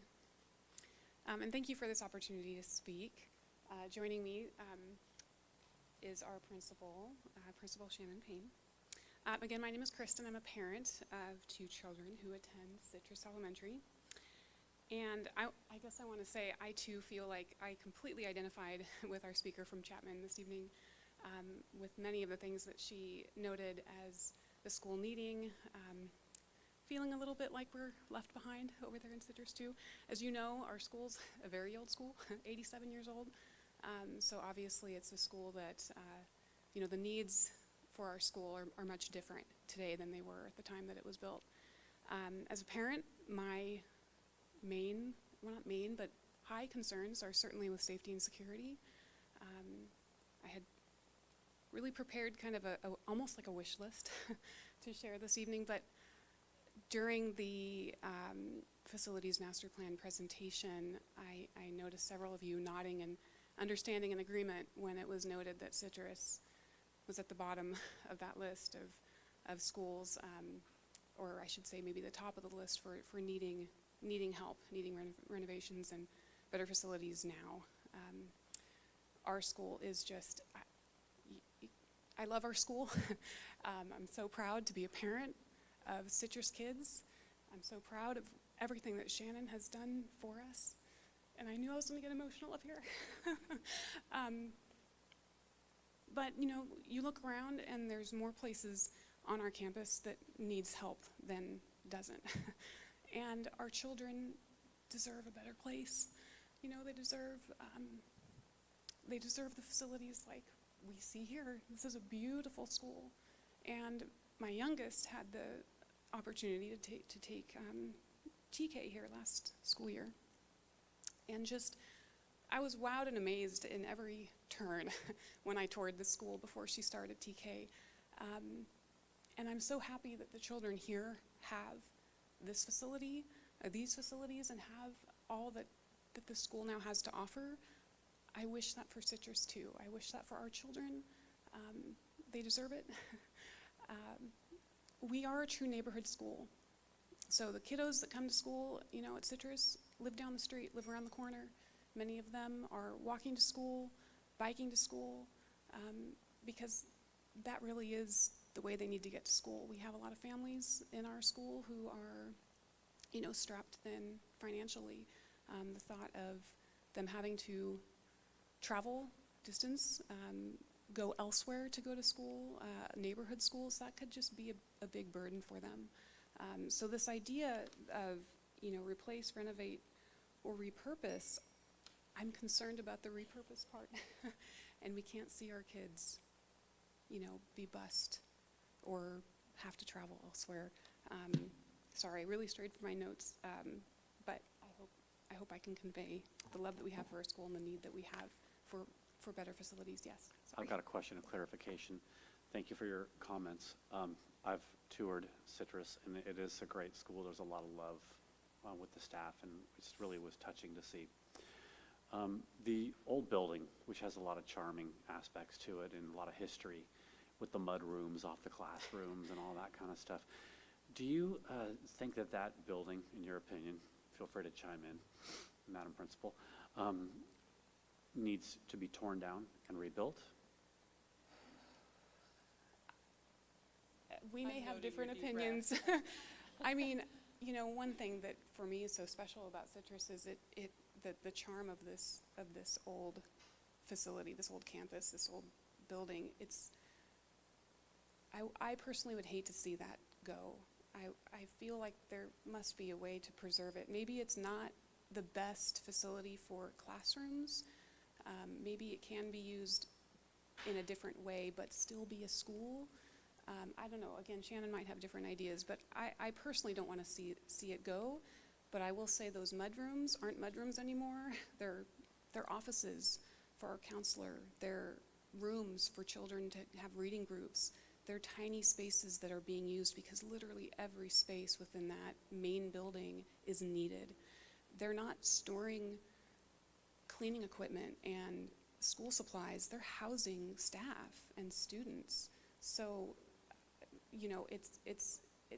the functionality of the building is, used to the max.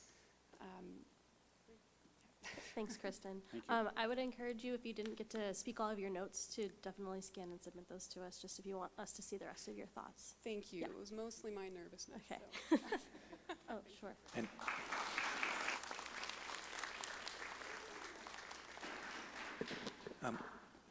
Julie Kissel, were there some particular issues about the building we were just talking about at Citrus regarding whether we could, or are there extra hurdles involved in remodeling or renovating that building? So similar to what we discussed with the example of McManus for the seismic upgrades, Citrus is the oldest school that we have in current operation, and major deep dive renovations for Citrus would trigger some very extreme seismic upgrades to that building, and which would be very, very costly. So not to say that we couldn't do a lighter touch on the existing building to improve its condition, but it would have to be very light, under that $250 square foot cost that Laura was discussing earlier. So I guess what I'm saying is, if we did a deep remodel on that, would that front building that is so charming survive? Would it pass muster? Probably not. Okay. That's, Cost-wise, it would not pencil out. okay, thank you very much. Sure. Next up, we have Emma Wilson. I'm just gonna say those things instead of trying to get everybody's name right. Gives me anxiety a little bit, you guys. They know who they are. I just didn't want to say Courtney's name. Just kidding. Hi, I'm Christy Teache, and I'm assistant principal at Emma Wilson. And I'm Courtney Conley, the principal at Emma Wilson. And Emma Wilson is, as you saw, one of the newer constructed schools compared to others. We really just want to take this time to thank the board, thank the district, and thank the Chico community for the support of the school. In the last few years, we have had the addition of a TK and kinder wing and some upgrades to the playground areas. And again, we're just very thankful for those upgrades and want to make sure that we take this time to thank all of you and the Chico community for that. And we also wanted to appreciate the fact that we're using these schools as hard as we can, and these students are out there, really using the facilities, and the teachers are really using the facilities. And what I appreciate about what Julie and Laura are doing right now is really looking at where the most immediate need is and sharing the wealth, making sure that they're getting to the schools that it's their turn. So we just appreciate you guys, and we appreciate the fact that you're really looking at what's going on. So thank you. Thank you. We have Fairview and Alt Ed.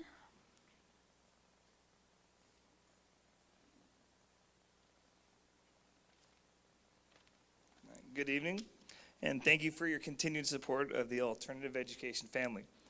Every campus can make a case as to why they should receive priority with respect to facilities upgrades. With such an immense task to determine who receives what and when, I want to acknowledge the work that goes into that process. Alt-Ed students are referred to as for expulsion, chronic absenteeism, credit recovery, probation, smaller class sizes, etc. The overarching theme is chronic absenteeism and a disconnect from their comprehensive programs for various reasons. The bottom line is, students are told they need to enroll in our programs to find success and reach their secondary goals. The pressure to reestablish a sense of belonging to any campus or program falls on the shoulders of our dedicated staff, just as it does with the wonderful staff at the referring sites. The difference being our students are now, generally speaking, at the crossroads of their academic careers in Chico Unified, and in some cases, their young lives. We can speculate the impact on our community if chronic absenteeism persists to the point of students dropping out. We are grateful for the educational services support in all aspects and the work from M&O team to inspect and maintain our campus. You already know the master plan and need to renovate and or replace all buildings on our campus with the exception of the Cal and AFC portables on the west side of campus. While our shop is about 10 to 11 years old, it has been plagued with constant electrical issues since its inception, as evidenced by work orders throughout the years. Said issues have led to machines breaking down, and most recently the compressor has been ruled completely inoperable. Staff, students, families, and our neighbors cannot know all of the conversations we have had as a district to prioritize the needs of our students, but we discuss it whenever possible to ensure they know just how much support we really have. That being said, the constant theme is the appearance of our campus. We can theorize all day long how facilities tie into attendance. Staff work tirelessly to break down barriers to student success, and the feedback is consistent. The Alted campus needs upgraded PE facilities to ensure physical education can take place throughout the entirety of the school year, and not just when the weather permits being outside, whether hot, cold, or wet weather. When outside, we are tasked with keeping our programs separated from one another, primarily for safety, given we serve students in grades 6 through 12. Our field, like many others, is overrun with moles and gophers, making it dangerous for more rigorous PE activities and narrowing down the options available on the former elementary campus. Our students and staff see the failing drainage systems of our buildings with each storm and the constant issues with HVAC systems. They see the deteriorating portables of Oakdale from roofing, siding, and simply exterior paint. With an understanding of our position in the phases of the facilities master plan and the timelines projected, we are absolutely grateful for our new HVAC systems for the NPR, the upcoming renovations for the Fairview bathrooms, the pickleball court addition, and years ago we did have our screen printing program upgraded. Our students, when referred, only know what they initially see when we have the opportunity to show them, until we have the opportunity to show them how much we really do care. In order to do that, we need them to show up with an appreciation and sense of pride for the campus when they walk in. Thank you for everything. Thank you. Hooker Oak, please.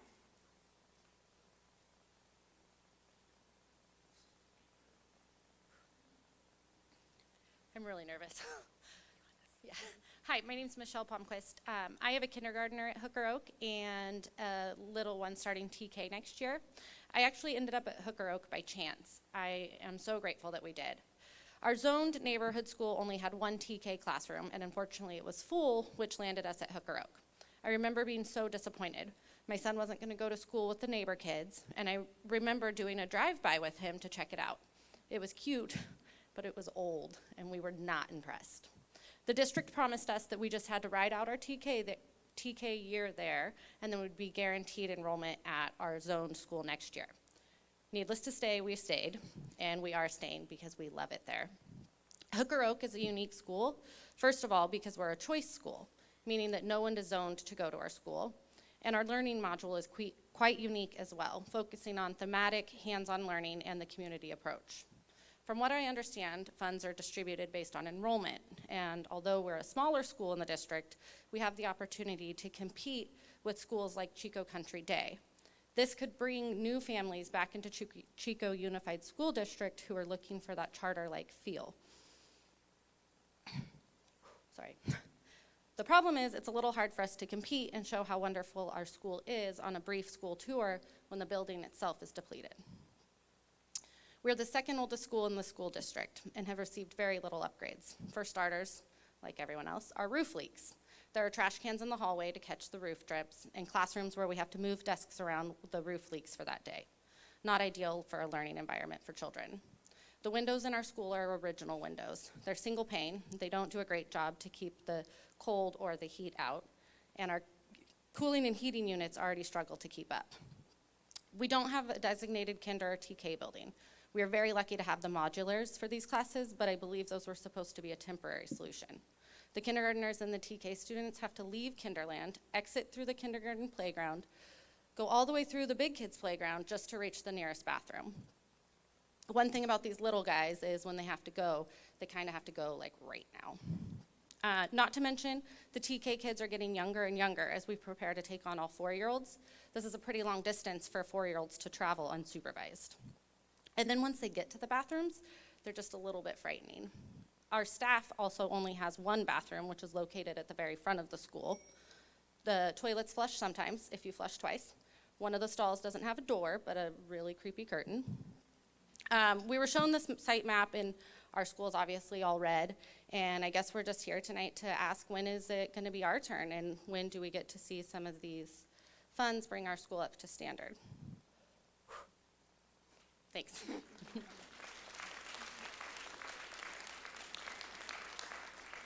Thank you. McManus.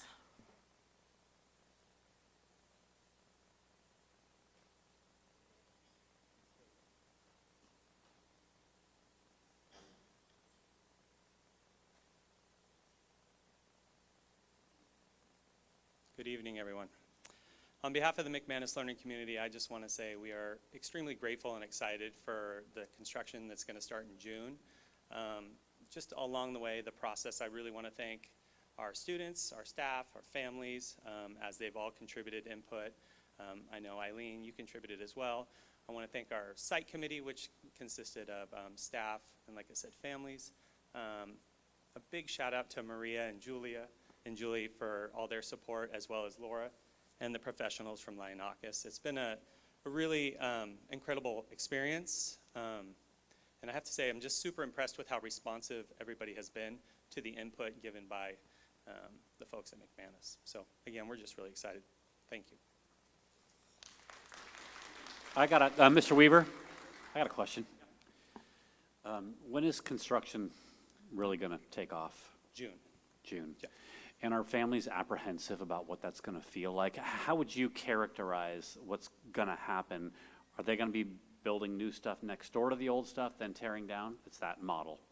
And what's the scuttlebutt that you're hearing from families about how that's going to feel and stuff Genuine like excitement. The first phase is 14 months, the removal of 7 portables. Our front parking lot's going to be impacted as construction is going to take place. While it's the longest phase, I think it's the least impactful, from my opinion, but again, this is all brand new. So I know there's going to be challenges. I also want to say thank you to my colleagues from Shasta, Neil Dow, Marigold, for kind of, meeting with me and letting me know of the upcoming challenges. But I honestly don't know. We're getting into this, for the first time. Yeah, do you think many people would be of the mindset that they'd rather move and go somewhere else while this is all going on and then they'll just come back when the school is rebuilt? I sure hope not. And the McManus community is a tight-knit community, so I don't think that's going to happen. Okay, thanks. Thank you. That was going to be my question, so. Little Chico Creek. Hello and good evening. My name's Marky Hardesty. I love Mrs. Schrock. I'm the parent of a first grader in the special ed program at Little Chico Creek. And I have my notes here, but something kind of triggered a thought for me when they were discussing the plan. There was quite a few schools with a red box under safety and security. And I don't know how many parents here have gotten word that their child has ran into the parking lot or been out at the back gate talking to 2 strangers before, and the back gate's short enough to where somebody could pick your kid up over the gate. And that's not for lack of staff chasing after your extremely quick 6-year-old. That's just a safety and security issue. And that's a scary thing that the parent of a disabled child has to go through when your child elopes. So I did just want to bring that up because safety and security should be a top priority for every school and for every child. But as for things specifically at Little Chico Creek, of course, we would like some bathroom improvements. And then of high importance, we need a more inclusive playground. A playground that is inclusive meets the needs of students with all abilities. So again, do any of you ever worry about how your child feels while playing on the playground at school? Even though my daughter loves running around at recess, I still worry about how her overly sensitive body feels going down a metal slide. And I'll say that again, a metal slide. We live in a town where it gets to be over 100 degrees outside. And how she still cries because she can't do the monkey bars like her friends because of her gross motor delay. Or how she trips and falls over the edges and the bark around the play area. Meeting the sensory and physical needs of all kids can reduce overstimulation and feelings of not being good enough when they can't keep up with their peers. Equipment that triggers not only motor movement, but also cognitive, social, emotional, vestibular, tactical, and proprioceptive systems can help speak to the whole child in every child. Thank you for having me tonight. Thank you. Marigold. We're here. Sorry, I'm getting tired. Hello, board and community. I'm Shawnice Heath. I'm the principal here at Marigold in the Loma Vista preschool program. We are so blessed, and I'd just like to take a couple minutes to share our gratitude with you. Before construction, we had limited spaces, an office with no bathroom, many portables that were falling apart after years of use, and dilapidated buildings. The old Loma building was of particular concern because it did not meet the needs of our preschool special education students. It was a joy to work with Julie Kissel and Maria Campos, the architects and the construction crew, through the planning and construction phases. We love our renovated campus, the beautiful new buildings, and we feel completely spoiled to be here. Some highlights of post-construction are that we are now blessed with a perfectly planned, functional mini campus for our preschool program, increased office spaces, this beautiful stage and gym, and a campus that I've had many people remark feels like a junior college in its splendor. Thank you for doing all you can to meet the needs of our community through the continuation of these projects and updating our schools across town. If you're interested in touring our site to see the wonderful things that came from our bond money, we're happy to set up a time for board and community members to walk through. Thank you so much. Thank you, and thank you for hosting us.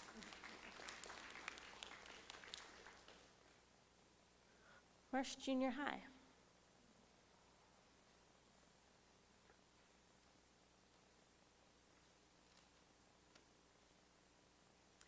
Well, I'm going to continue on the gratitude train here. Thank you all for having us tonight. We appreciate the time and the dedication that you have given to our schools and really putting our schools as our top priority.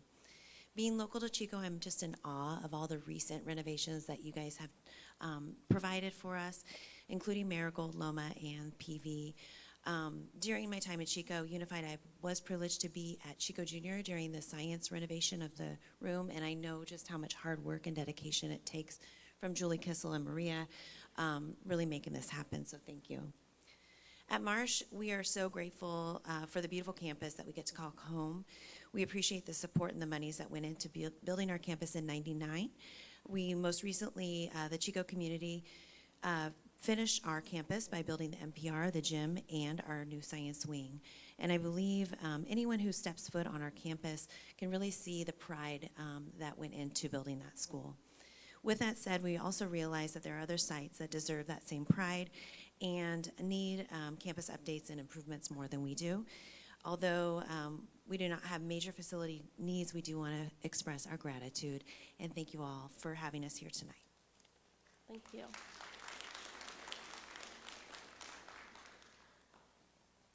Up next is Neil Dow.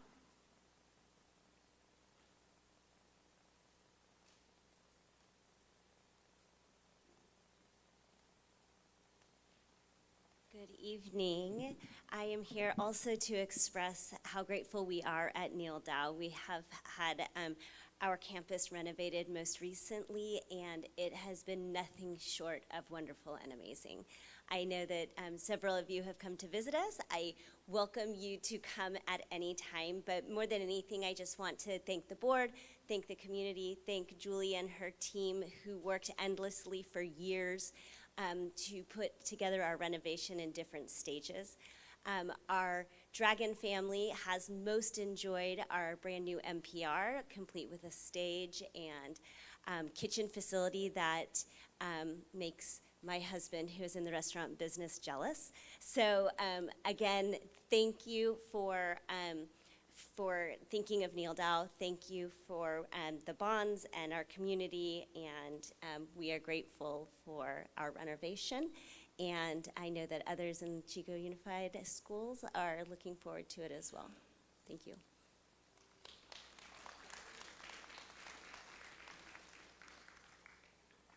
Up next is Parkview. I had a parent speaker as well, but she kind of spoke at the beginning and had to leave.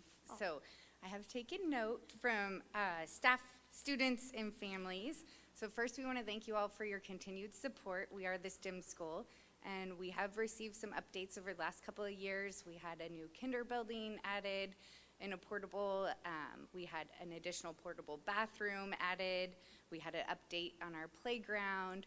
We have a very good working relationship with M&O to keep our facilities at bay when the rain comes and our leaks start. We often joke that we're the STEM school, so re-engineering and reinventing is our jam. However, we do have a need for, as you can see, our capacity is growing, which is a great problem for us to be in. We have increased enrollment, and we have maximized every single nook and cranny that you can imagine, with shared space for offices, counselors, TCMs, adjusting that schedule before school starts. Some of our biggest needs come and have been voiced is with our SPED programs. They're in the portable buildings and they don't have a restroom within them, so they do need to leave. And even though our new restroom was placed close, it still is not accessible for some of the life skills that could be taking place within the classroom. In addition, we have a need for new water fountains. The bathrooms are a constant complaint for kids. They're dated. Our multi-purpose room we have outgrown. We were fortunate enough to receive, during COVID times, a lot of outdoor tables, which is lovely, and when weather permits, that is where our kids choose to be. But on these rainy days, we have a factory in place to get kids in and out to make sure everybody has a seat that is covered. In addition, some of the other parts that our concern is with our growth is our parking circle. So it's challenging to find a space if you're coming to pick up a child, or get stuck in the circle that can back up to the four stop signs. In addition, we are the STEM school, so one of our biggest visions would be to have an updated STEM facility, which would really be a science lab of some sort to offer and extend the opportunities for all of our students. We have an amazing Parktastic community and support there, and they are eager to see our community grow and have this same opportunity. So thank you.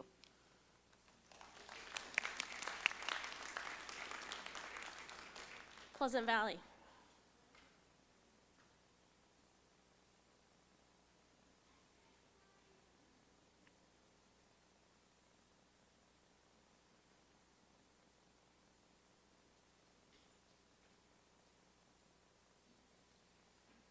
Good evening, and thank you for allowing me to speak tonight. My name is Damon Whitaker. I'm the principal of Pleasant Valley High School, and I as well want to share so much gratitude and thank you for all the support the school board and the district has provided Pleasant Valley High School. We feel extremely grateful and are appreciative of all that has happened at our school over the past 4 years. We've been the recipient of so much modernization, as well as through funding through our CTE programs. We have been able to build a brand new culinary state-of-the-art building that houses our Fire and Fork restaurant. We have built, remodeled our buildings for medical pathway, more CTE child development, our graphic arts and design, and most recently our industrial technology building. And so again, we are so grateful for all the support that the district and the board has shown. It has greatly enhanced our school site and has helped create a positive culture on our campus. I'd also like to show some appreciation and gratitude for Julie and Maria. Again, like Chris mentioned, they have been so responsive and supportive and helpful throughout this whole process. So thank you very much. Thank you. Next is our representative from Rosedale.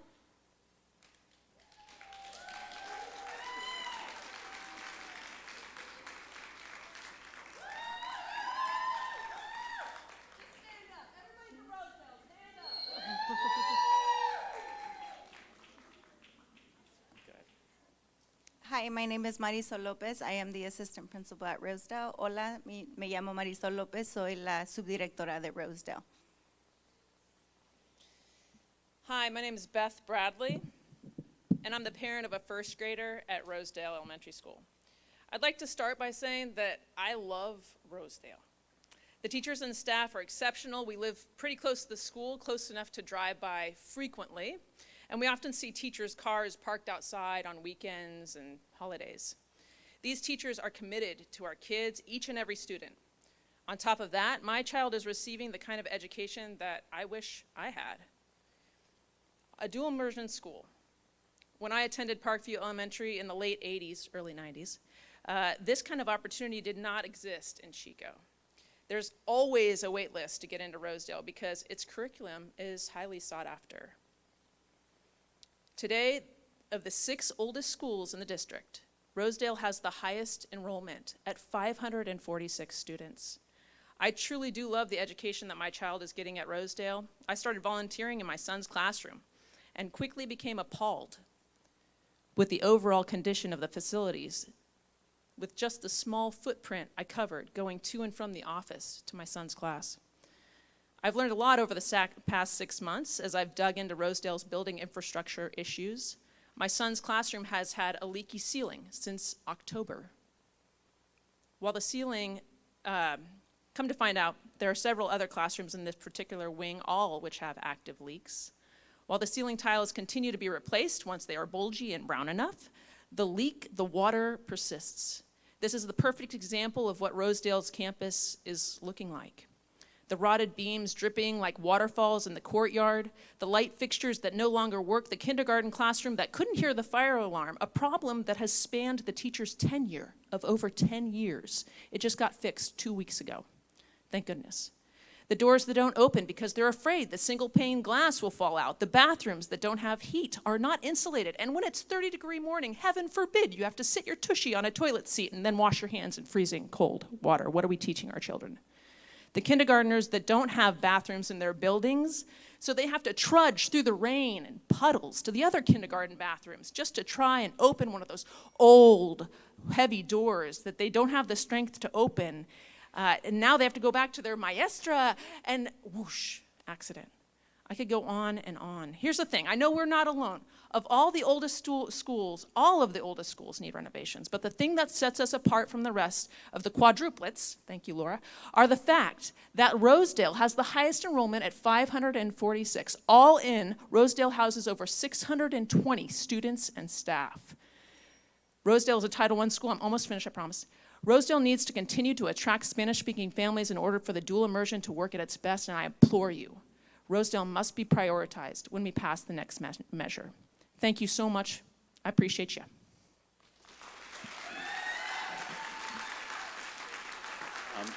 Madam President, I've got a comment.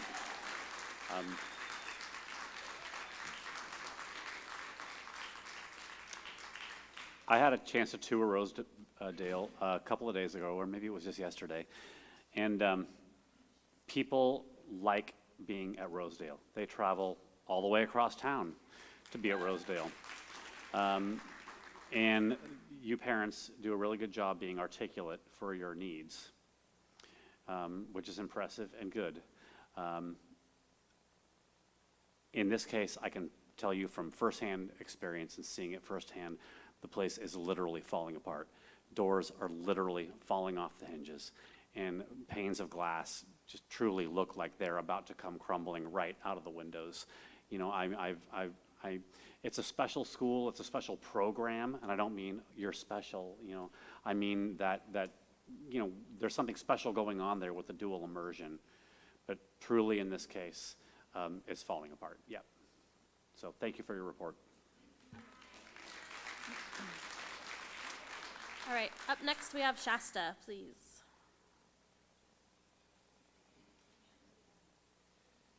Good evening. Bruce Baynard, principal at Shasta. Every day I have a joke of the day. I've got a construction joke that I would tell you, but I'm still working on it. Thank you. There has been a school on Shasta's site longer than anywhere else in town. In 1867, Webster School was a one-room schoolhouse that gave way to Shasta Union School, that gave way to Shasta Elementary. When I got there originally about 10 years ago, there were portable classrooms older than me. Not that they had been on campus longer than I've been in education. No, they were put in before I was born. And I was very happy when we were selected to go through our renovation process. We went from having more portable temporary classrooms than permanent classrooms to now we have 31 classrooms.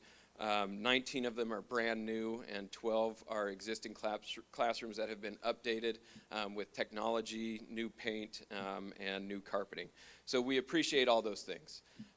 As you can recall from the map previously, Shasta is by itself on the north side of the town. Our attendance boundary goes all the way to the Butte County border on the north side, including the properties that are being built to the west of us, some of which are not in our area, even though a student could literally walk 3 minutes from their house to get to Shasta, but because of the way the boundaries are currently, they go to Emma Wilson. We currently have 655 students, and as was mentioned earlier, we have no room for a TK program. All of our classrooms are completely full, and like some of the other elementary schools, every one of our nooks and crannies is being used. Our reading intervention program is what is in what we lovingly call our reading garage. Our reading specialist is a reading mechanic. She diagnoses the problems of the students and their reading abilities, and she fixes them to get them back out on the road into their classrooms. We don't complain. We are so appreciative of everything that has been done so far, but there is still a need for an improved, enlarged, multi-purpose room to house our students. What has compounded that problem recently, our stage that we use for our performances, we were told that because of the new emissions laws, we would be able to move that stage to a storage space, but there would be no guarantee that we would get it back later in the spring. So we have 4 lunches a day to accommodate our 6th grade levels. So if and when the time comes to look at what we can do for Shasta, an improved, expanded multi-purpose room would be on the top of our list, along with that with the bathrooms that go along with it. Mr. Baynard? Yes. I've got a question. Shasta is such a popular school. I mean, because of growth, I guess, recently, there's just so many people who want to be there. We're adding TK now, you made mention of this fact, and there's no room for a TK to go, I guess, without sending people away or changing boundaries. How do you think families would react to going somewhere else for TK? I can tell you how they feel. They are saddened, but they also see the light at the end of the tunnel, knowing that they will have the opportunity to come to our kindergarten program. We do several tours, every week, especially this time of year, and I don't think they totally enjoy going away, but they know that they have a spot when they come back. So it is not a dire necessity, but I also know that every year we lose a couple of students that go to a TK at one of my colleagues' wonderful schools. They love it, and they don't want to leave that to come to Shasta. Okay, thanks. Mm-hmm. Thank you.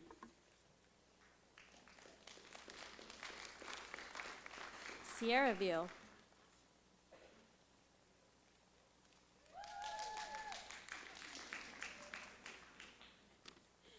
Hi, my name is Melissa Kozak. I'm the PTO president for Sierra View School.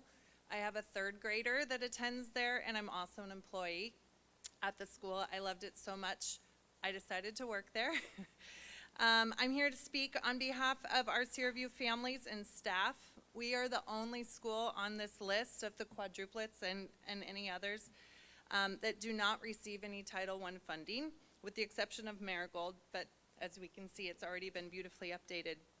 The funding that our school receives comes nowhere close to covering the costs of providing an excellent environment and enrichment for our students, and as a PTO, we have an annual budget of over $88,000 that we have to fundraise to cover the environment of our students.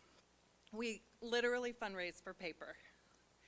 The PTO budget supports our PBIS program, assemblies, books, curriculum, online learning programs, workroom supplies, software support and updates school-wide, teacher reimbursements, scholarships for field trips, homework folders, planners, Book bags, to just begin to name a few. From your position as a board member, you can look at our school and just see numbers, enrollment numbers, funding numbers, et cetera. But for those of us that work here and send our children here with holes in the exterior walls, rotting walls around all of our portables, peeling paint, constant disrepair of our heaters and air conditioning systems, it's this endless money pit that just feels like it's a repeated Band-Aid on it when it really needs a tourniquet. It feels impossible to imagine that the school would even be able to survive the amount of time it might take to get the additional funding after this last bit of money is spent. It's discouraging to watch all of these beautiful updated facilities when we are just bleeding out at all of our quadruplet schools. I know we all experience that. Despite the fact that we have little funding and the physical state of our buildings, we continue to be a high-performing school academically statewide, which reflects very nicely for our school board. After attending the facilities planning meeting in February, I know that there are many other schools that are in equal or worse disrepair that may meet requirements for receiving the funding before SEER review. With our school being located in an older neighborhood and in an area of Chico that is not experiencing much development, as well as the removal of the lottery to be in the Academics Plus program, we have experienced declined enrollment. It's just our hope that enrollment won't be the only deciding factor and consideration for which a school gets chosen next. We have no historical value. We have no charm. We are completely willing to work with you guys and tear the whole thing down, which over half of our buildings need and require. There is nothing that we feel heartfelt about saving. We will move to other buildings. We will move location. We will move into another area on our campus. We will do whatever it takes to make this be an expedited and financially beneficial situation for everybody. Thank you.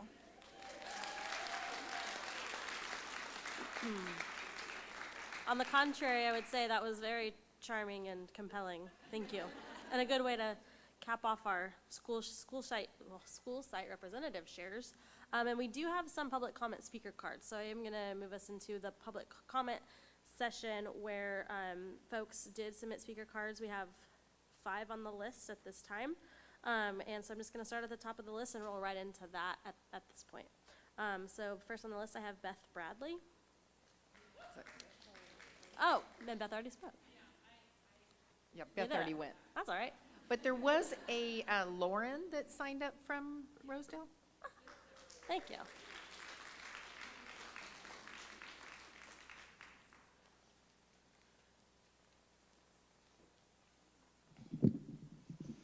Good evening. My name is Lauren Inouye, and I have 3 children at Rosedale in transitional kindergarten, 2nd grade, and 5th grade. I recently attended the facilities meeting that was held on February 9th with a lot of other Rosedale parents, staff, and administrators. We have an engaged community. At the end of the meeting, we were broken into groups by school site and asked to fill out Post-it notes with the prompt being, if we could do one thing. And it made me think about all the individual things that have gone wrong and that we've attempted to have addressed during my children's tenure at our school. So when my 5th grader was in 1st grade, the 1st grade wing was notoriously leaky. Like all the schools you've heard from tonight, we are no different. So we were super excited a couple years ago when facilities came in and offered to reseal our roof. And then I was crushed because I didn't have a 1st grader there anymore. I assumed it had been fixed.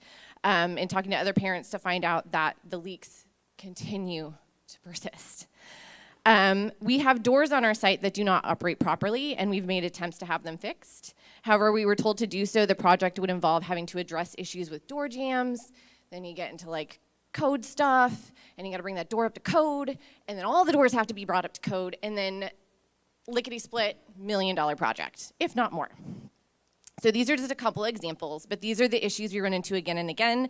Facilities makes an attempt to fix the issues that are wrong, the fixes don't stick. Or we have a problem that looks like reasonable to us, and they're like, no, it's multi-millions of dollars, and the school's just not worth investing in that way right now.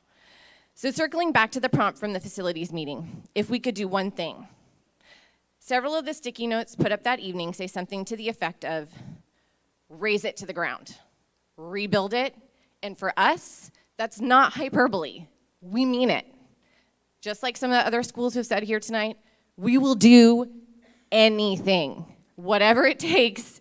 We want our school rebuilt with integrity, with thoughtfulness, and with planning. Some of you may be aware in our multi-purpose room several years ago, we had a serious scare where one of the beams, we were concerned, was warping. It ended up being fixable. They were able to go and reinforce it, but we don't want to be backed into a corner like that again where there's an actual structural failure and then we're having to hodgepodge something together that's not actually going to serve our community. So please, we want our campus fully rebuilt in a timely fashion.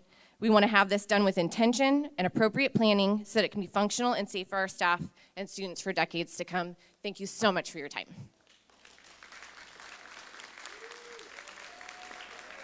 Thank you. Gina Bax. Okay, thank you. Elaine Ward. At yesterday's LCAP meeting, Tim, I saw him, but I forget his last name. He had shared, what's that? Yes. He had shared how students feel about themselves impacts their education. And while he was talking about social and emotional well-being for our students, I feel the classroom conditions also play a role in that as well. How can a student feel good about themselves and their learning environment when their classroom has a leaky roof or a broken heater? For students with disabilities, especially if they're in a mod severe program, they need a room that meets their needs to move around and to be able to breathe and not to be on top of each other. It becomes a dangerous situation when a student throws furniture. And there is nowhere for other students to move to. Parkview is a dynamic campus. We have a highly involved principal that makes both parents and students feel valued.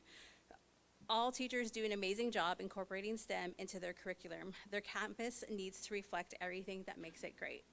I would also encourage the district, when we're considering these facility upgrades, to look into inclusive playgrounds.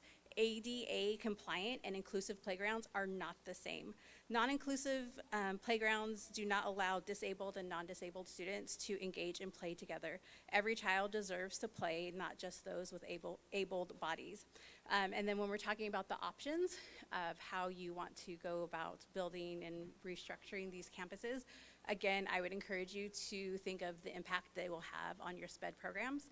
I had friends that their students were attending Marigold at the time in the SPED program when it was going through its upgrades, and they did not have a pleasant experience with their students. And so I would hate to see that be a trickle effect at other schools as well. Thank you. Thank you. Mary Chin.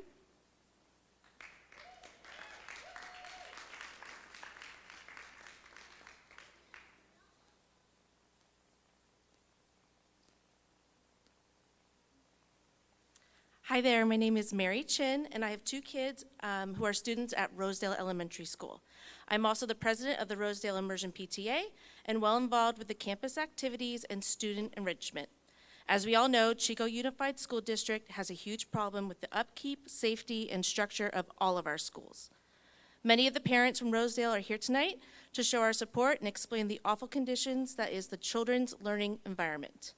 I am here to share how much our school has fundraised and spent on our campus as a PTA perspective. I was asked by a kindergarten parent this year as to why we have not fought before when it comes to our school facility. When I attended my first PTA meeting at Rosedale in the year of 2018, one of the exciting reports was that Rosedale was soon to be renovated. The following year, we are told that we got pushed down the list and that we are next in line for the coming year. In 2020, we were told that we are next in line to be renovated. The following year, we are told that Rosedale was put on hold, and now for the present year that the funds have been exhausted and that we would need to wait for a new measure. Since being an active member of our PTA, we have purchased a brand new kindergarten play structure, which cost us $30,000. We have purchased a new marquee, which came to $20,000. We have purchased over 10 concrete benches since I've been here for a growing student body, which come to $750 each, totaling $7,500. We purchased air purifiers for each one of our classrooms during some of our smokiest school years, which was about $15,000. This year, we have purchased a shed for each one of our grade levels, 6 in total, that has cost us almost $20,000. We are in the process of purchasing new trikes for our TK, which come to around $640 for 4 trikes. Also in our budget is a mural for $8,000 in front of our school, which, in honesty, is putting a Band-Aid over a hemorrhaging wound. We have on our budget proposal to purchase a sound mufflers for our NPR, which, from the looks of things, seems to be a standard in renovations. As a PTA, we have tried to use our fundraise money to fix and replace old doors, but we're told no by the district because if one door is brought up to code, all the doors need to be brought up to code, which could cost too much money. In total, in the 5 years that I've been a part of the Rosedale PTA, we have spent over $93,000 for facility upgrades, storage, and standard daily equipment used by students. To imagine that if we had the upgrade we were promised, how much those funds could have benefited our educators and student enrichment. Thank you.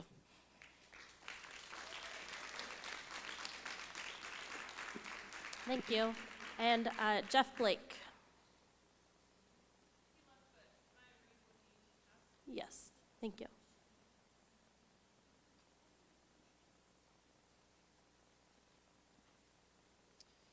Okay, I'm not Jeff Blake, but these are his words.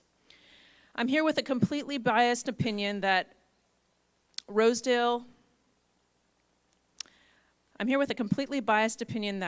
be at the top of the list for school renovations.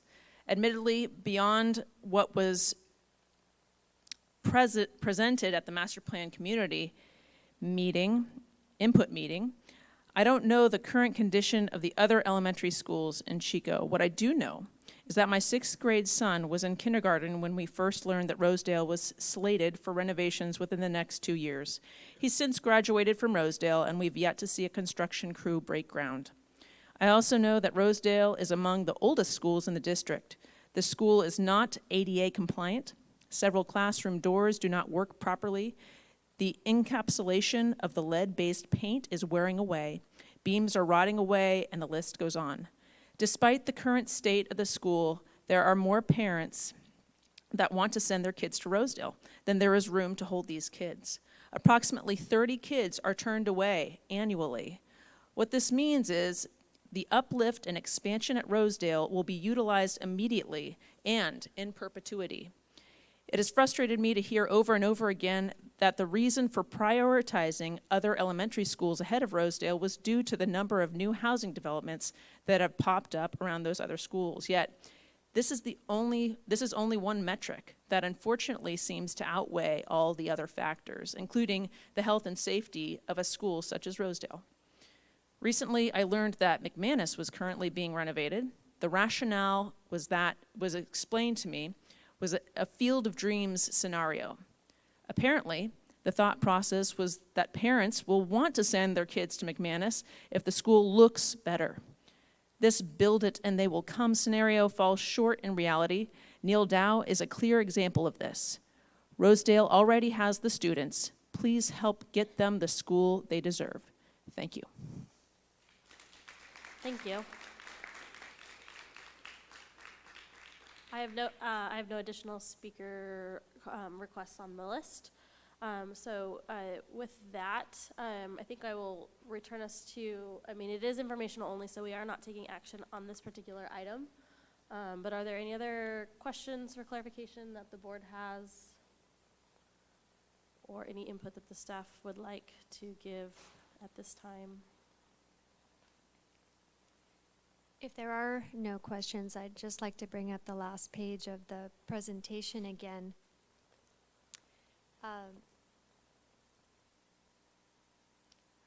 This is sort of the homework. These are the main topics that we need some resolution on for the development of the master plan. So these will be coming back to the board. These items of how to address the surplus capacity that we're seeing at the elementary level. If those housing options that we showed you are acceptable to be applied discriminately to each campus, how it best fits. An approach to inspire, knowing that the Chico High School Master Plan cannot be implemented fully with Inspire on the Chico High School campus. And if they're not going to be there, where will they be, is a big question mark. The impacts on school size and capacity, that transitional kindergarten issue that we're implementing at Shasta, and knowing that it's a major goal of this master plan update to be able to project the enrollment for special ed and build accommodation into the full build out of our master plan to accommodate special education the way that we need to. And also the arts and music that, the new state law grant that was passed, that we need to have music and arts facilities in our campuses. On our elementary campuses? Yes, elementary school campuses. Thank you. And then the prioritization of what I'm assuming are the elementary school projects. We need feedback from the board. Are those the priorities? And then what order will they be achieved in? Knowing that we recognize that we have done a lot of good with our bond dollars and our implementation of the master plan, as witnessed by the comments from the schools that have been addressed. But recognizing that we're not getting to the schools as fast as we would like to, and meeting our obligation to the voters in our community with how we're utilizing their dollars. So that's why we asked our master planners to assist us with being able to expedite the projects. Those interim housing options will help us to be able to roll out our projects in a much more swift manner. And then what to do with the remaining bond funds. So after McManus, what we have left of the funds from Measure E and Measure K, how can we best spend those? Do we start tackling the very next project on the list? Or do we take a step back and try to put in some stopgap measures by doing restroom improvements, safety and security improvements in the hopes that we will pass another bond in the future? So I just wanted to review those items. We will be back to the board for direction on those items in the future. I have a question for timeline because I know one of the previous slides is that in early March there are all of those community input meetings. Correct, May. And that's May, sorry, thank you, Mr. Marchant. The intention of those is to have more information at that point than what we have right now, and you need guidance from us before then. Correct. The intention of those meetings is to report back to the school sites. Yes, we heard you, and this is the plan that the board has evaluated, and this is how we're planning to move forward. So it's providing that feedback. Yes, we heard you, and this is what we're going to do. So it's almost like a preliminary draft of, to get more input and then to further drive our decision making. Correct. Okay, thank you. Julie, do you have a rough estimate of what the remaining bond dollars will look like after McManus? Approximately $50 million. 1.5 or 5.0? 5.0. Thank you.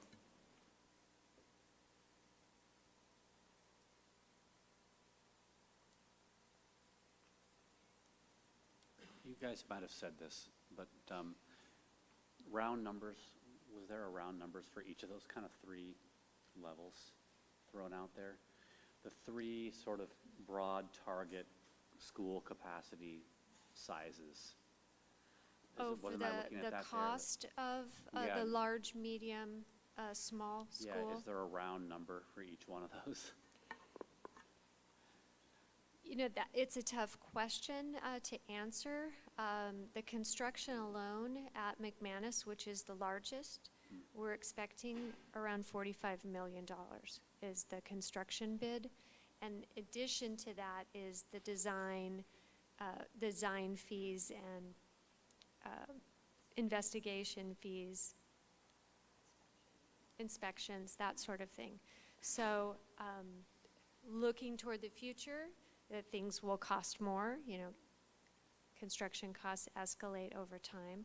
So you could probably say large school, the largest one, somewhere around $70 million, and then medium size, maybe 50 to 60, and small size, 40 to 50. So without a bond, another bond measure, what kind of cash flow would we be looking at, you know, on top of what we've already got in the bank for purposes of building in the next couple of, 3 years?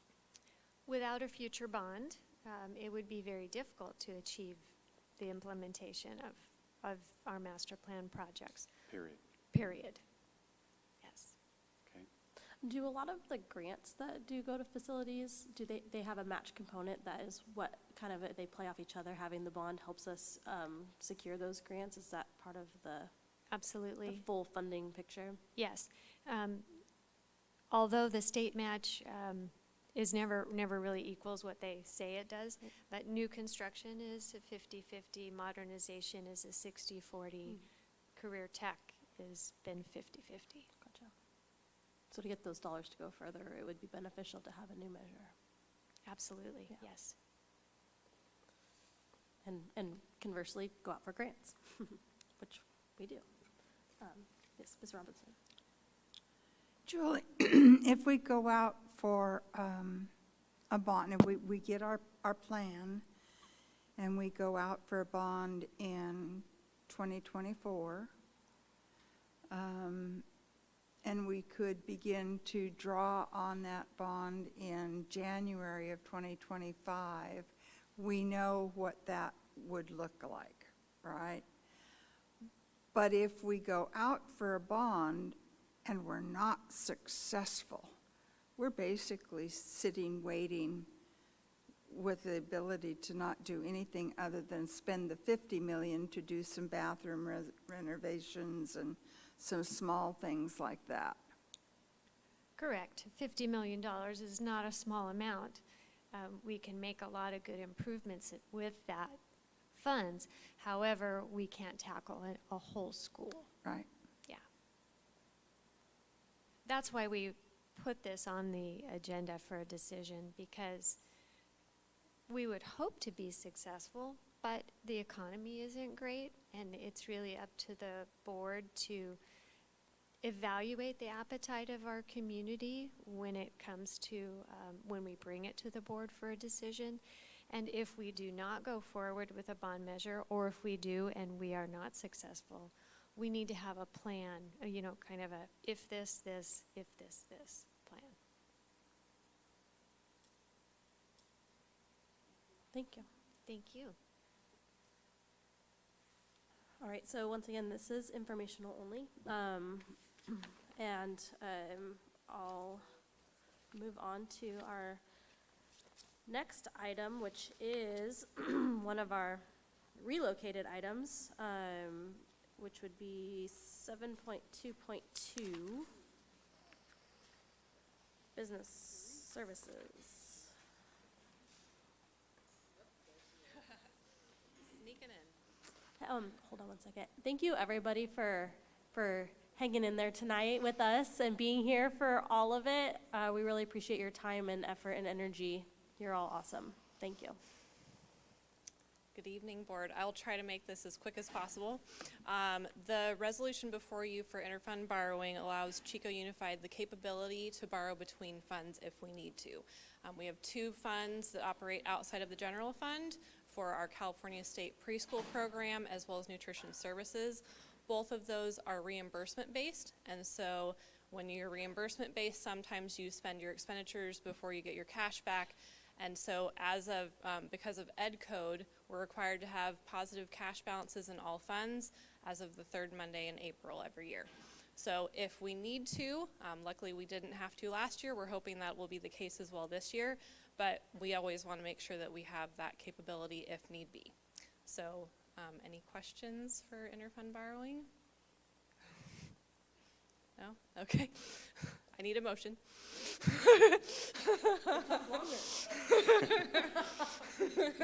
While your mouth's full. Look at all the.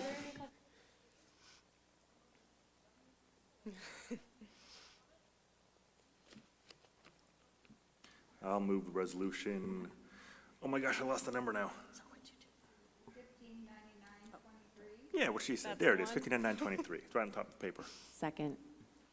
All right, we have a motion by Mr. Lando, and a second by Ms. Conken. All those in favor signify by saying aye. Aye. Aye. Thank you, and I'm going to pass it off to Marie. Thank you.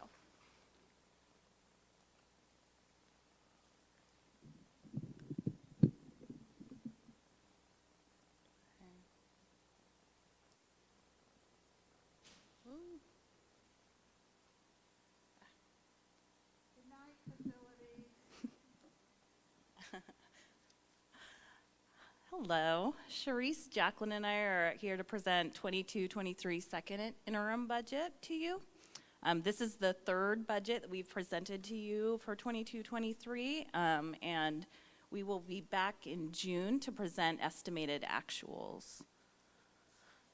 These are the major themes that I'm going to show you some slides about tonight. Okay. This is a graphic representation of our actual versus funded average daily attendance using the new 3-year averaging model. As you guys know, the vast majority of our funding through LCFF comes from average daily attendance. On the left is the actual enrollment and average daily attendance, enrollment being the top bar and ADA being the bottom. And then on the right is the funded enrollment and ADA. So you can see, even though our ADA dropped in the last couple of years, it's a much smoother curve because of us being able to use that 3-year averaging. Okay, this slide shows our unduplicated pupil percentage numbers over 5 years. Unduplicated pupil percentage is the amount of students who are either free reduced income qualifiers, foster youth, or English learners. This is significant to us this year because if you get over a 55% district-wide on a 3-year average, you are qualified for concentration dollars in the LCFF. And so if you see at the very bottom in 22-23, we did cross that threshold. And so that gives us about $600,000 this year. Next year, it's looking more like $2 million. And that's concentration dollars for our neediest students. Okay. This slide shows the spend down of our COVID dollars. With the board's approval, we purchased technology, buses, HVAC systems, furniture. We also implemented student supports like additional counseling, the block scheduling at both high schools, elementary reading teachers, class size reduction, summer school programs, after-school supports. We're now at the sunset of these funds, so we're projecting that they'll be fully spent out next year. So despite the sunset of those funds, we have better news. This slide shows state funding that's new and upcoming for us. You guys have seen plans on some of this, and more plans will be forthcoming. But the good news is that some of these grants will be used to support those student supports that we put in with the COVID dollars. So we won't have to lose the counseling. We won't have to lose the after-school programs, things like that. Okay, and my last slide is STRS and PERS cost increases. I have a quick, sure. Back to the grant funding.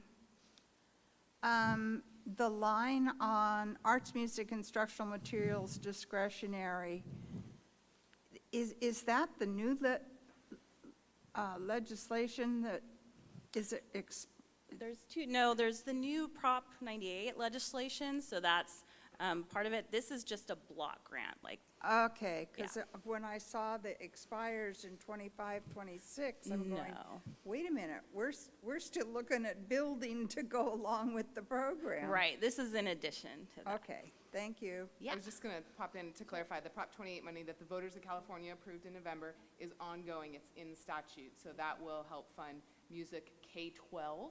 It is allocated by school site, and as long as the voters don't go back and overturn that, that would be ongoing money. The pot of money here that's listed on this screen is really just a discretionary, totally discretionary block grant. Okay. That needs board approval prior to us spending those funds. So I'm looking to come back next month with that plan for board approval. But it is noted here, the original allocation was close to $7 million. Yeah. But part of the governor's proposal in January, even though it was allocated in the current year, is to take back some of that money to address some of the deficit for next year. So right now that is just proposed legislation, and we'll know more as it gets closer to June. So that, hence the double asterisk there. Okay, that makes more sense. Thank you. Yeah. Okay, and this final slide is the impact of STRS and PERS cost increases. You guys have seen this slide a lot. So as budget people, we always have to watch PERS and STRS because the employer contribution rates have been rising. You can see this is like a 7-year span, and PERS rate has gone up 10%. So we include these projections in our budget because we need to know how much of the new money we will need to set aside just to cover STRS and PERS costs.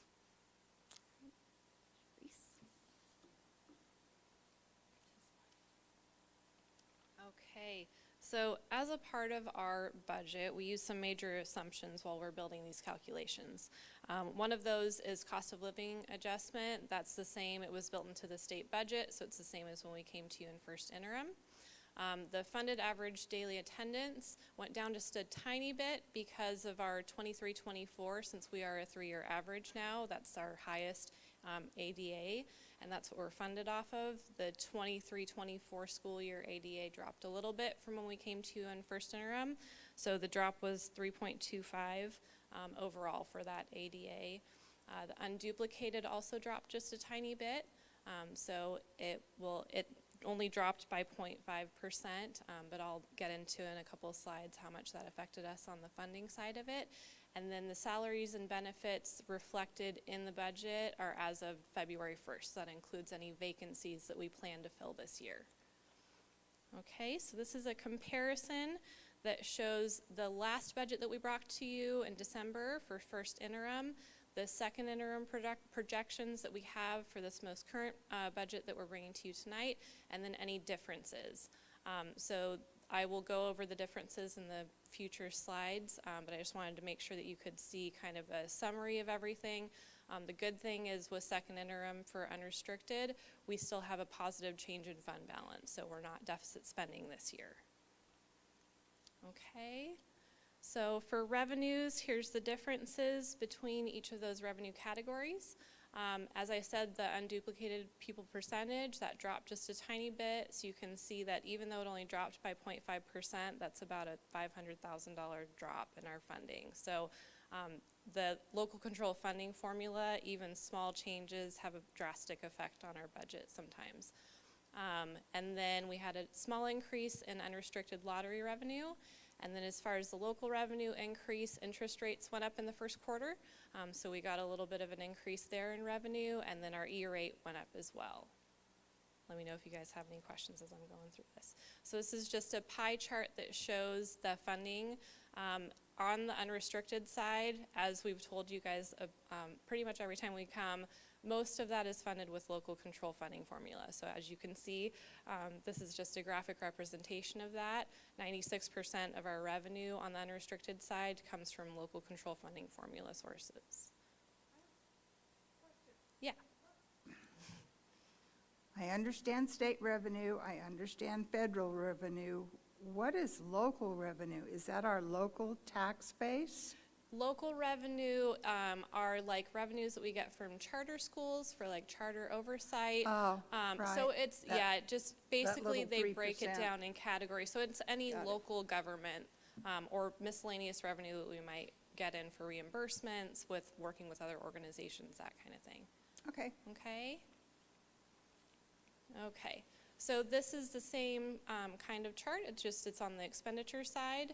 So the biggest difference on this is on the certificated salaries that increased, and that was due to certificated sub-costs for sick leave. So we do our best guess at first interim, best projections that we can based on the information that we have. And unfortunately, sick leave has not dropped as much as we were hoping it was going to after COVID.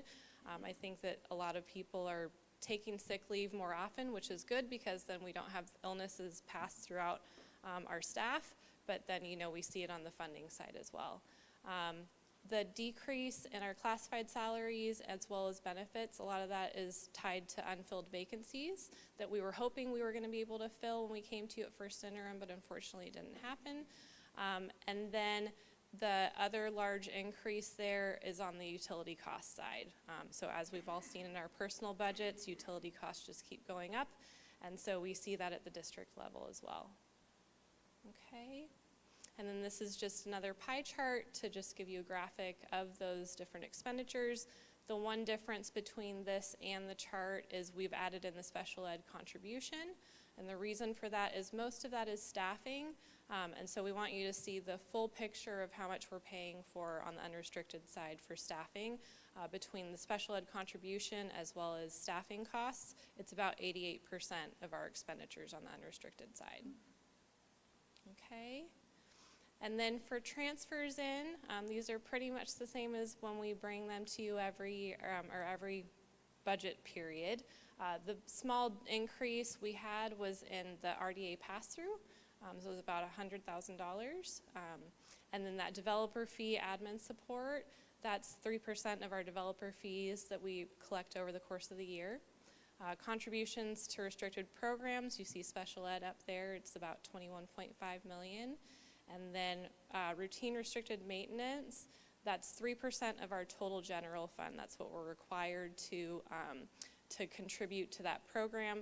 That staffs all of our maintenance and operations department, as well as, you know, any supplies that they need to do their job, or if we have any jobs that need to be done, like plumbing, and our maintenance staff is working other places, then sometimes we'll have to contract out. So that's 3% of our total general fund expenditures that we spend there.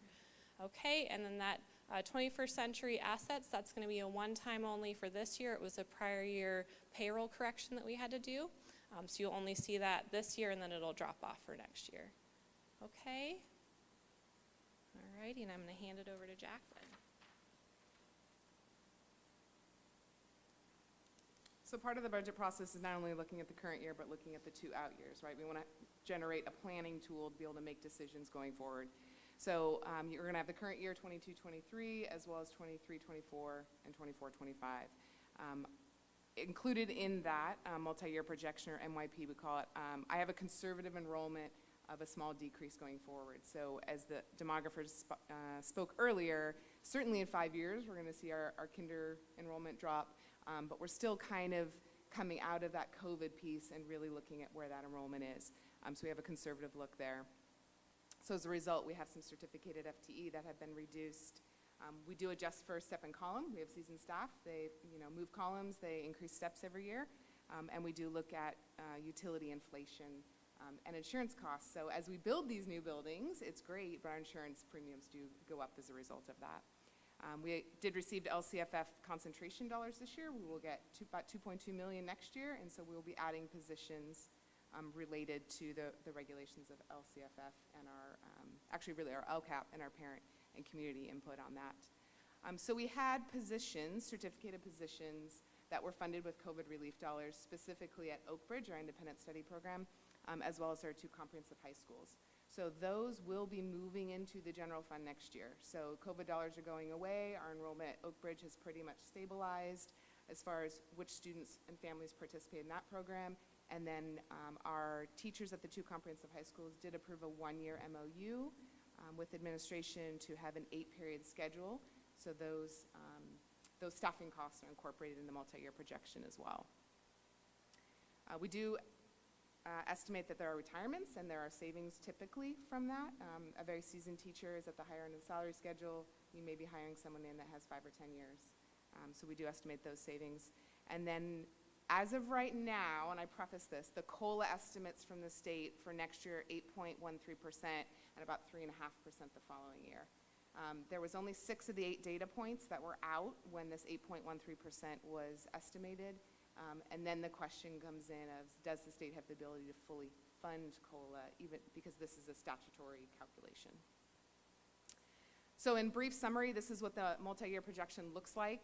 I would target your eyes to the 4th line that's bolded. It says net increase or decrease in fund balance.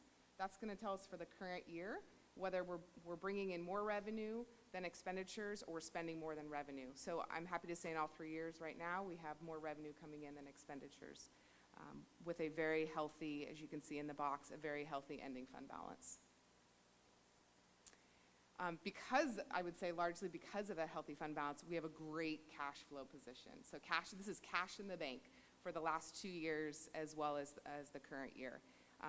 That, I believe, is going to play a pivotal role for Chico Unified going forward, because one of the things the state can do when they have a deficit is do what's called a cash deferral. It's basically checks in the mail. So the state gets to count it as a cut, let's say our May and June money, and they'll give it to us in September, October. It's not really a cut for us. We get the cash later, but the state gets to count it as a cut. It's kind of an accounting move that's been used before by the state, and I would anticipate that that is used again. So this will help us kind of weather the storm when we have those deferrals in cash. So we have to self-certify as we come forward every time. Very happy to say with positive certification. That's the way Kelly likes it. So we're going to try to keep going that way. Assuming the board approves it tonight, we'll get it over to the Butte County Office of Education by March 15th per compliance of Ed Code. So next steps. So we are, as you're probably aware, we are actively working with our parent and community related to the LCAP implementation and what that looks like for next year. So we're looking at the program now. We're staffing for the program now for 23-24. And then in May, the governor will come out with his revision of May Revised. It's going to be really tricky this year with 40 of the 58 counties not having to turn in their tax revenue until October 15th. So it will be very interesting to see how he weathers that storm. And then, as was alluded earlier, back in June with kind of an update of where we think we're going to end this year, and more importantly, what the budget looks like for next year. So those are kind of our next steps. Any questions regarding the budget now or the 2 out years? I see head shaking. No? Just want to say thank you to all 3 of you for putting this together and keeping us afloat. All right. Well, this is an action item. Sorry. Yeah, no, I have a question. It's taking a long time to kind of float to the top. One of the things I was listening to when the budget analyst, the state, was speculating that some of what the governor had proposed was not wise, and they were recommending that the governor not put as much money through to the schools on an ongoing basis as he had recommended in his first budget.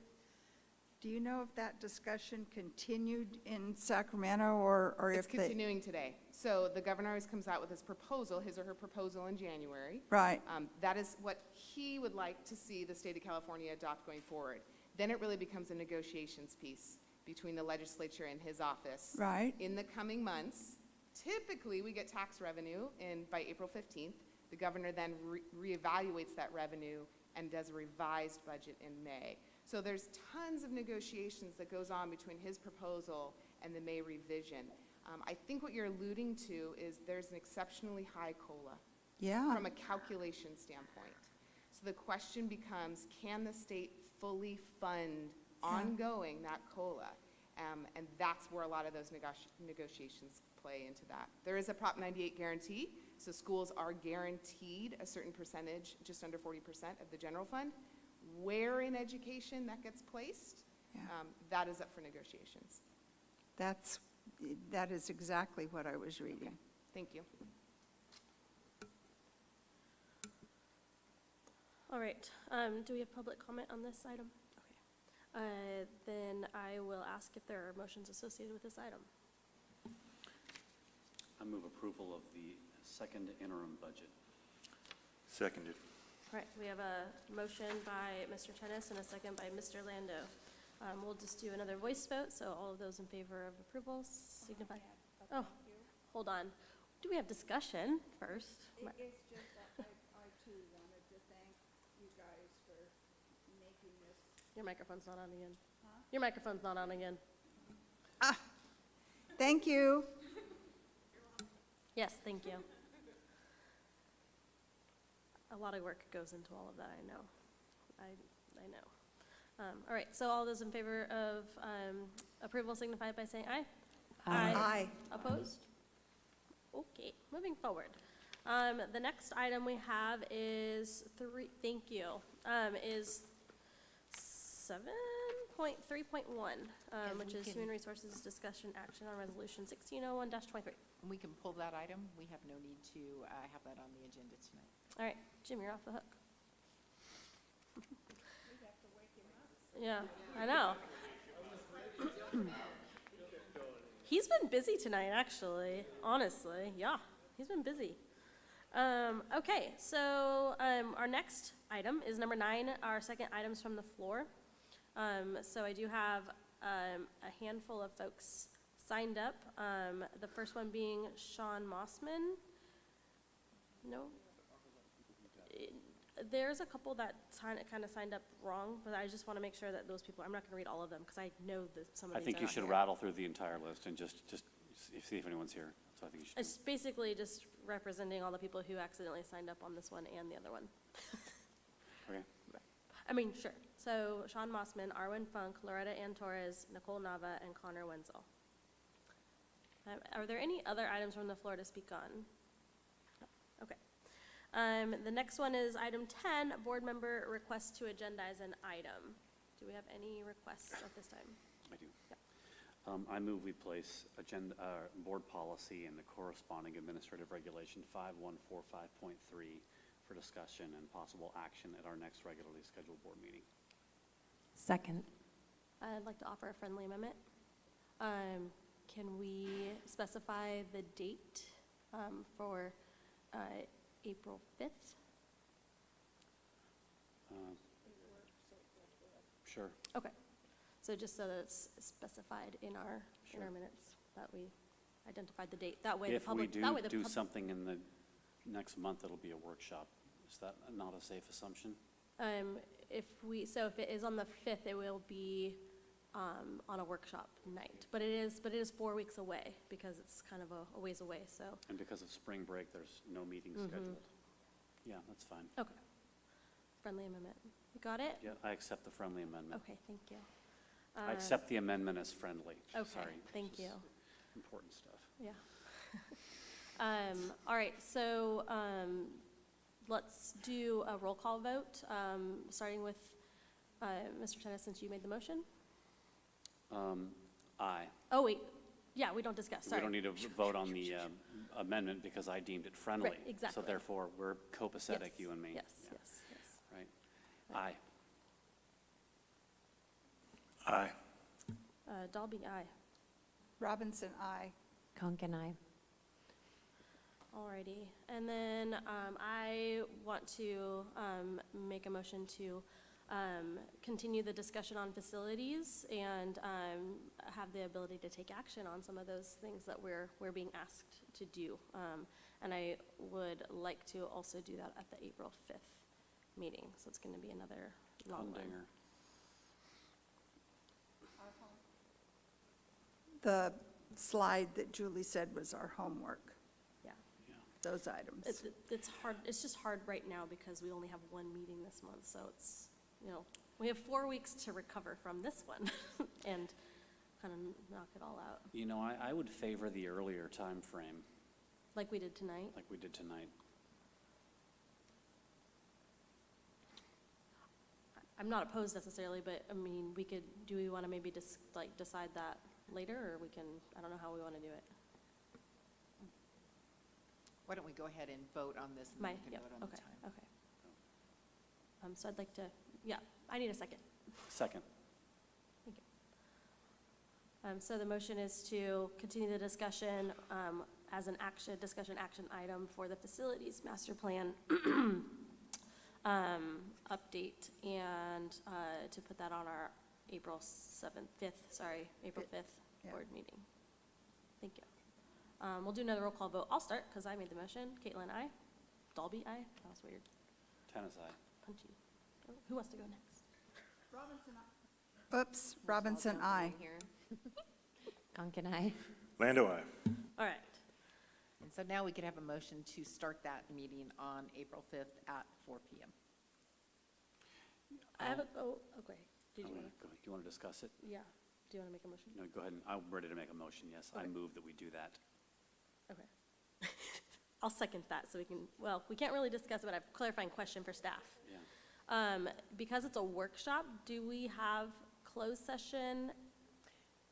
So typically on a workshop, we start the workshop at 5 o'clock and we have closed session after. Right. So what we did tonight, obviously, was we had closed session at 4, started the meeting at 5. Okay, so, So I'm assuming we're suggesting the same format as tonight. Closed at 4, open at 5, and then there's no closed after. Does anyone not think this is a good idea? I think it's a good idea, yeah. Like starting earlier? I mean, it's, you We- know, 10 yeah. o'clock. Yeah, would we like it to be 11 o'clock No. right now? Yeah. All right, so, yeah. We do have a motion by Mr. Tennis and a second by me. Did I second it? Oh, I thought I seconded it. Sorry. We've been here for a really long time. Let's go with that. Let's vote. Tennis motion, Dalby second. Okay, all right, we're gonna start with Lando. Aye. Dalby, aye. Robinson, aye. You guys are wusses. We did board meetings until. We are still in the vote, thank you. Tennis side, but you know what? You guys also did those mid-afternoon board meetings back then. You guys did afternoon, daytime board meetings too. I went to one. I think we all voted, right? No, That's no, done? no. Okay. Maybe during the Are summer there or any something other like that. items that board members would like to agendize? I think I have a lot to think over from the special ed presentation, but I'm not ready to make a motion on anything tonight. Okay. Is there a motion to adjourn? So moved. Done.